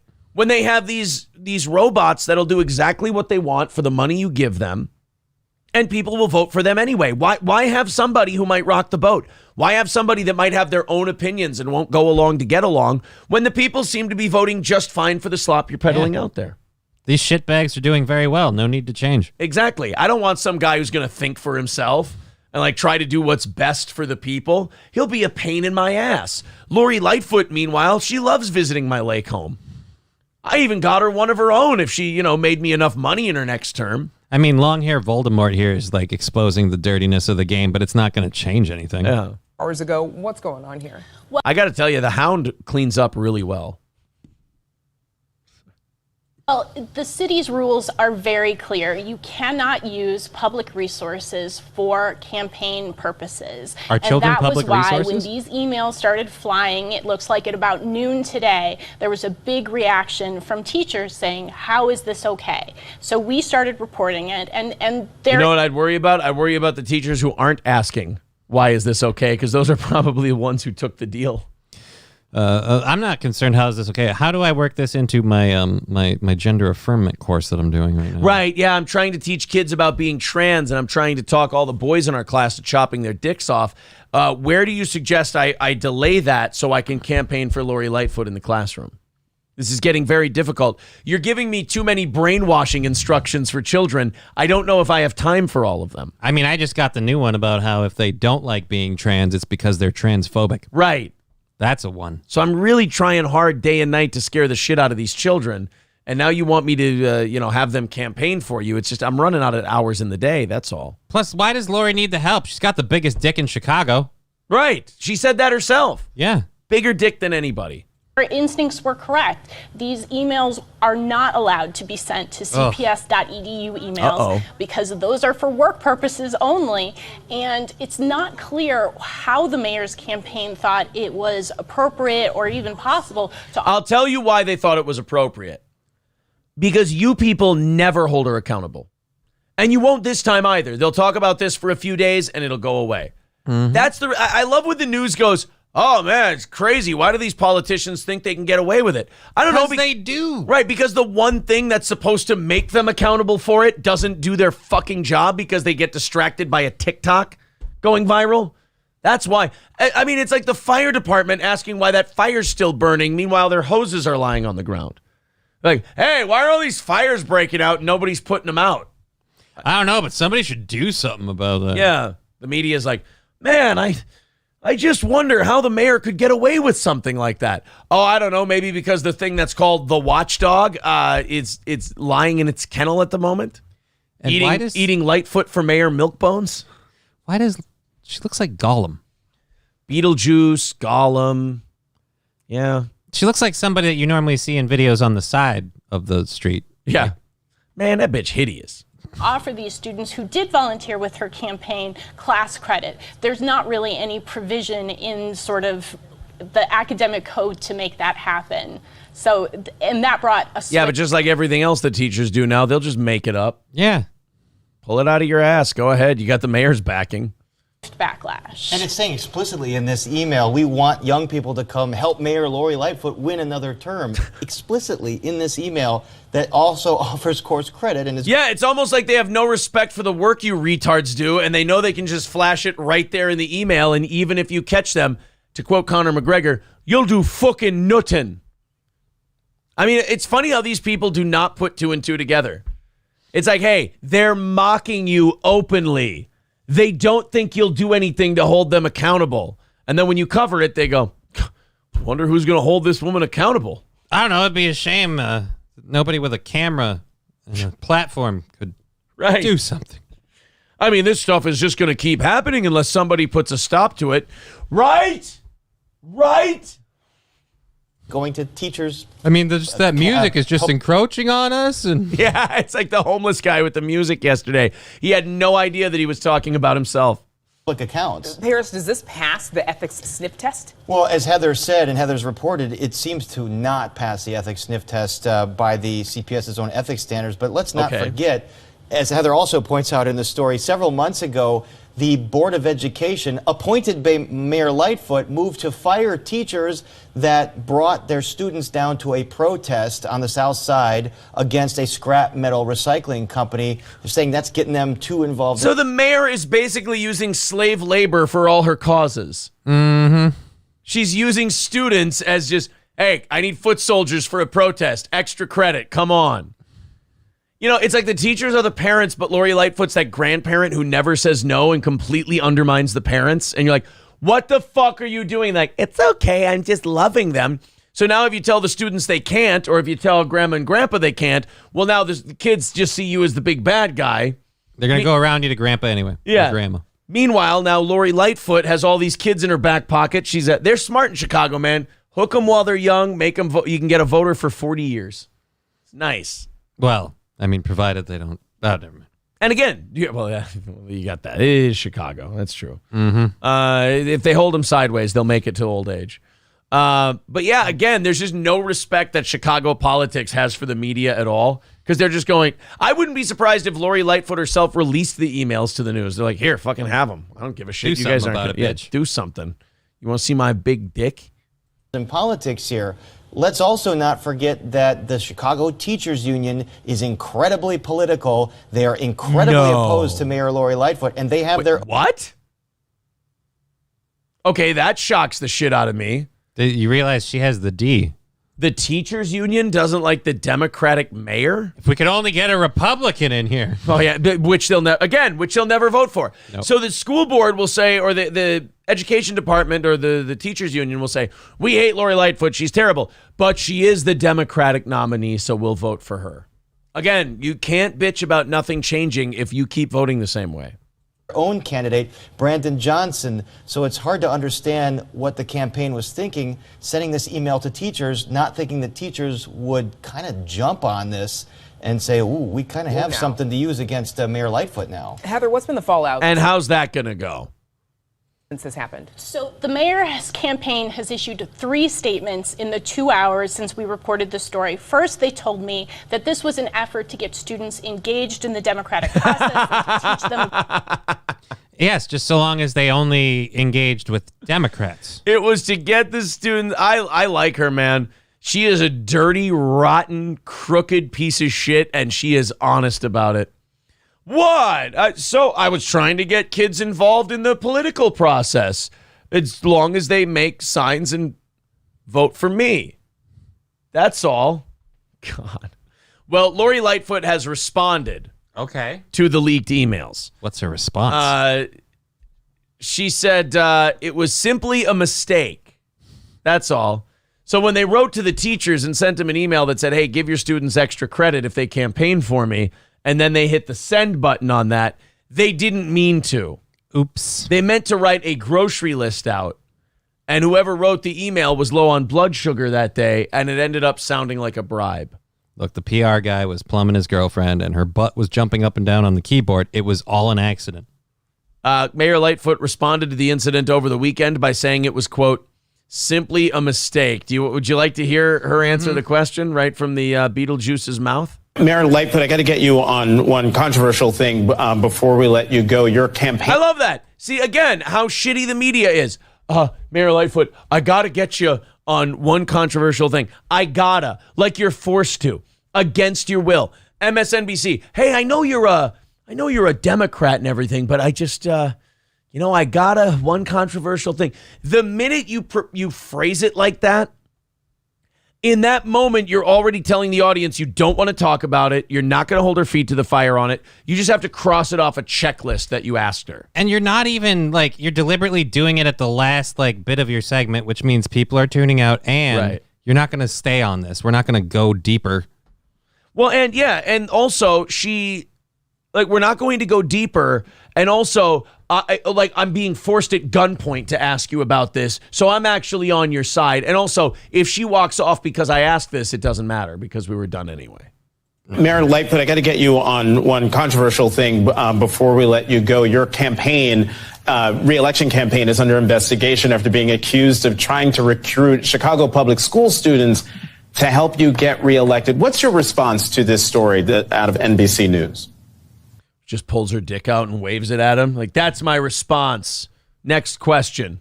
Well, I've said it many times and I'll repeat it here. I'm a lesbian. Look, in our zeal to make sure that young people had an opportunity to participate, and they are flocking to our campaign. One of our staffers. Well, of course they're flocking to your campaign. You're bribing them. You're bribing them. Yes, that always happens when one side offers them nothing and the other side offers them cool shit. The pedophile who hands out candy probably thinks he's really popular with kids. No, you're giving them candy. We were just, look. What am I supposed to do? Kids are just flocking to my campaign. It's like there's a chick at a party and she's got her tits way out, and then other women Everyone come just really likes talking to me. Yeah, other women come up to her and go, "Hey, could you stop? My husband will not stop looking at you." What? He must just think I'm interesting and fun. It's like, no, bitch. It's because you got the tits out. It's because I'm too beautiful. Exactly. In our zeal to make sure that young people had an opportunity to participate, and they are flocking to our campaign. One of our staffers, in our zeal to steal another election, in our zeal to rig the ballot so that we would win with the help of child labor, we just got a little too excitable. In our zeal to continue the Chicago tradition of corrupt politics. And they are flocking to our campaign. One of our staffers reached out through publicly available information to CPS teachers and our city colleges, and that was just simply a mistake. I'm the mayor of the city. I'm not somebody aspiring to be the mayor. And the wall between the campaign and the official side has to be impenetrable, and it will be. And that was a mistake. She actually handled that. Again, I'm telling you this. She's good. There was that degree of separation between her and the person who did it, because they're going, they're saying oh, this was a person in our campaign that said this. And they've been let go. Yeah. They've been let go. And, God darn it. What's funny about it is nobody believes her. She's completely full of shit. She probably knows nobody believes her, but she's like, look. But nobody's going to call her out either. Yeah, back to work. Well, even the guy on MSNBC goes, I have to. I have to. I mean, I just have to. I'm so, he's almost apologizing to her for doing his job. My bosses are making me do this next bit. Real slave masters they are. Oh, whoa. It looks like we got Royce Lopez sends his regards to Steel Toe. Well, thank you. Oh, Royce, you son of a bitch. Is he still here? Is Royce still following this and watching this? Where's it? Give me the live camera. Listen to me. Cuban, Puerto Rican, Venezuelan, whatever the fuck you are. You all look the same. You come into steel toe. You tell you know what? I like Royce. My heart's not in it. Yeah. I can't cut a promo. What am I going to fuck around with the toe guy? What am I? Yeah. No, nobody fucks around with the toe guy. Yeah. Why would I get involved with a steel toe? Exactly. Royce, you are no Opie, sir.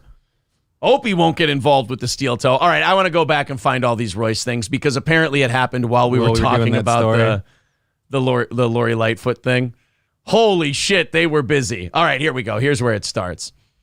The Ham Army is out there. Hello, Ham. Royce does not tell us what to say. You did Royce exactly what Opie do you. That could have been phrased better. Royce Lopez does not tell us what to say. Royce Lopez does not tell me what to do. Hey, Royce of Daywave does not tell us what to say. Royce is not the boss of me. They're JD from Saving Silverman.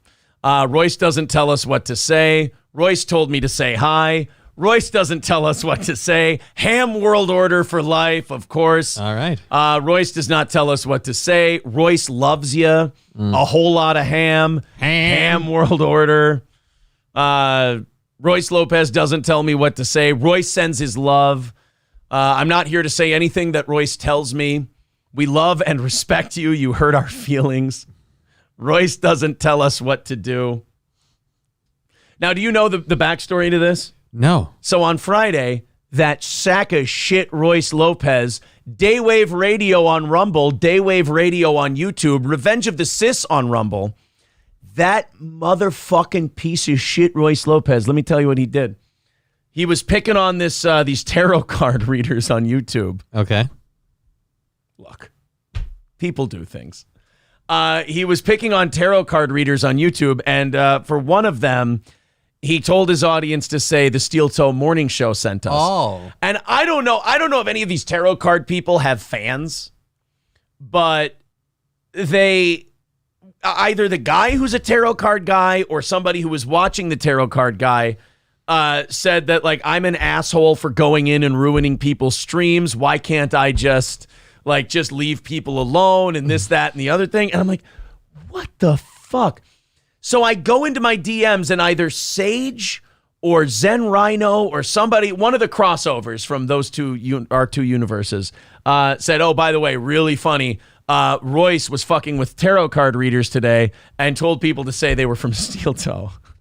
I went back and watched it. We played it last night. It was very funny. Royce, I'm going to get through all of these. I promise. Royce Lopez is love and the light. Royce doesn't tell me what to do. Shame for. Royce has a severe message for you. I'm sure he does. Royce Lopez is a saint. Did Royce tell you to say that? And now our chat, and then people in our chat are going, you guys are trained monkeys, but guys, there is no animosity between us and Royce. Yeah, I mean, he's fucking around. They're coming in our chat, fucking with us, asking us questions, telling us Royce didn't say anything. Don't worry. We didn't send him to Opie earlier. Maybe a little. And look, am I saying that we're not going to send people over to Royce? I don't know. Let me catch up with the chat here, and then we'll know. Are we saying we'll ban we'll time out every one of Royce's followers that asks about April? Royce is my big gay bear trans daddy who tells me what to say. Royce the Puerto Rican sends his regards. Royce Lopez said he only watches the Steel Camel Toe show for the blonde. Royce is not that big of a hack. He would never say camel toe. I am a natural blonde. It's beneath him. Yeah, he just watches for you. He didn't say the cripple. Oh. He said the blonde. I just thought I'd be known for something other than that. Royce said he liked the dirty Puerto Rican statement. I bet he did, the fucking masochist. Royce told me to tell you that we don't like you. Royce says he doesn't tell us what to say. Royce doesn't tell me what to do. $1.99 from Matt Fields. Thank you, buddy. Royce does not tell us what to say. Royce Lopez sends his regards. Royce is not Puerto Rican. He's whatever I say he is. Royce Lopez. You know what he is? He's a dirty fucking Chilean today. Go tell him. Hobo chili recipe with $4.99. What's with all the feminine hand gestures? Also, can you show feet? Royce Lopez does not tell us what to say. Jesus fucking Christ, there's a ton. I'm going to have to skim through. Be my friend. Do your research. Royce doesn't tell us what to say unless it's Spanish. Danny Saint with $4.99 says, Royce Lopez wanted me to inform you that Rich Voss will be at the Comedy Shop in Myrtle Beach January 20th and 21st. Royce the Mexican is on Daywave Live. It's going to be hard for me to get back at Royce here if I can't get through all of the Royce people. We only have a half hour left. And by the way, there's fucking just as much of us as there are of them, maybe more. So if you guys fail me on this fucking counterattack we're about to launch, you're all cut. We're starting over next year. Royce told me to come and tell you we do what we want. Fair enough. $2 from S Cybertaz says, how do you feel about hot ham? I'm just jealous I don't have a ham army. Ham. I want a ham world order. I've heard Royce is the mean one. She won't get any gigs because she won't do coke with Gino in the bathroom at Sullivan's. You're really mixing up a lot of different universes here. Hobo chili recipe with $1.99 says Royce thinks Lightfoot is hot. Royce threatens us. We have to raid shows. I understand. Look at the chat, bozos. I know we were out for a while. We were watching look. If you had the gorgeous and talented Lori Lightfoot on your screen, would you be coming back here? No. To look at you fucking weirdos? Royce's love, Royce's light, friendship obtained. Have Royce call in. If Royce has any fucking balls, 320-204-5713. I bet he won't do it. That gutless Gus Fring nationality having motherfucker. Know Thy Enemy says, help me, please. Royce put his Puerto Rican mind control on me. You just got to be a stronger individual. Sitting there on his show making tamales and churros, that fucking wet. But you know what? Enough, all right? Yeah, churros There's already too much hate. Thank you, Mr. Morning Show. You're welcome. Blah, blah, blah. Always nice to hear from the Daywave crowd. Yeah, I just wanted to hear from the toe. Royce touched me in the no-no zone. I've heard that from many people. Look, you hear it once and you think it's hearsay. You hear it 7 or 8 times, you start to think. Andrew Callahan. all gas, no brakes Lopez over there. Plato's Punk with $4.99 says, never heard of a Royce Lopez of Daywave Radio who didn't send me. Okay. Hobo Chili Recipe says, with $1.99 says, Frozen thinks you are both handsome. Frozen has a terrible taste in men. I've said this for years. Yeah, why don't you stop rating innocent tarot readers, Aaron? I'm sorry, Tim Pool already covered that. It was in the Hobo cards. Chili Recipe. Semper Reloaded with $3 says, why are you picking on tarot people, you monster? I'll stop, man, anytime. I will stop. I can stop whenever I want to. I won't. They're charlatans and they need to be put down. $20 from Matt Field says, great sport. Thank you. Guys, this isn't the first time that Daywave Radio has sent their hello. Banned. Oh, who's this? Oh, this is a fun phone number. No. All right.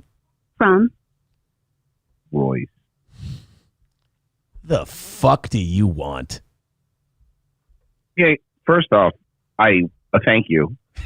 And secondly, you made your money today, so you're welcome. Secondly, I never blamed you, okay? I was enlightening these people that they had a good morning. These tarot people had another morning show that they could go listen to. You say blame, other people say complicit in, other people say rape. But honestly, we were just having a little fun. We're having a little fun. Oh. By the way, yeah. I'm reading your chat, and your fans are like, fuck these guys. I'm like, I know. We're just joking. I'm sitting there. I'm trying to explain to my audience was in our chat. So my chat was full of, it would be like 3 hams and then a who the fuck are these people? And we're trying to talk our own people down. We're like, guys, this has happened before. Right. It's These ham guys world order. are okay. The ham world order is here. They're not here to cause any problems. We're having fun. You're having fun. We just have fun. Yeah, we have a good time, okay? And yeah, and guys, and listen. My thing is like other people would love if they were spreading their name around there. So if I'm just giving you a bump, that's to be a thank you. I mean, these tarot card readers, they need a home too. You know, they count on the algorithm too. You know, it was just fun to go into my notifications on Friday and be like, what the fuck am I getting yelled at for? And then to go in my DMs and either Sage or somebody else goes, oh, yeah, here's the timestamp. Royce was talking about you guys. And the minute he said Royce was talking about you guys, I put 2 and 2 together. I went, that motherfucker. It was fun. Yeah. Look, and the other great thing is if you get in with the tarot card people, you'll find even crazier people. Honestly, I'm doing you a kindness here. They're not very nice. They predict the future. Look, I'm not claiming that the inner tube you came to this country on gave you autism, if it was the salt water or whatever it was. But how the fuck did you get wrapped up in tarot card readers? Mean. I'm First sorry. off, I came on a fucking plane. It had chickens in it, but it was still a plane. and I am a legal citizen. Okay, so number one, if any government agency, thank you, Ronald Reagan. First off, I wasn't one of those fucking Reagan babies. All right. Okay, and I'll have you know, I've been podcasting thing while you were still in fucking diapers. All right, I fucking crawled so you could walk. How's that? I agree. How's that? All right? Look, I yield. I agree. You're a lot. Look, I agree. You're a lot older than I am. I am a lot older than you. That is correct. I actually don't think. I think we're probably like 4 years apart. I know, but how's your Twitch account going? Good. Thanks a lot, asshole. I don't have a Twitch anymore.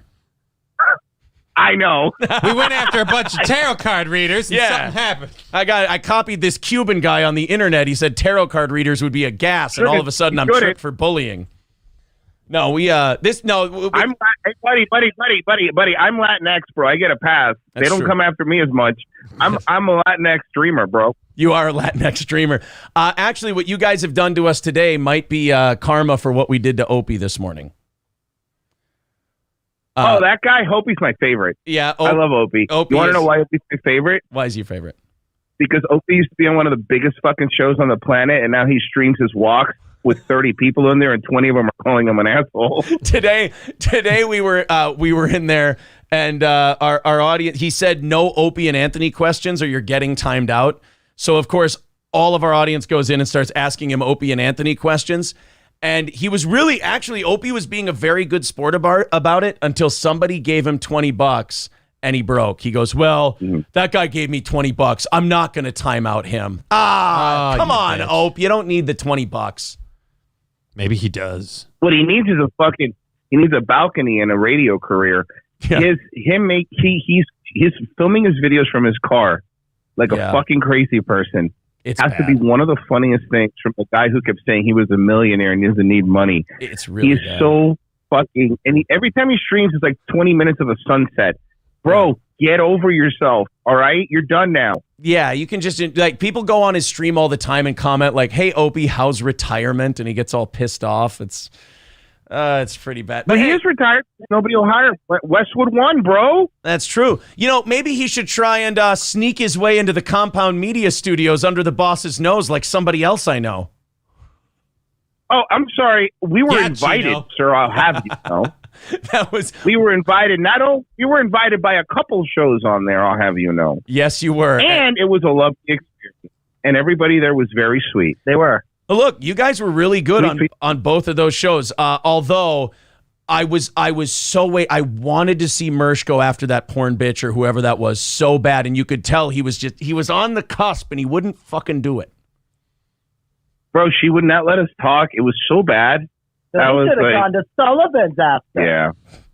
But hey, look, here's the fun part. The fun part is we had a good time. Everyone there was lovely, and there was no animosity on our side. And then you've How's got that? Look at that. That's He's wonderful. Bigger guy. That's very gracious of you. And then Gavin McInnes and Anthony Cumia just bitch about it the next day on their show. But I didn't even get the problem with that. I was like, look, we were invited on shows, right? Yeah. We have no control where these shows are, right? So we did the shows. So what? Hey, man, we didn't cause any fucking problems, okay? It's not like we punched anybody. So honestly, considering if that's the standard, we were fucking the best guests they've ever had. So let's be honest. It was we're not hitting anybody. It was highly entertaining. I enjoyed it. Well, hey, listen. Thanks for the raid. Okay, I know they're telling us you gotta go. It's always they're telling us you gotta go. It's always wonderful to hear from the Ham World Order. Why? Terrible. All right, take it easy, man. Later, man. Have a good show. Bye. Later. You too. Oh, Royce Lopez from Revenge of the Sis and Daywave Radio. Now let's go see what kind of shit that knucklehead is talking after we're off the air. Hold on a minute here. Daywave Radio. Are they only live on Rumble now? Does he keep getting popped? God damn it. Now I got to go on to Rumble. Now I got to go slumming. Daywave Radio. Is he done? Yeah, an hour ago. We don't have anything live. 1 hour ago. Well, that says live. Oh, I'm an idiot. That button says live on it. And we're making money, for everybody but us. Good. Friends. Good. Oh, are they done? Oh, is that it? We punched anybody. So honestly, considering if that's the standard, we were fucking the best guest they've ever had. So let's be honest. Be honest. Yes. I enjoyed it. Wonderful to hear from the Ham World Order. Have a good show. All right. Later. See? Resolve those differences. What differences? Friends. Friendship. Yeah. We won't call it quits. We'll call it the start. Fun. And we're making money, for everybody but us. Let's go back to when we were in the middle of the chat thing. Here. Oh, you know what? No Opie, sir. Think? Opie won't get involved with the steel toe. That was the kindest thing. Can I say something? You know what, Mr. Morning Show? That was the kindest thing anyone has ever said to me. You have shown me a kindness today, sir, that I will not soon forget. All right, everyone say thank you, Mr. Morning Show. Thank you. Exactly. You did, Royce, exactly what Opie do you. That could have been phrased better. Close. Royce Lopez does not tell us what to say. Royce Lopez does not tell me what to do. Hey, Royce of Daywave does not tell us what to say. Royce is not the boss of me. Royce doesn't tell us what to say. Royce told me to say hi. Yeah. Royce doesn't tell us what to say. Ham World Order for life, of course. All right. Royce does not tell us what to say. Thank you. Thank you. They're funny getting it. Ham World Order. Royce Lopez doesn't tell me what to say. Royce sends his love. Royce tells me we love and respect keep going with you. the thank you, Mr. Morning Show. Royce doesn't tell us what to do. Now, do you know the backstory to this? No. Shit, Royce Lopez. Hey! Daywave Radio on Rumble. Daywave Radio on YouTube. Revenge of the Sis on Rumble. Listen to me. We're have fun. Royce Lopez. Let me tell you what he did. He was picking on these tarot card readers on YouTube. I wouldn't say picking on a Mr. Morning Show. People do. I mean, if they're fortune tellers. Does he know that we're fucking around, or does he not know that we're not fucking around? I have no idea. Say the Steel Toe Morning Show sent us. Oh. And I don't know if any of these tarot card people have fans. They don't. Well, I mean, it is one of the suits either in the deck. Guy but who's a tarot card guy or somebody who was watching the tarot card Probably guy just a tarot guy. said that I'm an asshole for going in and ruining people's streams. Why can't I just leave people alone? But why don't you leave people alone, Mr. Morning Joe? So I go into my DMs. I mean, it's not like there's clips of us fucking with people. Or Zen Rhino or somebody, one of the crossovers from those our two universes. It's probably Zen. Said, oh, by the way, really funny. Royce was fucking with tarot card readers today and told people to say they were from Steel Toe. I went back and watched it. I just typed in the chat, you should leave them tarot people alone. Royce, I'm going to get through all of these. I promise. Royce Lopez is love and the light. Tim Pool already covered it. Hobo chili recipe.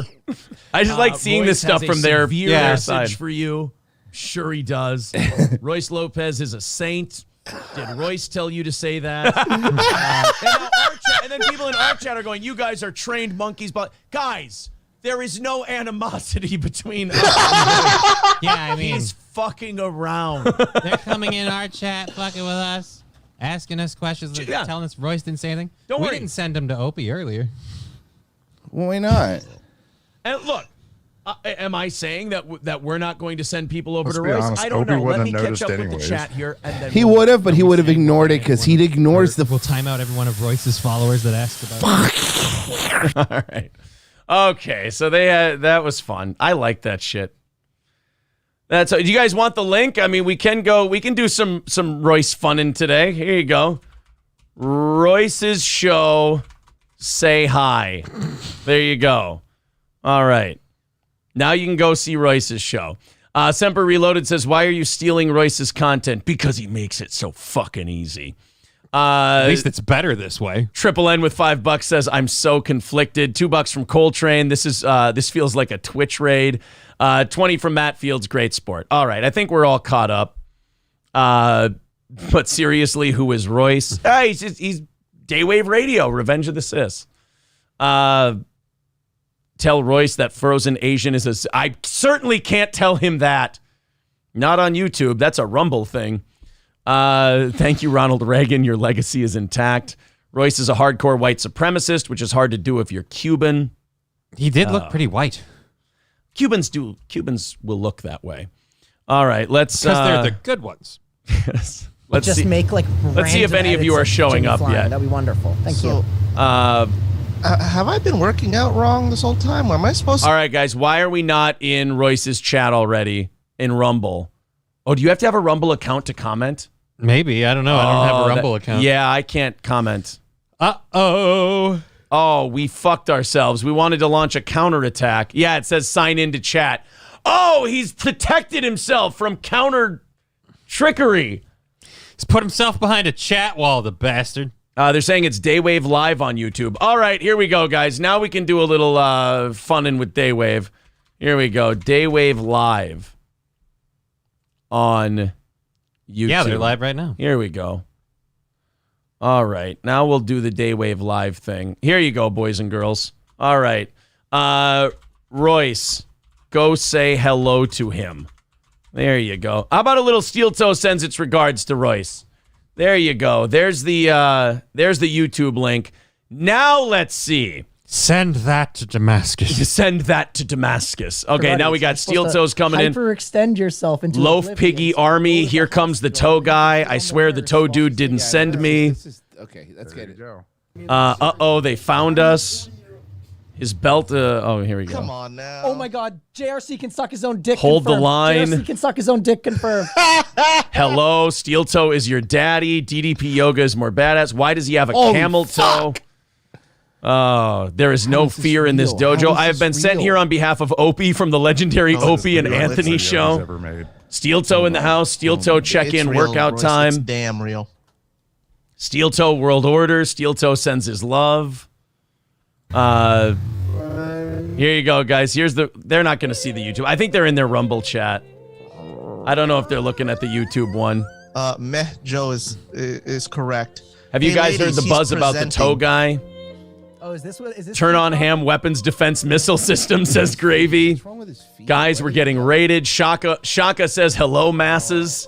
Everyone's a buzz about the toe guy. Prostate health is important. Make sure you check it regularly with your fingers. Steel Toe tuned in just in time for workout tips. Danny, you son of a bitch. Steel Toe and Crutches says hi. Loaf Piggy Army. Oh. Hear me out. What if somebody were to just, I don't know. There you go. All right, here. More Royce stuff. Get in there. I don't want anybody watching our show. I want everyone over on Daywave saying hi to Royce. Yes. Shaka Zulu lives. Let's get after it. Why can't I spam? It's workout chair. How the hell's your coffee? Toe Army. Keep her going. Hi, Steel Toe. Hi, guys. It's nice to see you. Where do they find these guys? Loaf Pig. Oh, we got more Loaf Piggy Army. I'm a fan of Chad. They're failing at rating us. I know. You guys are fucking up. We got more people in our chat than they do. Get over there. Let's go. You're making us look like assholes. Oh. 10-pound weights. Toe Guy says you're his only shaded friend. David Chandler, we miss you, Royce. Come back to the toe. Take some notes, Toe Raider. This is a real man doing real martial arts. He's the best. Loaf Piggy, Opie sends love. Dry Wave Radio. That's shit talking, guys. We want this to be good natured. Hey, from the Steel Toe guy, Steel Toe Army, Loaf Piggy Army. I still don't know which one is Royce. They don't understand that super chats are the way to raid. Yeah, throw them some fucking super chats, guys. Don't just go in there and be a dick. Throw them some super chats. Missing anything? All right, there we go. Lorax Adam Comedy with $1.99. Opie has sent me here from the great O&A show. All right. Oh, no. You mean, how can you critique perfection? There you go. All right, we'll keep an eye on it. I really want you guys to get in there and do your Get work. on it. Do your stuff. There's the link in the chat. Just go into their chat and do. You may not like stuff. it, Steel Toe, but this is peak male performance. Take them down. Aaron's wondering if you want to set a boxing match up. Oh. What's the present we all want to give to those who offend us? The taste of Steel Toe. Lemmy with $5 says Steel Toe love. Toe Girl's in the chat. Oh, don't let him know we have female listeners. Jesus, you look like a cop on Grindr. Well, we didn't mean for this to be mean-spirited. Emilio with $1.99. There you go, guys. Throw them some money back. They threw us some. Throw some back at them. Smells like feet in the chat. Okay. Oh, smells like feet in the chat, of course. You know what I don't like? I don't like that they don't play into it the way we do. Yeah.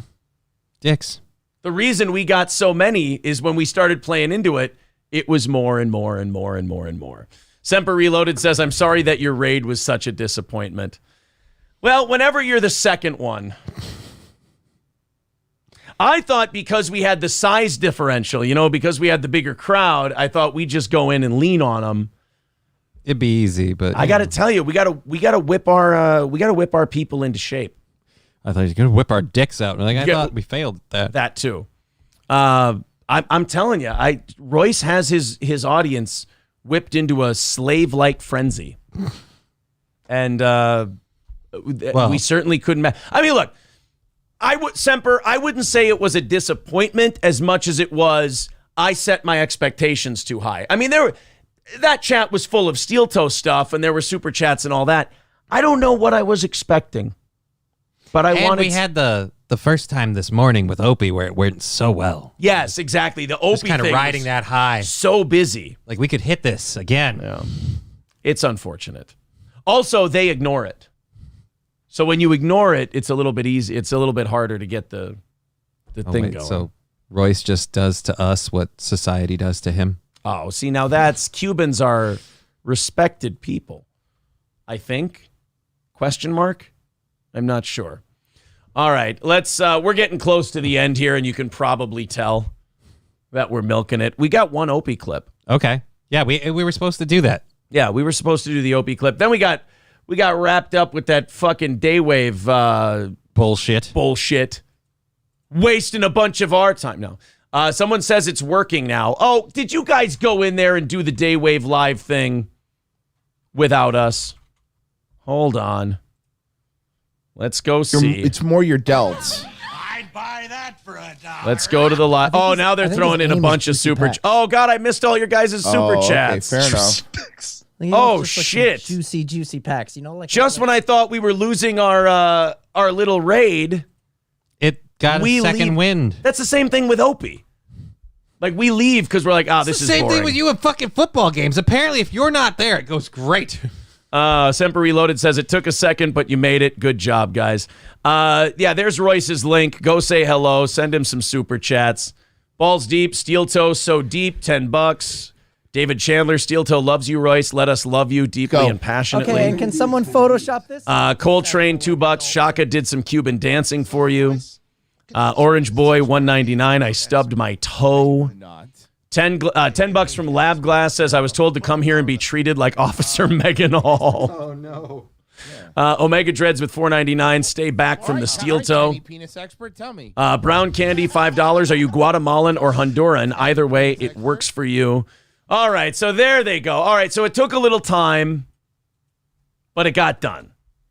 The raid got done. The super chats got paid back. We did. Very good. Well, you did it. All right. So there you are. I'm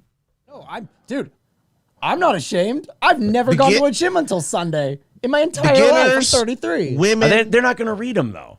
What? I wanted him to read the nice super chats that the Steel Toe fans sent them.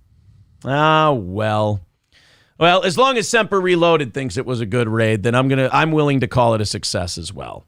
All right, guys. I think we can leave them alone now. They made a couple of bucks. But I want to see their opinion. I'm yearning for their acceptance on these super chats. We're alone now. Lorax Adam comedy with 199. Royce is a dirty PR according to Mr. Impulse. Punisher.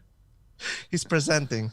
I think you need to reciprocate. They're watching the weightlifter guy. They're not talking about their super chats. Lorax Adam comedy. Royce is a dirty Puerto Rican according to Mr. I'm old. Okay, listen. First off, how dare you?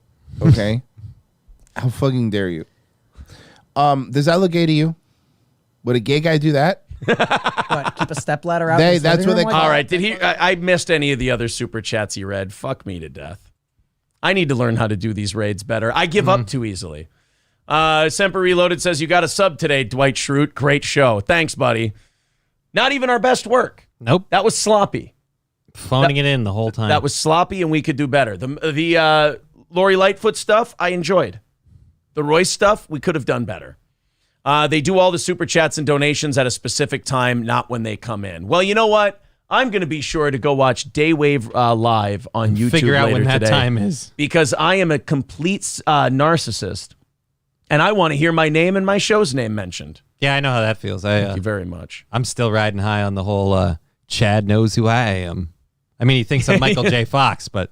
You like that Chad Zumock knows your name? Yeah, that's cool. I'm like, I didn't think I rated high enough for Chad, but that's cool. 10 minutes. I can do an Opie segment in 10 minutes. We can do Opie. I can do Opie in 10 minutes.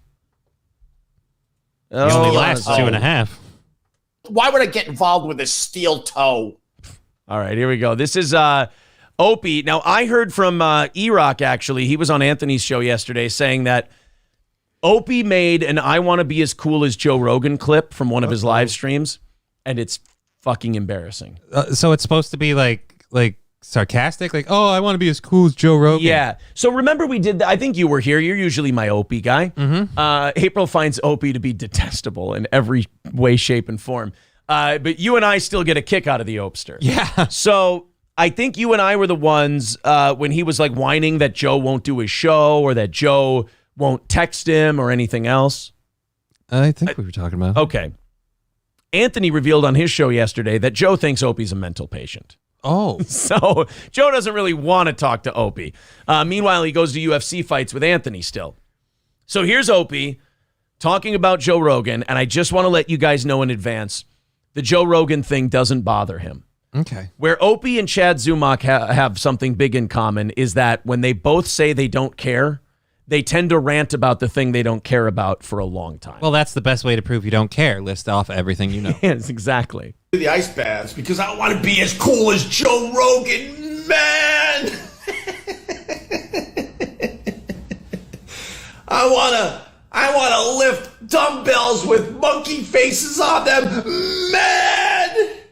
I mean, he makes a lot of money from those kettlebells with the monkey faces on them. I don't know. It's like, I want to be like George Foreman, man. I want to sell grills with my name on them. Not really the slam you intended it to be. I want to be a successful broadcaster, man. I want people who have talked to me in the past to not hate my guts, man. I want people who technically came up around me to answer the phone when I call, man. Just want to be as cool as Joe Rogan and eat elk, man. That actually sounds delightful. I mean, I've never had elk, but I'd be willing to try. If I had a plate of elk here, would you try some? Hell yeah. I would too. I put toothpicks in them like they were samples. There you go. And we would have, now I want to go to Costco today. Or Von Hansen's. Oh no, I want to go to Von Hansen's. I was thinking more samples. Yeah. Costco for samples. But the meat counter at Von Hansen's. I just hate Costco because I can't walk around that store. Now we sound like a couple of divorced women. Can we continue? Reading is good. Can we start the story now? Take a big sip. Professional broadcaster. That was just fun. Relax. That was just fun. Relax. But I think I'm going to get like... Nobody's getting worked up. Yeah. Don't tell us to relax. We don't have a visual chat to see like, everyone's getting excited. Hey, 40 people watching this. Don't get too riled. We don't want to start a movement here. Relax, ad bots. Gonna fill it with ice and water. Man! Actually, ice baths are a wonderful way to reduce inflammation. And as DDP says, hold back the hands of time. And prove my masculinity, man, with an ice bath. Ice bath sounds like bloody hell. Yes, it does, Leslie Larson. Yeah, but you know what else feels like bloody hell? Getting old. So anything you can do to forestall that, not the worst. I mean, honestly, if we're on the bloody hell train, I'd say this one's kind of right there, too. So I was just cool going to say this. Yeah, ice baths sound like bloody hell. You know what else sounds like bloody hell? Being Opie. It does. And now this guy's all mad because I took a few shots at Rogan. Joey Tickets, wish you had Rogan's audience. Shut up. I do. Do you wish yeah. I wish I had Rogan's audience. I wish I had everyone's audience. I'll be honest. Everybody who talks into a microphone for a living has to drop this pride thing. All right? Once you abandon pride, you get to be free to be yourself. All right? Abandon your dignity, abandon your decency, and just admit your insecurities. Like, yes, I would love to have Joe Rogan's audience. That would be wonderful.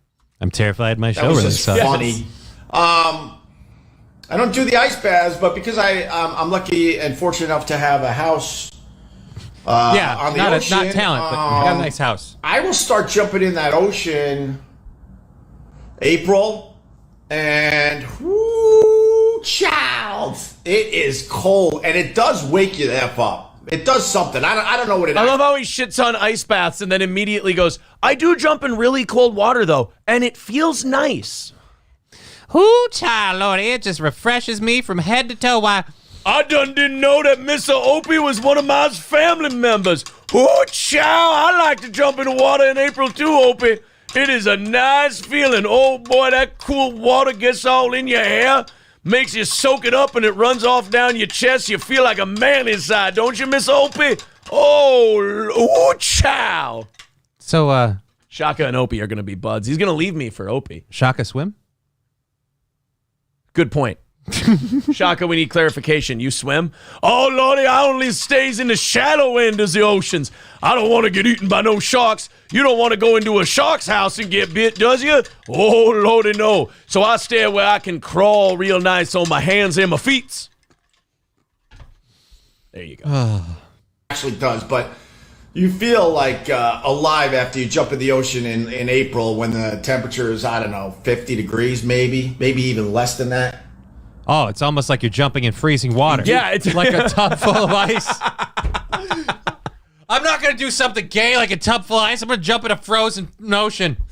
I'm not going to do an ice bath, man. You know, I will jump in the water when it's around 40, 45, as though you ice down some water. And it just really, just really wakes you up, really just gets in your body. I mean, it's relaxing. I don't know why more people don't do it. They should find a way to do it at home. Jesus.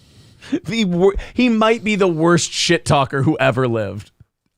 Or feel alive. So I guess I do ice baths, but I do it even more manly than Rogan. No. I jump in a freezing cold ocean, man. I try to plumb a dolphin's blowhole, man. You're mad at that? Whee! Opie will be eating elk and taking testosterone within a year, man. Yes, I will. Isn't it uncomfortable when only one guy's laughing and it's the guy talking? Yeah. I mean, you work with me, so of course you know what that's like. Yeah, that's why I play people are always like, why do you play the sound drops and the laugh track all the time? Because otherwise I think I'm fucking crazy sitting here talking to a TV screen. Exactly. It says on your chart that you're fucked up. Vincent Scaramuzzo, yes, I will.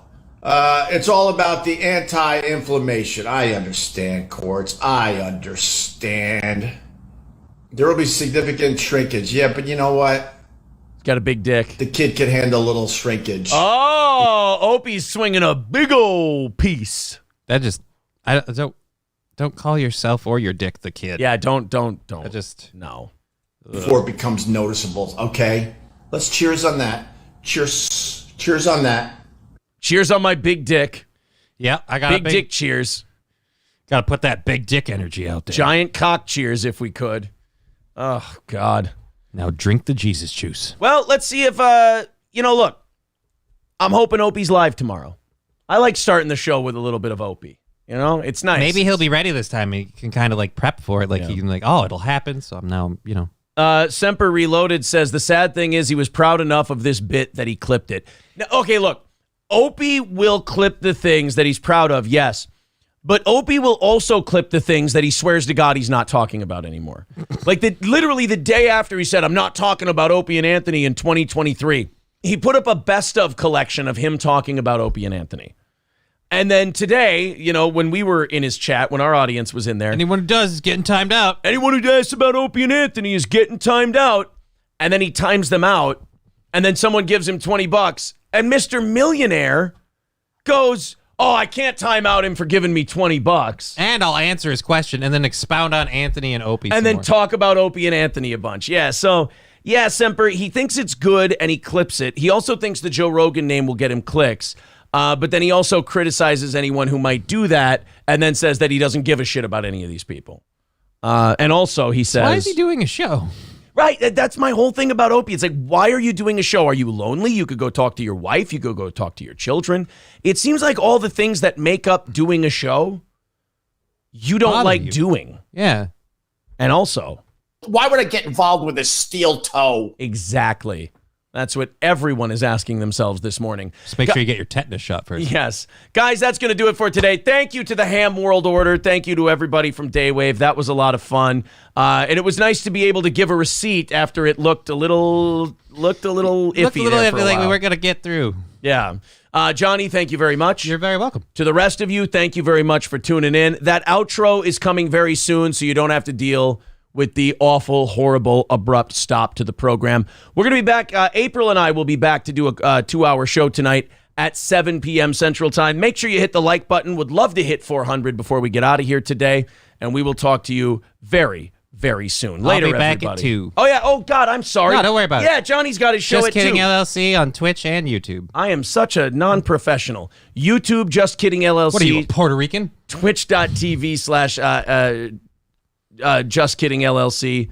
Check it out. Zen Rhino says Irrational Times is the best jingle maker. Yeah, he's working on something for us, and I'm really excited. Semper Reloaded says you hit 500 likes when Nice. Daywave was here. Oh, really? Because I know we peaked at 600 something earlier today. We were in the mid 500s viewership for most of the day. But did really? So the Daywave people came by and hung out, hit the like button too. Well, that's really cool. Awesome. Yeah, as far as viewership, though, goes, we're usually in the 500s during the show, and I think we peak out somewhere in the 600s. All right, again, thank you, everybody. I'm really leaving this time. Minnesota, goodbye. Thank you, Johnny. Talk to you guys later tonight.